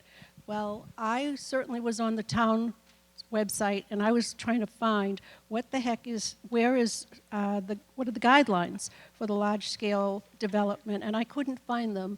And it seems to me here that if you're going to cite those, then it's just possible that in those guidelines there may be quite a lot of information, and that you might be able to cite specifically the section of those guidelines that would apply to the height, and specifically just to height. I don't believe there's anything that applies specifically to the height. We recently adopted those guidelines. They came from the Cape Cod Commission. And they should be found on the Planning Board website. So you can go to the Planning Board website. It's a fairly extensive document with design guidelines. What happened here is that we found when we don't become specific enough, when we write something, we need to become more specific. And there are other zoning areas that have exemptions, they can go higher than the 35 feet. We felt that there may be instances when we wish to allow a difference in height. I mean, Mr. Latimer referred to cookie cutterness of design. And there may be instances when we wish to allow slightly more elevation, not above the 35 feet, but allow more habitation space. And so that's why it's under special permit of the planning board, and we are the design review group. Okay, so basically then, the article was asking for 2.5 units, but then when you put in this extra verbiage for large-scale development, you are giving yourself the option to add more units, to go higher. To go not Okay. to go higher than the 35 Not feet. 30, yeah, okay. But you can go like 2 3/4, so you have a less sloped roof on it. It could potentially even allow for a flat roof, which we don't really want to see. So, okay, I do have the second concern, but to stay with this concern, if then you can expand greater than the 2.5 No. units? You cannot can't- go more than 35 feet high in the business redevelopment zone. Right, but you're saying you can expand high, you can expand, I'm sorry for my, you can expand to greater than 2.5 units within the 35 feet. Not units, stories. Stories, I'm sorry, yeah, stories. When you Okay, have so- 2.5 stories, the second, what you would call the half story is not a full floor. It's constrained by a roof. So you might be able to have a slightly more living area in the half story than you would in our standard 2.5 stories. So this word expand, I mean, you just said to me you might be able to have more living within the 2.5 stories. So if you're asking for 2.5 stories, why are you expanding? I guess I'm not making I guess myself I'm not. clear. It's still 35 feet tall, but 2.5 stories, when you think of a half story, there's a roof that constrains the amount of living space. You can make the roof more shallow, which means that you can get more living space under that roof. You don't have quite the slope of the roof that constrains the walls. That's all I can think how to explain it. You could add- Mr. Duffy? Yeah. Quick shot. Go ahead, Jim. Or Right now, the building code restricts the square footage on this half story to be 1/2 the second story. So if you have 1,000 square feet on your second story, your half story can only have 500. A gambrel roof actually allows you to have 80% of the first floor. So we're just talking about the shape of the roof. So by having a gambrel, as opposed to a colonial or a pitched cape roof only gives you 50% the square footage, a gambrel gives you 80%. We just want flexibility to have different kind of designs. Or you've seen where you've got the sloped roof in front and you've got a dormer, a full dormer in Two the dormers back. could do the same thing. Two dormers could actually act the same amount of square footage. It's just the usable square footage right now can only be 50% of the second floor, and we are thinking there's probably some areas in town where we may want it to be 60, 70, or 80%, because downtown areas may need it. We just would have, just having a little flexibility is what we're asking for. Thanks, Jim. So what you're saying, if I can, you're saying that you'll stick with 2.5, the height of 2.5, but on that half, you'll expand it by maybe using dormers or allowing a gambrel roof. It's more than, as Jim explained it mathematically very well.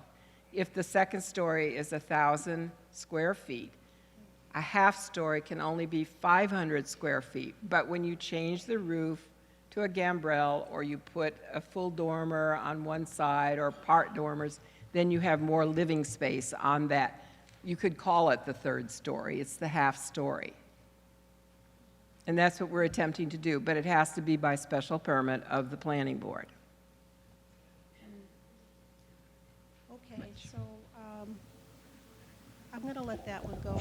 Maybe I'll keep asking some questions later. The other part of this particular request was that you asked for, I believe the last sentence. I can't hear you because you're Okay, waving the microphone. My second request for clarification is that the last sentence of this says, or do or take any action on this matter. So again, I mean, if... That's if- just that's just the wording of an article so that we can have amendments on the floor.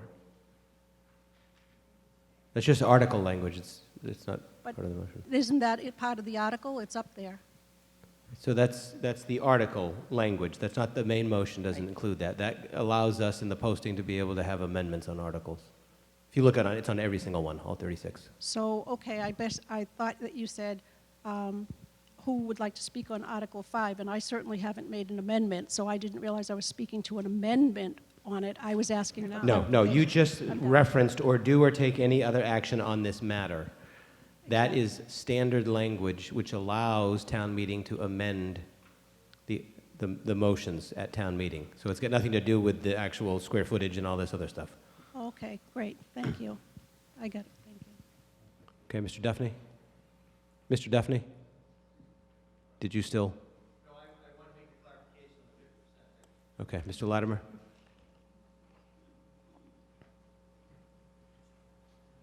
Thank you. Richard Latimer, Precinct 1. Madam Chairman, what happens when the form-based code says you can't have a gambrel roof or a dormer? Yeah, we don't have form-based code yet. We so don't have it, Let's deal with Rich. that when we get there. We're Ms. Barry, ways go ahead. away from that. Yeah, no, we don't have time for hypotheticals, Richard. Let's go. Barry.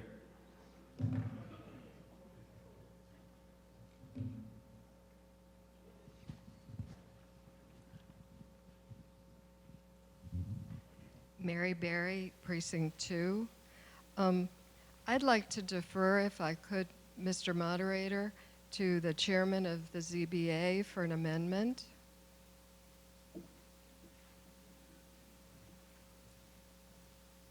Got an amendment?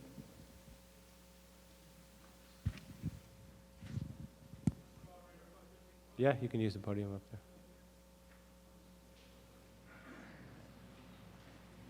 Thank you, Mr. Moderator, and hello to all of you town meeting members. For those of you who don't know me, my name is TJ Hurry, and I am the chairman of the Zoning Board of Appeals. The ZBA, we met last Thursday night, and we voted unanimously to come to town meeting and ask you to consider an amendment regarding Article 15.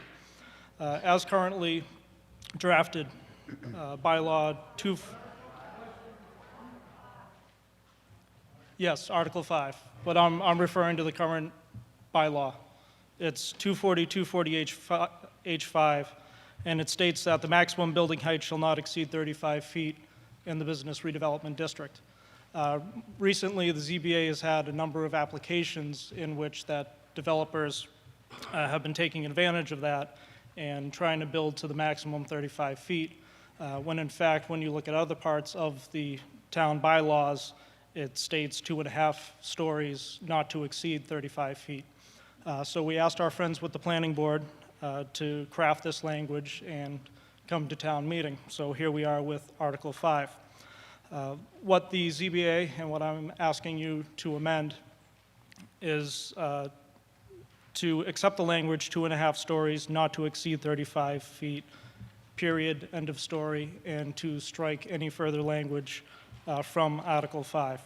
And you might ask, why am I asking you to do this? We have 3 reasons.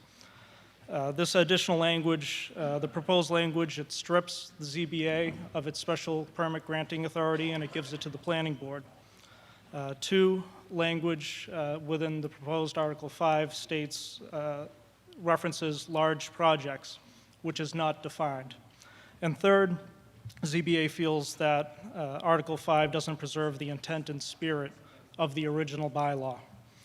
So turning to the special permit granting authority, as I... Can I break in here for a moment? Based on your explanation of what you're saying your motion is you want what is in the existing bylaw to be the bylaw, correct? What's currently in the bylaw?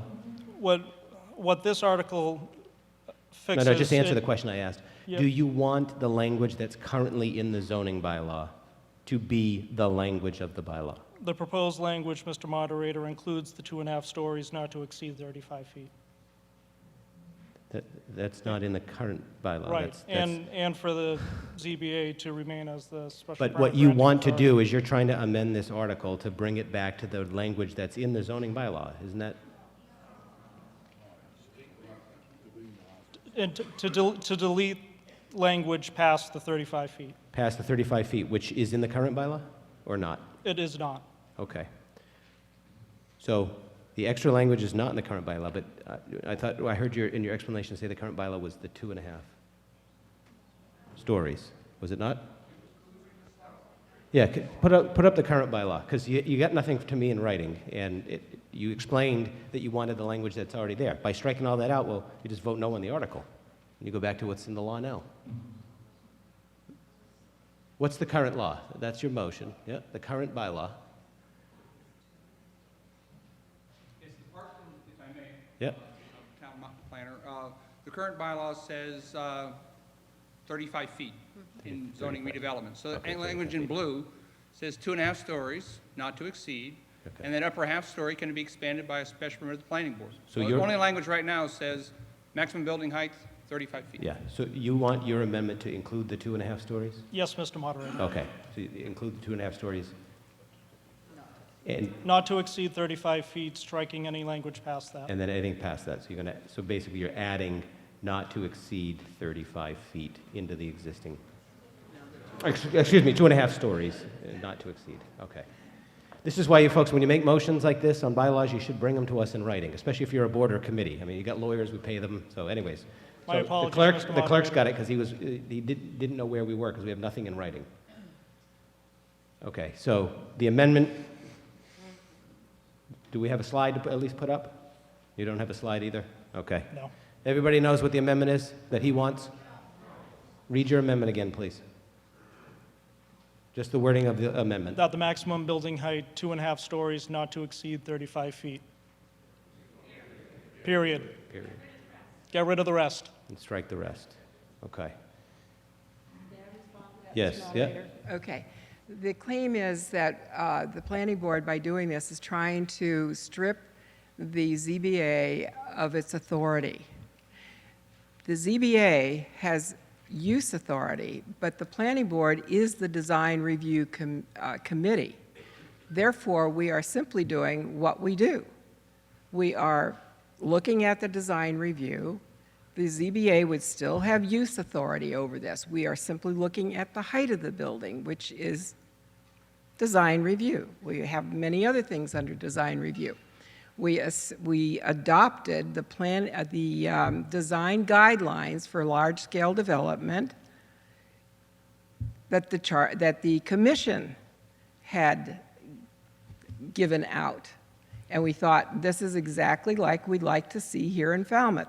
We have not had specific design review guidelines. It says for large-scale development. But it is development that we were looking at. So I would disagree that we are stripping the ZBA of their authority. I would say that we are further delineating the planning board's guidelines that we would use when we look at design review for developments. Okay. Further discussion on the amendment. Mr. Patamas? Not getting up. I had back surgery, and now I'm a pain in the neck to myself as well as others. I think we can delete the sentence that the ZBA is recommending and not interfere with the design guideline review that the planning board has.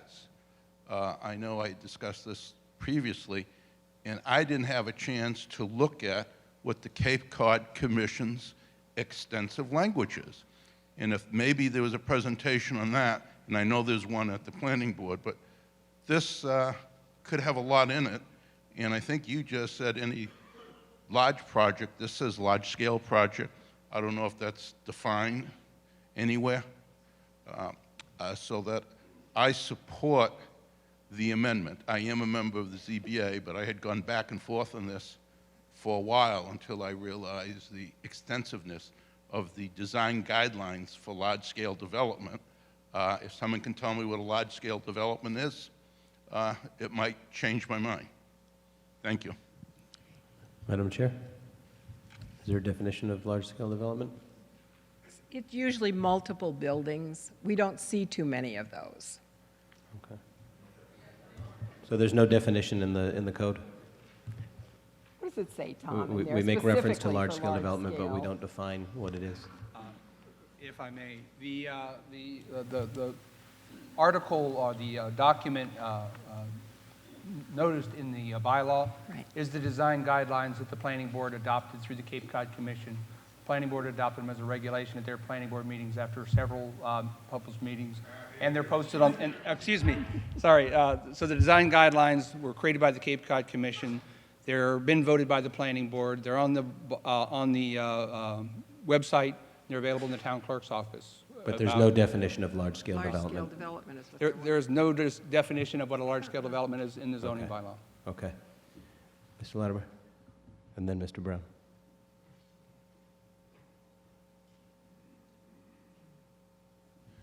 Yes, I support the zoning board's amendment. I don't look at this as a turf war between the two boards. I look at it as a question of ambiguity and uncertainty as to what this proposal would lead to, especially where we don't know what the design guidelines are for. I think the ZBA is not concerned with aesthetics or design. It's concerned with uses. It's concerned with occupancy loads and things like that. And I see nothing in there that protects the town's interest in those terms. So therefore, I would support this amendment. Thank you. Okay, Mr. Brown. So as we move forward, we're going to need to make more use of our land. This allows flexibility to provide some more usable space in the third floor at the discretion of the planning board through special permit. So it's not going to be excessive growth. It's just going to be well controlled, but it gives options for that third floor use of additional space. There's many times where you're building a 2.5-story cape, the top floor is not really that usable, but this gives the opportunity to put in a dormer, maybe make it more livable and usable. As we go forward, we're going to need more density, and this is just another option to help create that. Okay, Mr. Swain, and then Mr. Halen.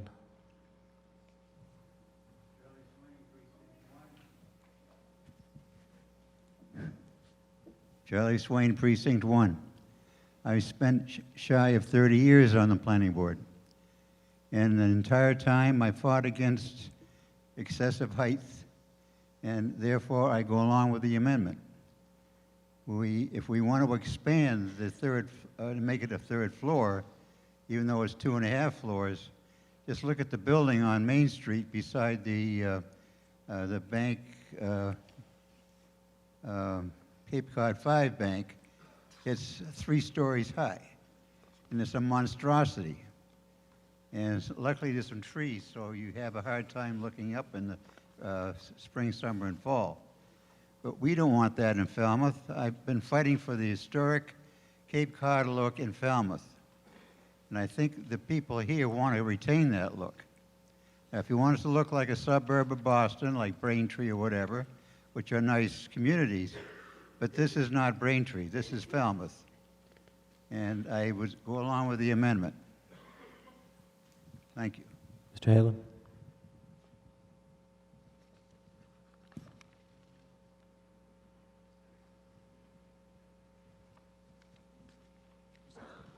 Michael Halen, Precinct 5. With this amendment, the planning board would still have, the 2.5 stories, not to exceed 35 feet. And then if someone chose for a special permit, and this is a question to the gentleman for the ZBA, they would come to you for that special permit. That's all you're looking for. Planning board can do the 2.5 stories, no more than 35 feet, special permit for use, etc. The zoning board would approve that. So we'd have 2 different boards looking at that, which I think is a good idea, and I support the amendment. Okay. Any further discussion on the amendment? Hearing none, excuse me, hearing none, the question will come on the amendment. All those in favor signify by saying aye. Aye. All those opposed, no. No. Let's queue up a slide. This is on the amendment. All those in favor of the amendment signify by pressing 1A. All those opposed, 2B.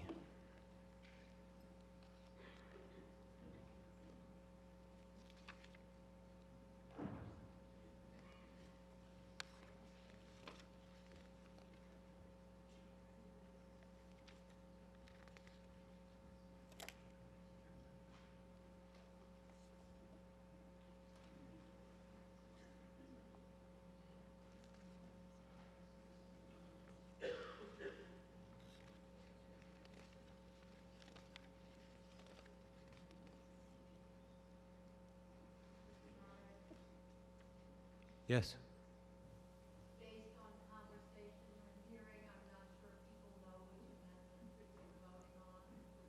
The only amendment that's on the floor. There's only one amendment presented by the chair of the ZBA. Yeah. Yeah, there's only one amendment on the floor.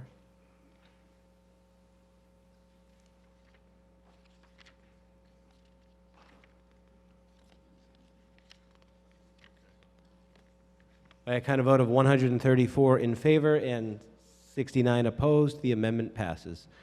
Any further discussion on the main motion as amended?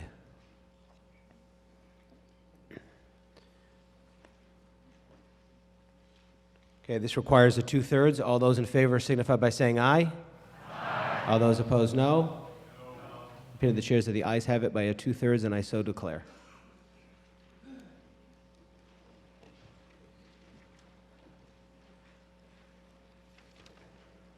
Article 6, Planning Board for the main motion.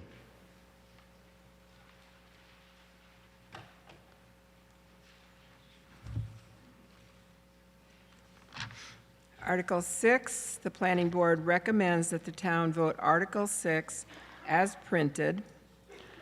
And I would like to defer to Mr. Zavala for explanation and answering of any questions on this. Okay, Mr. Zavala.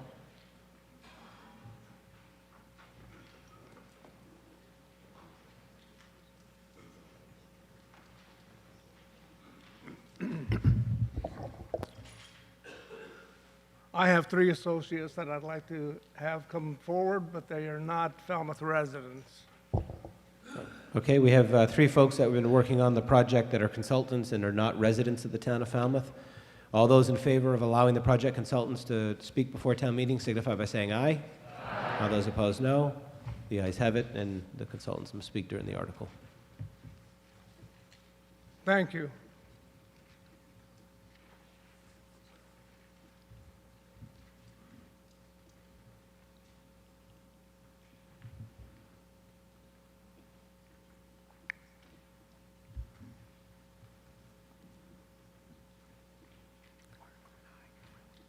Mr. Moderator, I'm Jay Zavala, Precinct 8, petitioner for Article 6. With me is Fairgrounds General Manager Wendy Brown and solar consultants Anna Locus and Rini Friedman from Sol Systems Incorporated, our partners in renewable energy. Article 6 was petitioned on behalf of the Barnstable County Agricultural Society, a local nonprofit corporation manned by citizen volunteers who care about charity and education. The society owns and operates the Cape Cod Fairgrounds. I am the president of the society. Founded in 1844, the society continues to responsibly and successfully at its current location on Route 151 over the past 45 years. Its mission is to advance the pursuits of agriculture, horticulture, home economics, conservation, and youth and family activities across Barnstable County. The society pays the town of Falmouth for municipal safety, security, and its utility needs. The society also turns to local businesses for its supplies and services, and the Society encourages its event partners to do likewise. The fairgrounds are open about 5 months out of the year, some 150 days, or about 22 weeks. While not financially brittle, the Society is here tonight because it must ensure its operational and philanthropic future for the next quarter century.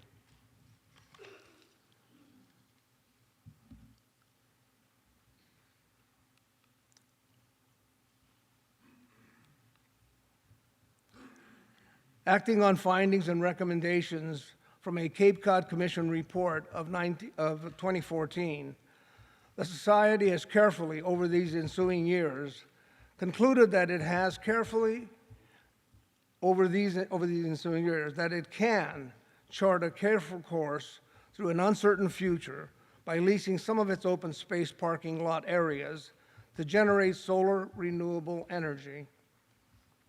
By doing so, the Society will stay true to its mission.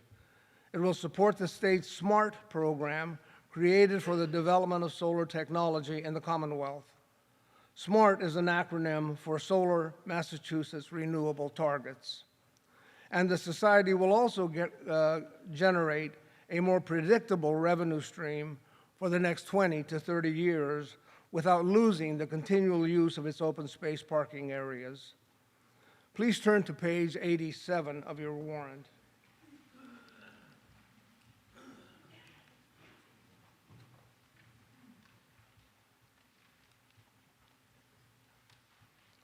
While the overlay district covers most of the Society's property, the southeast parking area, lot number 2, is not included.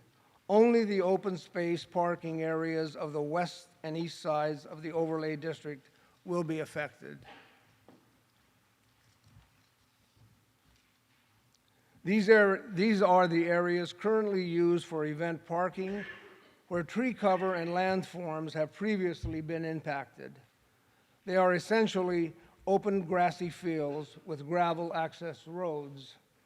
Most of the year they sit unused and empty. They are an underutilized asset. These existing parking lots are already cleared. No removal of trees will be required for this project. Use of the lots do not impact public services such as schools, water, sewer, traffic, or emergency services. The Society has purposefully not included Lot 2 in its petition. While it is the single largest lot, it is bordered on all sides by residential properties. The Society enjoys a respectful relationship with its neighbors and intends to continue to do so. This slide is solely for visual effect. Canyons Market and the Falmouth Ice Rink in our community are more familiar examples of solar canopy parking areas. Please note again that no paving is proposed. Carport layout will be based off of engineered parking lot plans, and steps will be taken to ensure permanent stability. After careful consideration of potential environmental concerns, possible loss of habitat, land degradation, and undeterminable impact on biodiversity, the Society believes that on balance, it is pursuing a responsible and informed course of action. Open spaces will continue to be mowed and graded as needed. Fencing will be installed where appropriate. Security cameras will be deployed, and directional lighting will only be used during nighttime events.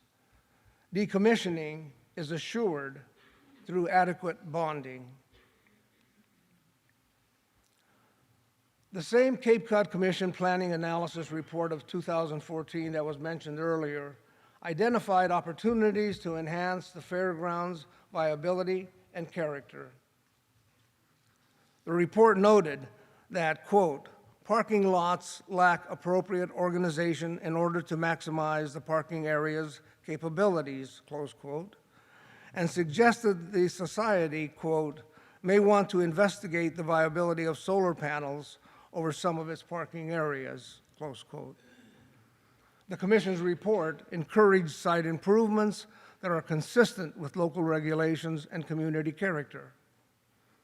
To that end, we can report to you that the Society's request is in compliance with Falmouth's Local Comprehensive Plan, Energy Public Policies numbers 1, 2, and 3. It also complies with the Cape Cod Commission's Regional Policy Plan, goals and objectives EN 1, EN 2, and EN 3. Please remember that your approval is a first step in a rigorous regulatory process that will guide the development, construction, installation, operation, maintenance, and decommissioning of this important renewable energy proposal. We thank the Planning Board for its positive recommendation and thank you for your attention. Please vote yes for Article 6. Mr. Moderator?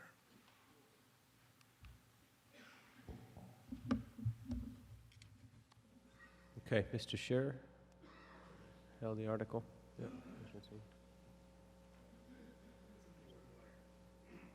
You have my amendment, Mr. Moderator. Yep. You have my amendment. Excuse me. You have my amendment. I'm not opposed to this article at all. I think solar is wonderful. However, it's a very pretty place to drive by and so forth to see all the grass. And I don't see how that grass is going to survive. So I would like to add, after previously impaired and now covered in grasses, as shown on the map entitled Large-Scale Solar Overlay District, with a provision that the current vegetation be maintained under the solar canopies.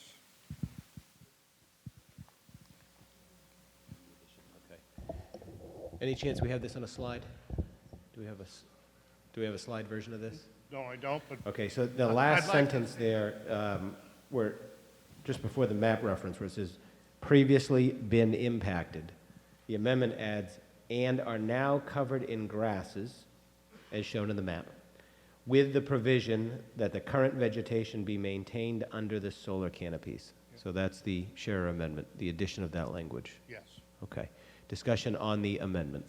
If you would show what photograph of the solar canopies, I think you'll see what I mean. Dan, you're speaking from the slides that we brought in? Yes. The canopy slide was for visual effect only. It does not represent what we have planned for the fairgrounds. How are you going to keep the grasses alive under there? The purpose of this article has nothing to do with that. It is to add a zone to the town zoning map. That's all. That's the first step process. Everything else will be discussed further on through the regulatory process. Personally, I just don't know any vegetation that doesn't change over time. Then I would ask that we say no to this and wait until they have the plan and figure out how they're going to do it. I can also say, I think in the next few years, this idea is going to go up and down the street, all over. And if we don't make some rules about scenic views, I think we're in bad shape. And I think not having this done is a mistake for the town. Okay. Mr. Thank you. Latimer on the amendment. Thank you. Richard Latimer, Precinct 1. Mr. Scherer wants us to rewrite the laws of physics and basic principles of horticulture. Sunlight will not penetrate through these glass panels sufficiently for grass to grow. We know that because the sunlight is going to be absorbed to produce energy. So what this kind of requirement would mean, well, we wouldn't have a usable project, which is nonsense. Thank you. Okay, any further discussion on the amendment? Question will come on Mr. Scherer's amendment. All those in favor signify by saying aye. All those opposed, no. Okay, the chairs that the noes have it by a majority. And we're back on the main motion as printed. Any further discussion on the main motion? Yep, Ms. Fenwick.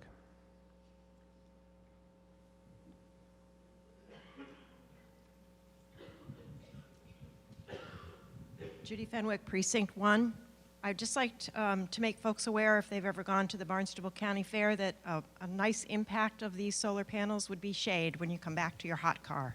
It won't be hot. Okay, any further discussion on the main motion? Yep, Ms. Lichtenstein. Leslie Lichtenstein, Precinct 8. The Barnstable Ag Society has been a good neighbor to us. If you don't know, they have opened their facilities for almost every group in town that has asked to use it, from precinct meetings to holding meetings for service dogs and police dogs. I really hope that you all support them in this. Thank you. Okay, the question will come on the main motion. All those in favor signify by saying aye. Aye. All those opposed, no. The ayes have it, unanimous. Article 9. Article 9, Mr. Chairman of the Finance Committee for the main motion. Mr. Moderator, the Finance Committee moves indefinite postponement on Article 9. Okay, Article 9, this is relative to funding an option for the Northwest Fire Station. The new recommendation of the Finance Committee is indefinite postponement. Is there anyone that would like to place a positive motion on the floor? Hearing no positive motion, then I'll entertain indefinite postponement as the main motion. Madam Chair, did you have an explanatory? Mr. Moderator, I just wanted to speak to just clarify. The Board of Selectmen 2 meetings ago, excuse me, voted to put together a citizens advisory group, much like the advisory group that was put together for looking at that third stage of the Route 28 project. And we're doing that in order to take a town-wide look at our future fire needs, looking at all of the issues. It's obviously complex. It's an issue of facilities. It's an issue of staffing. And so we are looking to put together a group of, I think we talked about potentially 9 citizens to really take a look at this and get back to the board with recommendations. We do have data from a consultant, and that group can take that into account along with all of the other work that they do. And so we certainly support the Finance Committee's motion for indefinite postponement because we think it's a little bit early for us to really put anything forward. Okay, you've all heard the main motion, indefinite postponement. All those in favor signify by saying aye. Aye. All those opposed, no. The ayes have it, unanimous. Article 11. Madam Chair, the Board of Selectmen for the main motion on Article 11.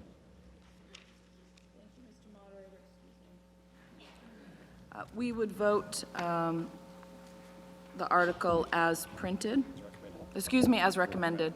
Okay, as recommended, this is a vote to authorize the Board of Selectmen to negotiate the acquisition of a portion of land at 84 Main Street in Falmouth Village, now or formerly owned by Bank of America, for municipal purposes, including parking. I think we have a presentation.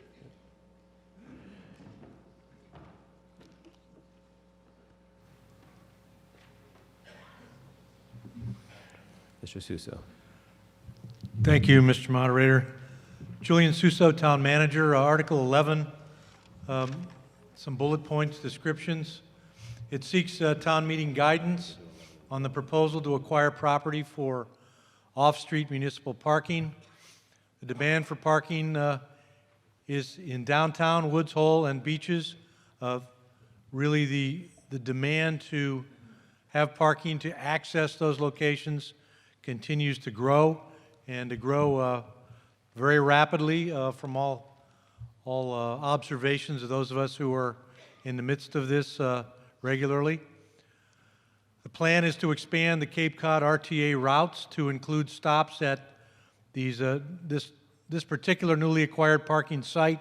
There's another one with the next article, and to include the beaches at the Heights and at Surf Drive, as access points for vehicles which would be parked here. And also no overnight parking is proposed at the new municipal parking sites. As a reminder, again, this is Article 11 deals with proposed location. There's a map in your warrant booklet as well. It's on the 84 Main Street, the Bank of America parcel, but only a small portion of that property. This article is advisory only. The next steps that would be moved forward, subject to town meeting approval of Article 11, would be to negotiate acquisition by mutual agreement. That would be either lease or purchase. No hostile, quote-unquote, eminent domain is proposed. Future town meeting approval would be required to appropriate the funds for either this lease or purchase. So we would be coming back to you if you give us the green light to proceed to address these emerging issues. And here's the map that you have in your warrant booklet as well. This is really the rectangular, essentially, about a half-acre parcel along Catherine Lee Bates Road behind the Bank of America building. And just as a reminder, were this to move forward successfully, the existing Bank of America building and remaining parcel would still have between at least 25 existing parking spaces on it, conceivably expanded to additional parking there depending on the exact layout. That is if the proposal that we're talking about would be removed from the balance of that property. I believe, yeah, that's our presentation, Mr. Moderator. Okay, was it Mr. Duffney that held this? Mr. Duffney, did you hold this? You held the next one? Oh, okay. Who actually held this article? Oh, Mr. Dufresne, sorry. Okay, yep, go ahead. I got D, U, F, and I went to the next page, so it was either Duffney or Dufresne. Adrian Dufresne, Representative Precinct 2, and I'm asking this board, please, vote. What's that? That's your cell phone, Andy. Alice is calling you. Please consider a no vote or vote down this particular parcels, the acquisition by the town of Falmouth. I'm a native of Falmouth, and the Falmouth National Bank property is so well maintained just the way it is. What we don't want is another municipal parking facility where it's not needed.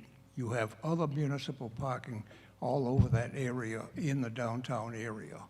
So please reconsider dividing this parcel of land. The Falmouth National Bank has been a beautiful piece of property as far back as I can remember.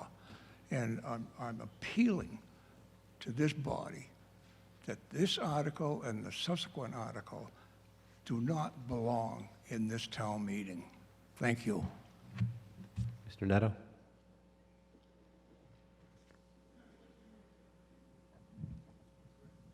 Joe Netto, Precinct 9. I have a question for the town planner, please. I think he would be able to answer it, Mr. Barty.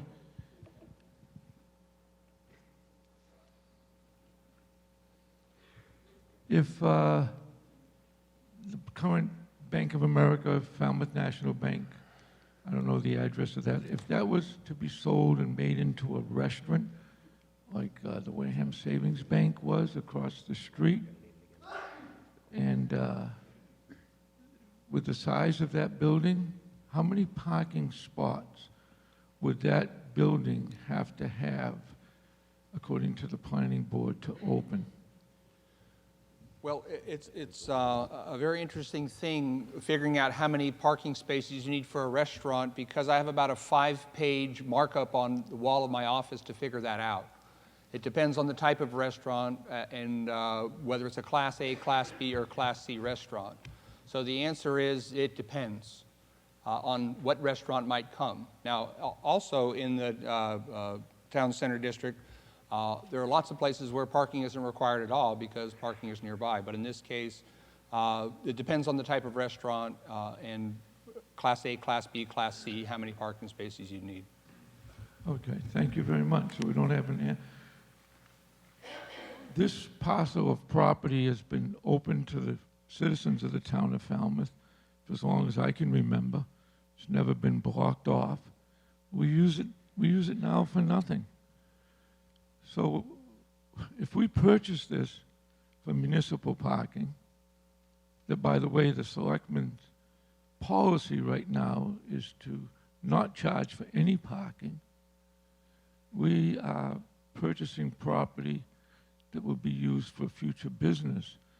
And we're separating a piece of property, A and B, so to speak, the building and now this separate parking lot, therefore lowering the price for the seller. I don't really see where we gain anything by purchasing this property or the next piece of municipal parking. The town manager mentioned shuttling to the beaches. There is no plan. We could use the schools that we already own the property that aren't open in the summer. We could use East Falmouth School to shuttle people to Minot. And Mr. Snyder would be happy. And we could use the North Falmouth School for Old Silver instead of there's 1,000 things here. And last, if I could ask the chairman of the Board of Selectmen, are you proposing ever to look at the parking program that you have now that gives away public land for not using any parking meters, especially between Memorial Day and Columbus Day? As I travel through New England and go to Newport and go to Rockport and Gloucester and go to Hyannis, there are the kiosk parking, which is the newest thing, instead of a parking meter. And it's great. You buy a ticket for a length of time. And I noticed in Gloucester, if I'm not mistaken, it was very sharp money to stop someplace, run in and go. And Gloucester had something else I think that was unique. You bought the 2-hour ticket, and the ticket didn't belong to that spot on Main Street. It went with your car. So if you went to one part and you still had time, you went to another spot, you had bought 2 hours of parking. So there's a lot of things that we could be doing. I think before we start buying land for parking, that we should have a policy change in giving away the public's property for nothing. Thank you. Mr. Halen?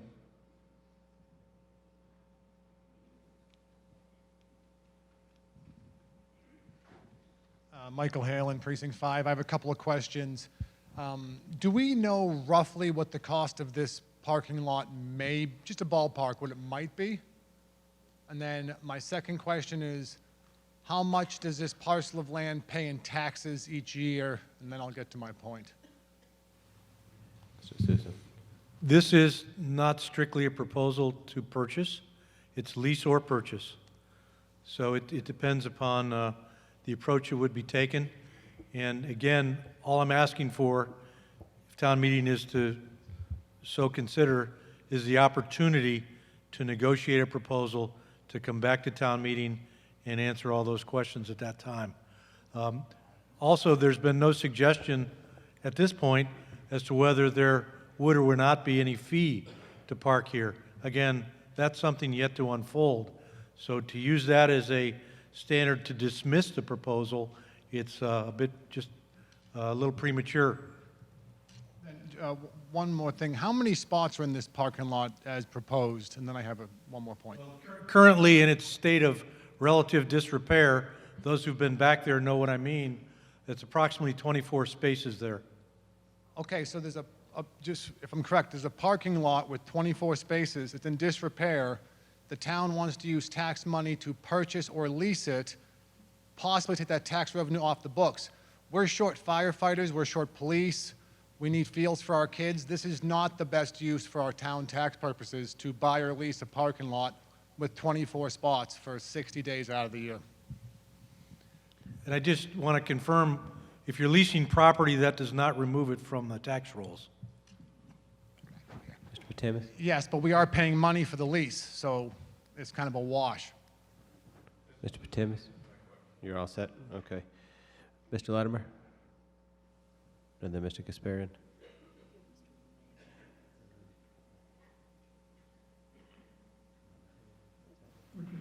Precinct 1, unlike Andy Dufresne or Joe Netto or Mr. Halen, I actually operate a business on Main Street.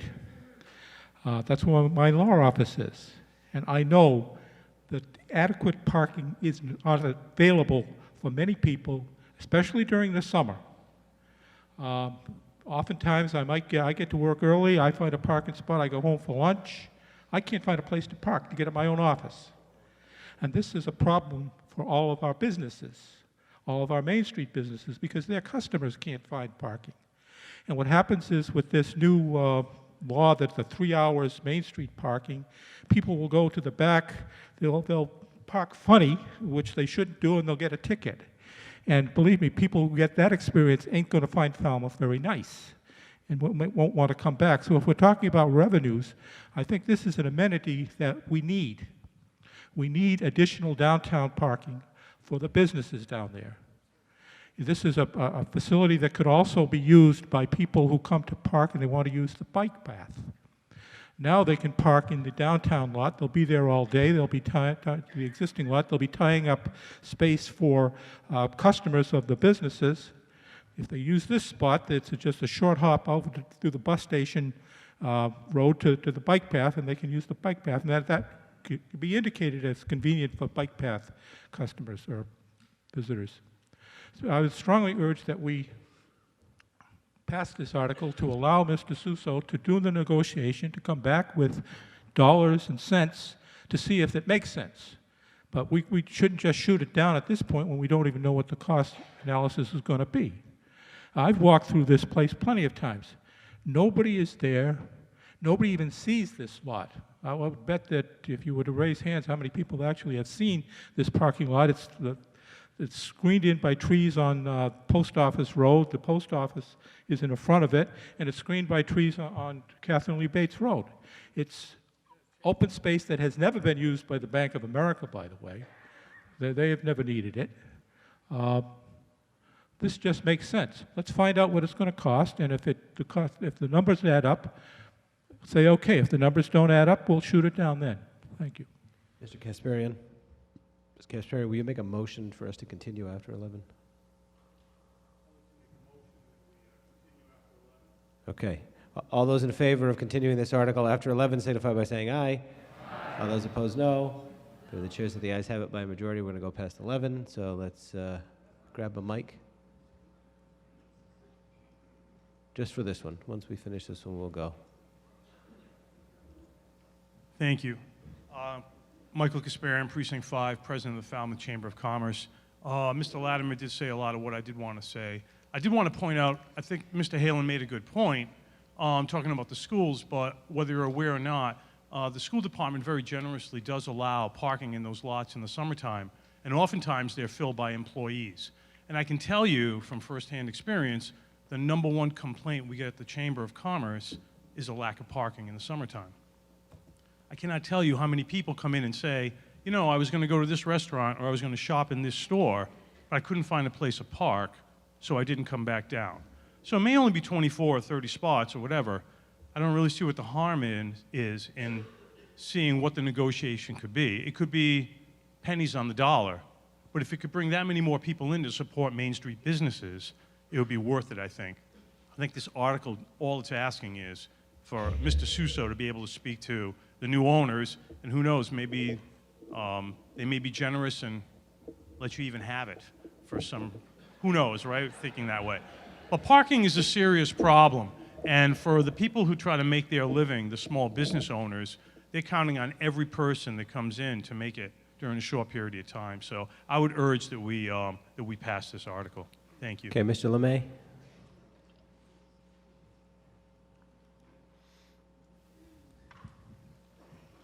Joe LeMay, Precinct 9. For those of you who don't remember, I go to my neighbors and ask them their opinion. 94% of my neighbors say, no, don't do this. That's all I got to say. Okay, Mr. Donald, what do your neighbors say?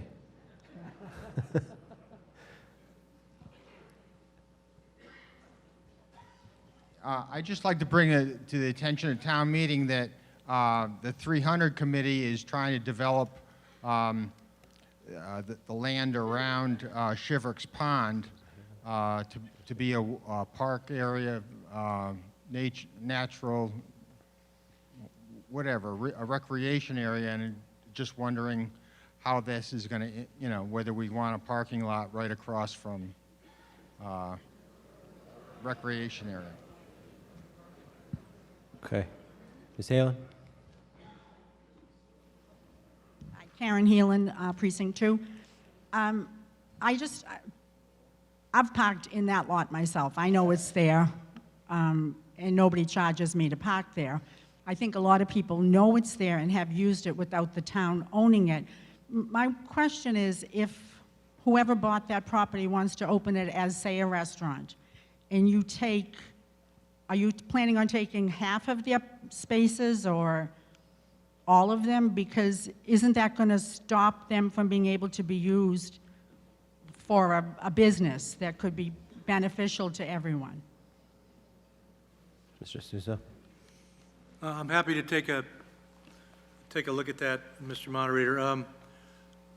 As you may know, a significant amount of that property is used for access routes and lanes that allowed people to utilize the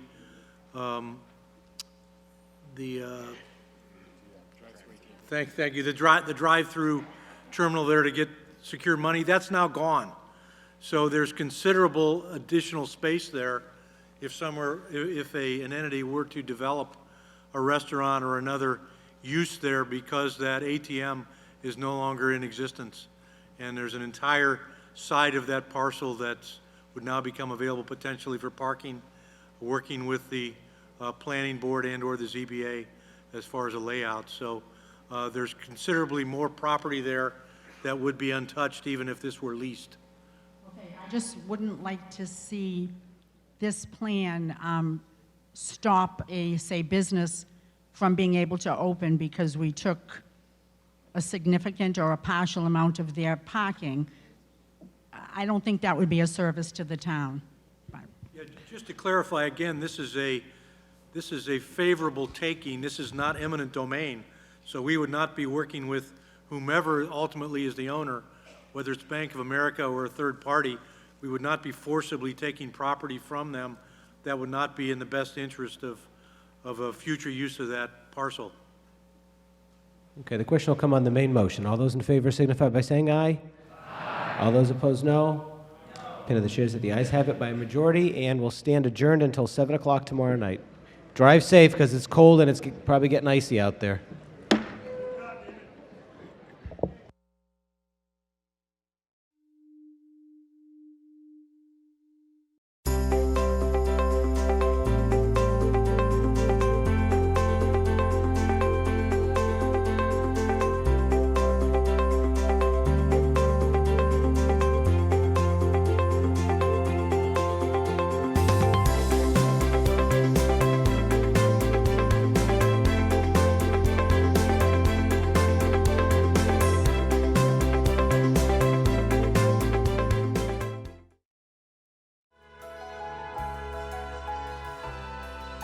Falmouth Community Television's coverage of town meeting is sponsored by the following corporate underwriters.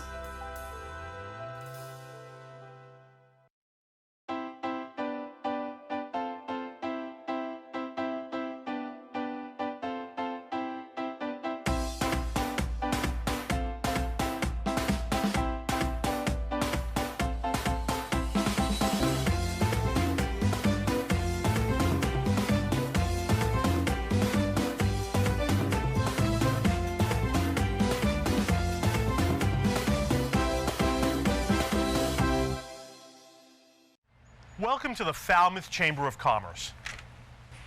The Falmouth Chamber is dedicated to working on behalf of our members to make Falmouth a better place to live, work, and conduct business. We are committed to developing the economic, cultural, educational, and civic interests of our community and welcome the support from all organizations to achieve our combined goals. Whether you call Falmouth home, are a summer resident, or a visitor, we hope you take advantage of all that the Chamber has to offer.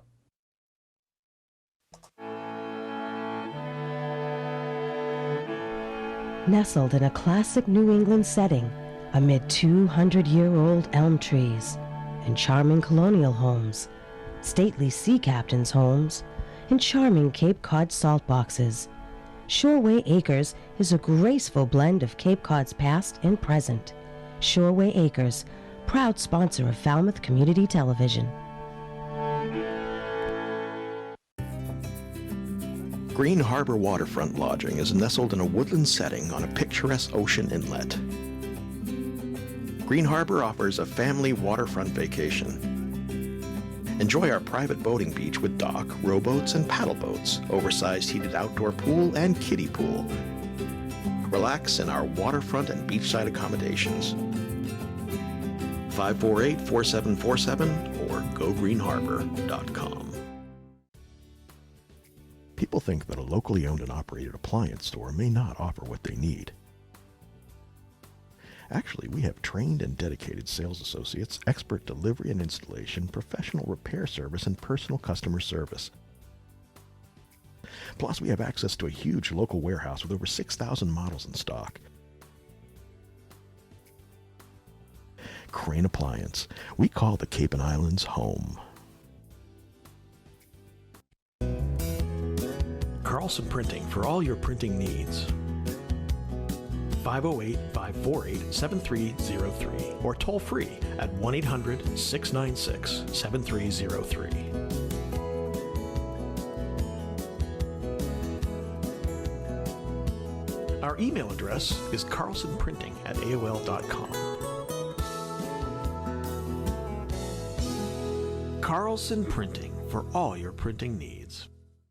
Hosting services for fctv.org are provided by MegaNet Communications. MegaNet offers a wide array of internet services including Mega Backup Cloud Service, server colocation, T1, fiber, Metro Ethernet, as well as telephone services such as hosted PBX and digital voice. Their number one goal is to keep your communications network up and running and allow you to focus on growing your business. 877-634-2638 or meganet.net. The Quarterdeck Restaurant, located on Main Street in the heart of Falmouth, specializing in fresh local seafood and other classic American cuisine, featuring a full bar with friendly staff. And the Bucatino Restaurant and Wine Bar, located in North Falmouth just off Nathan Ellis Highway, featuring catering services with 2 full event rooms serving up classic Italian cuisine. The Quarterdeck Restaurant and Bucatino Restaurant and Wine Bar, we're here to serve all our friends in Falmouth.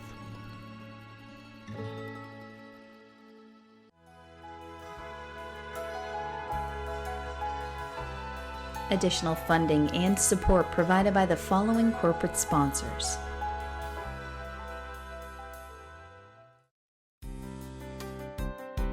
Upper Cape Pet Sitting is your local private pet sitting company on the Upper Cape.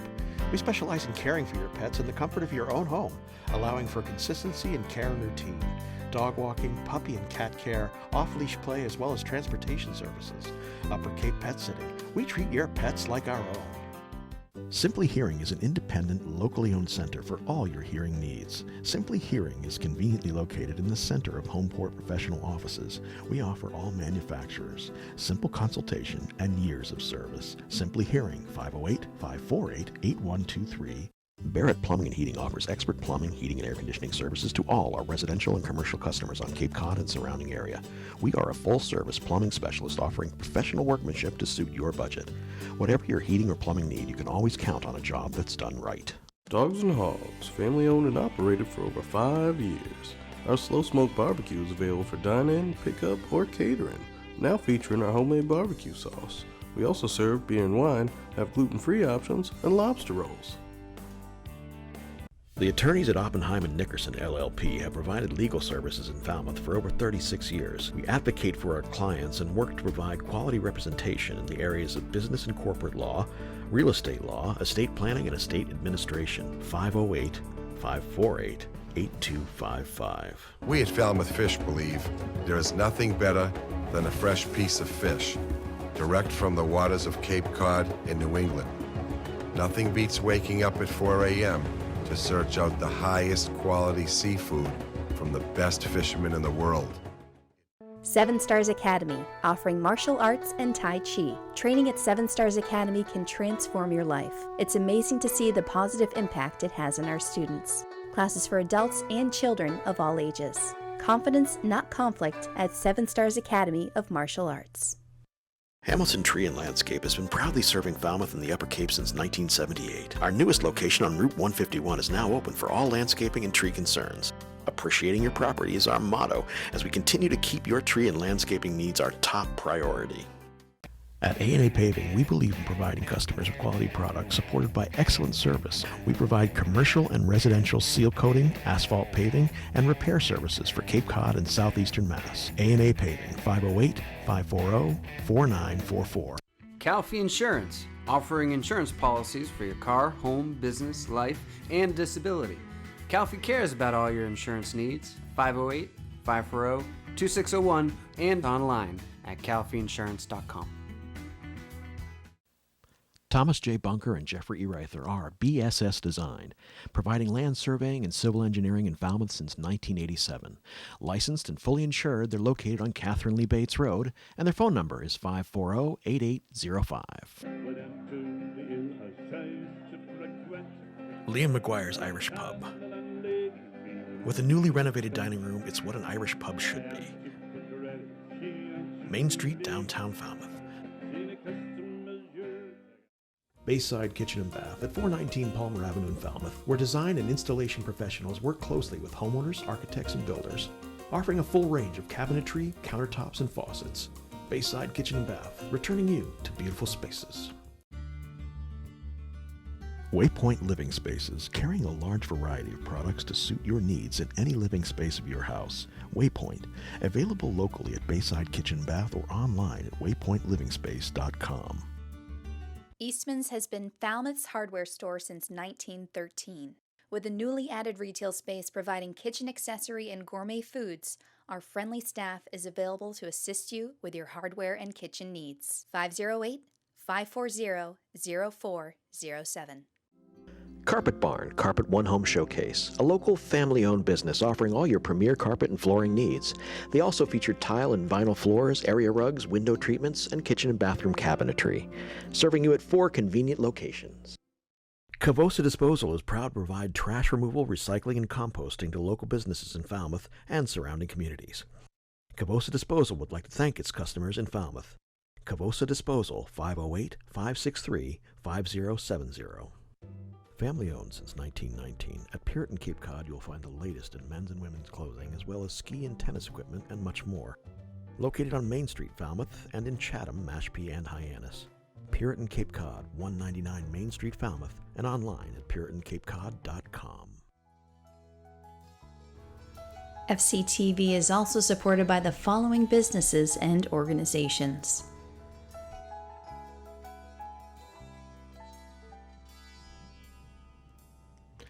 Dalpy Septic Plumbing, residential, commercial pumping and cleaning, 508-548-5488.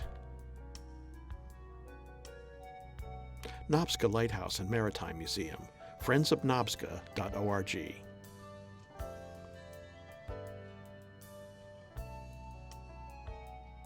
The Falmouth EDIC, falmouthedic.org, 508-548-7440. Partners Technology, Voice and Data Solutions, 781-930-5000.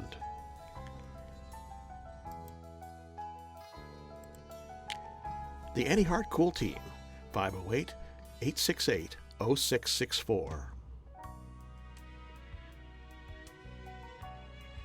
St. Elizabeth Seton Church, 508-563-7770.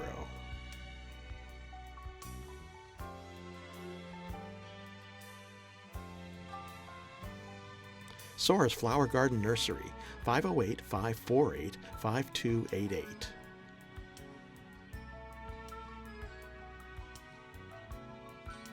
M. Duffney Builders, 508-540-5700. 3625.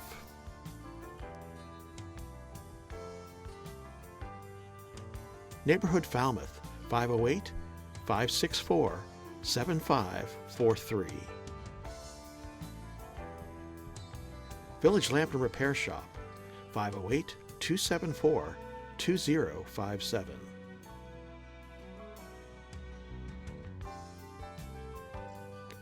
Danny's Barber Shop, 508-548-6013. Carl F. Cavosa Excavating, 508-563-5530.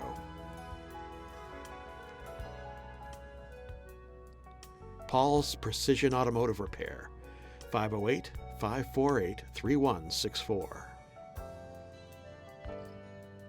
David Rogers Electric, 508-564-7507. Murray and McDonald Insurance, 1-800-800-8990.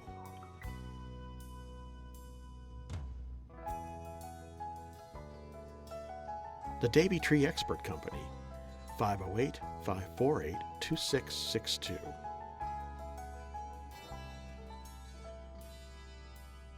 Andy's Barber Shop in the Falmouth Plaza.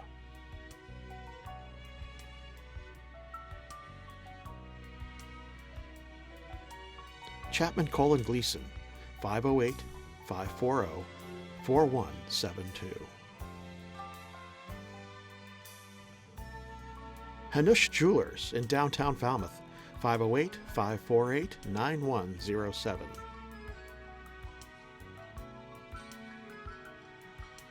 Mahoney's Garden Center, 508-548-4842.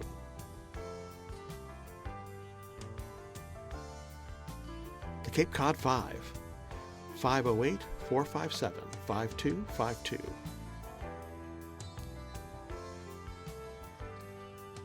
Martha's Vineyard Savings Bank in Falmouth and Woods Hole, 508-627-4266. Falmouth Volunteers in Public Schools, 508-548-1621.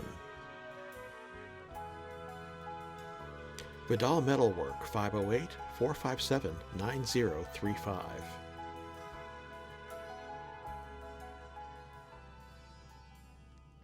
And Steve's Pizzeria and More, 508-457-9454.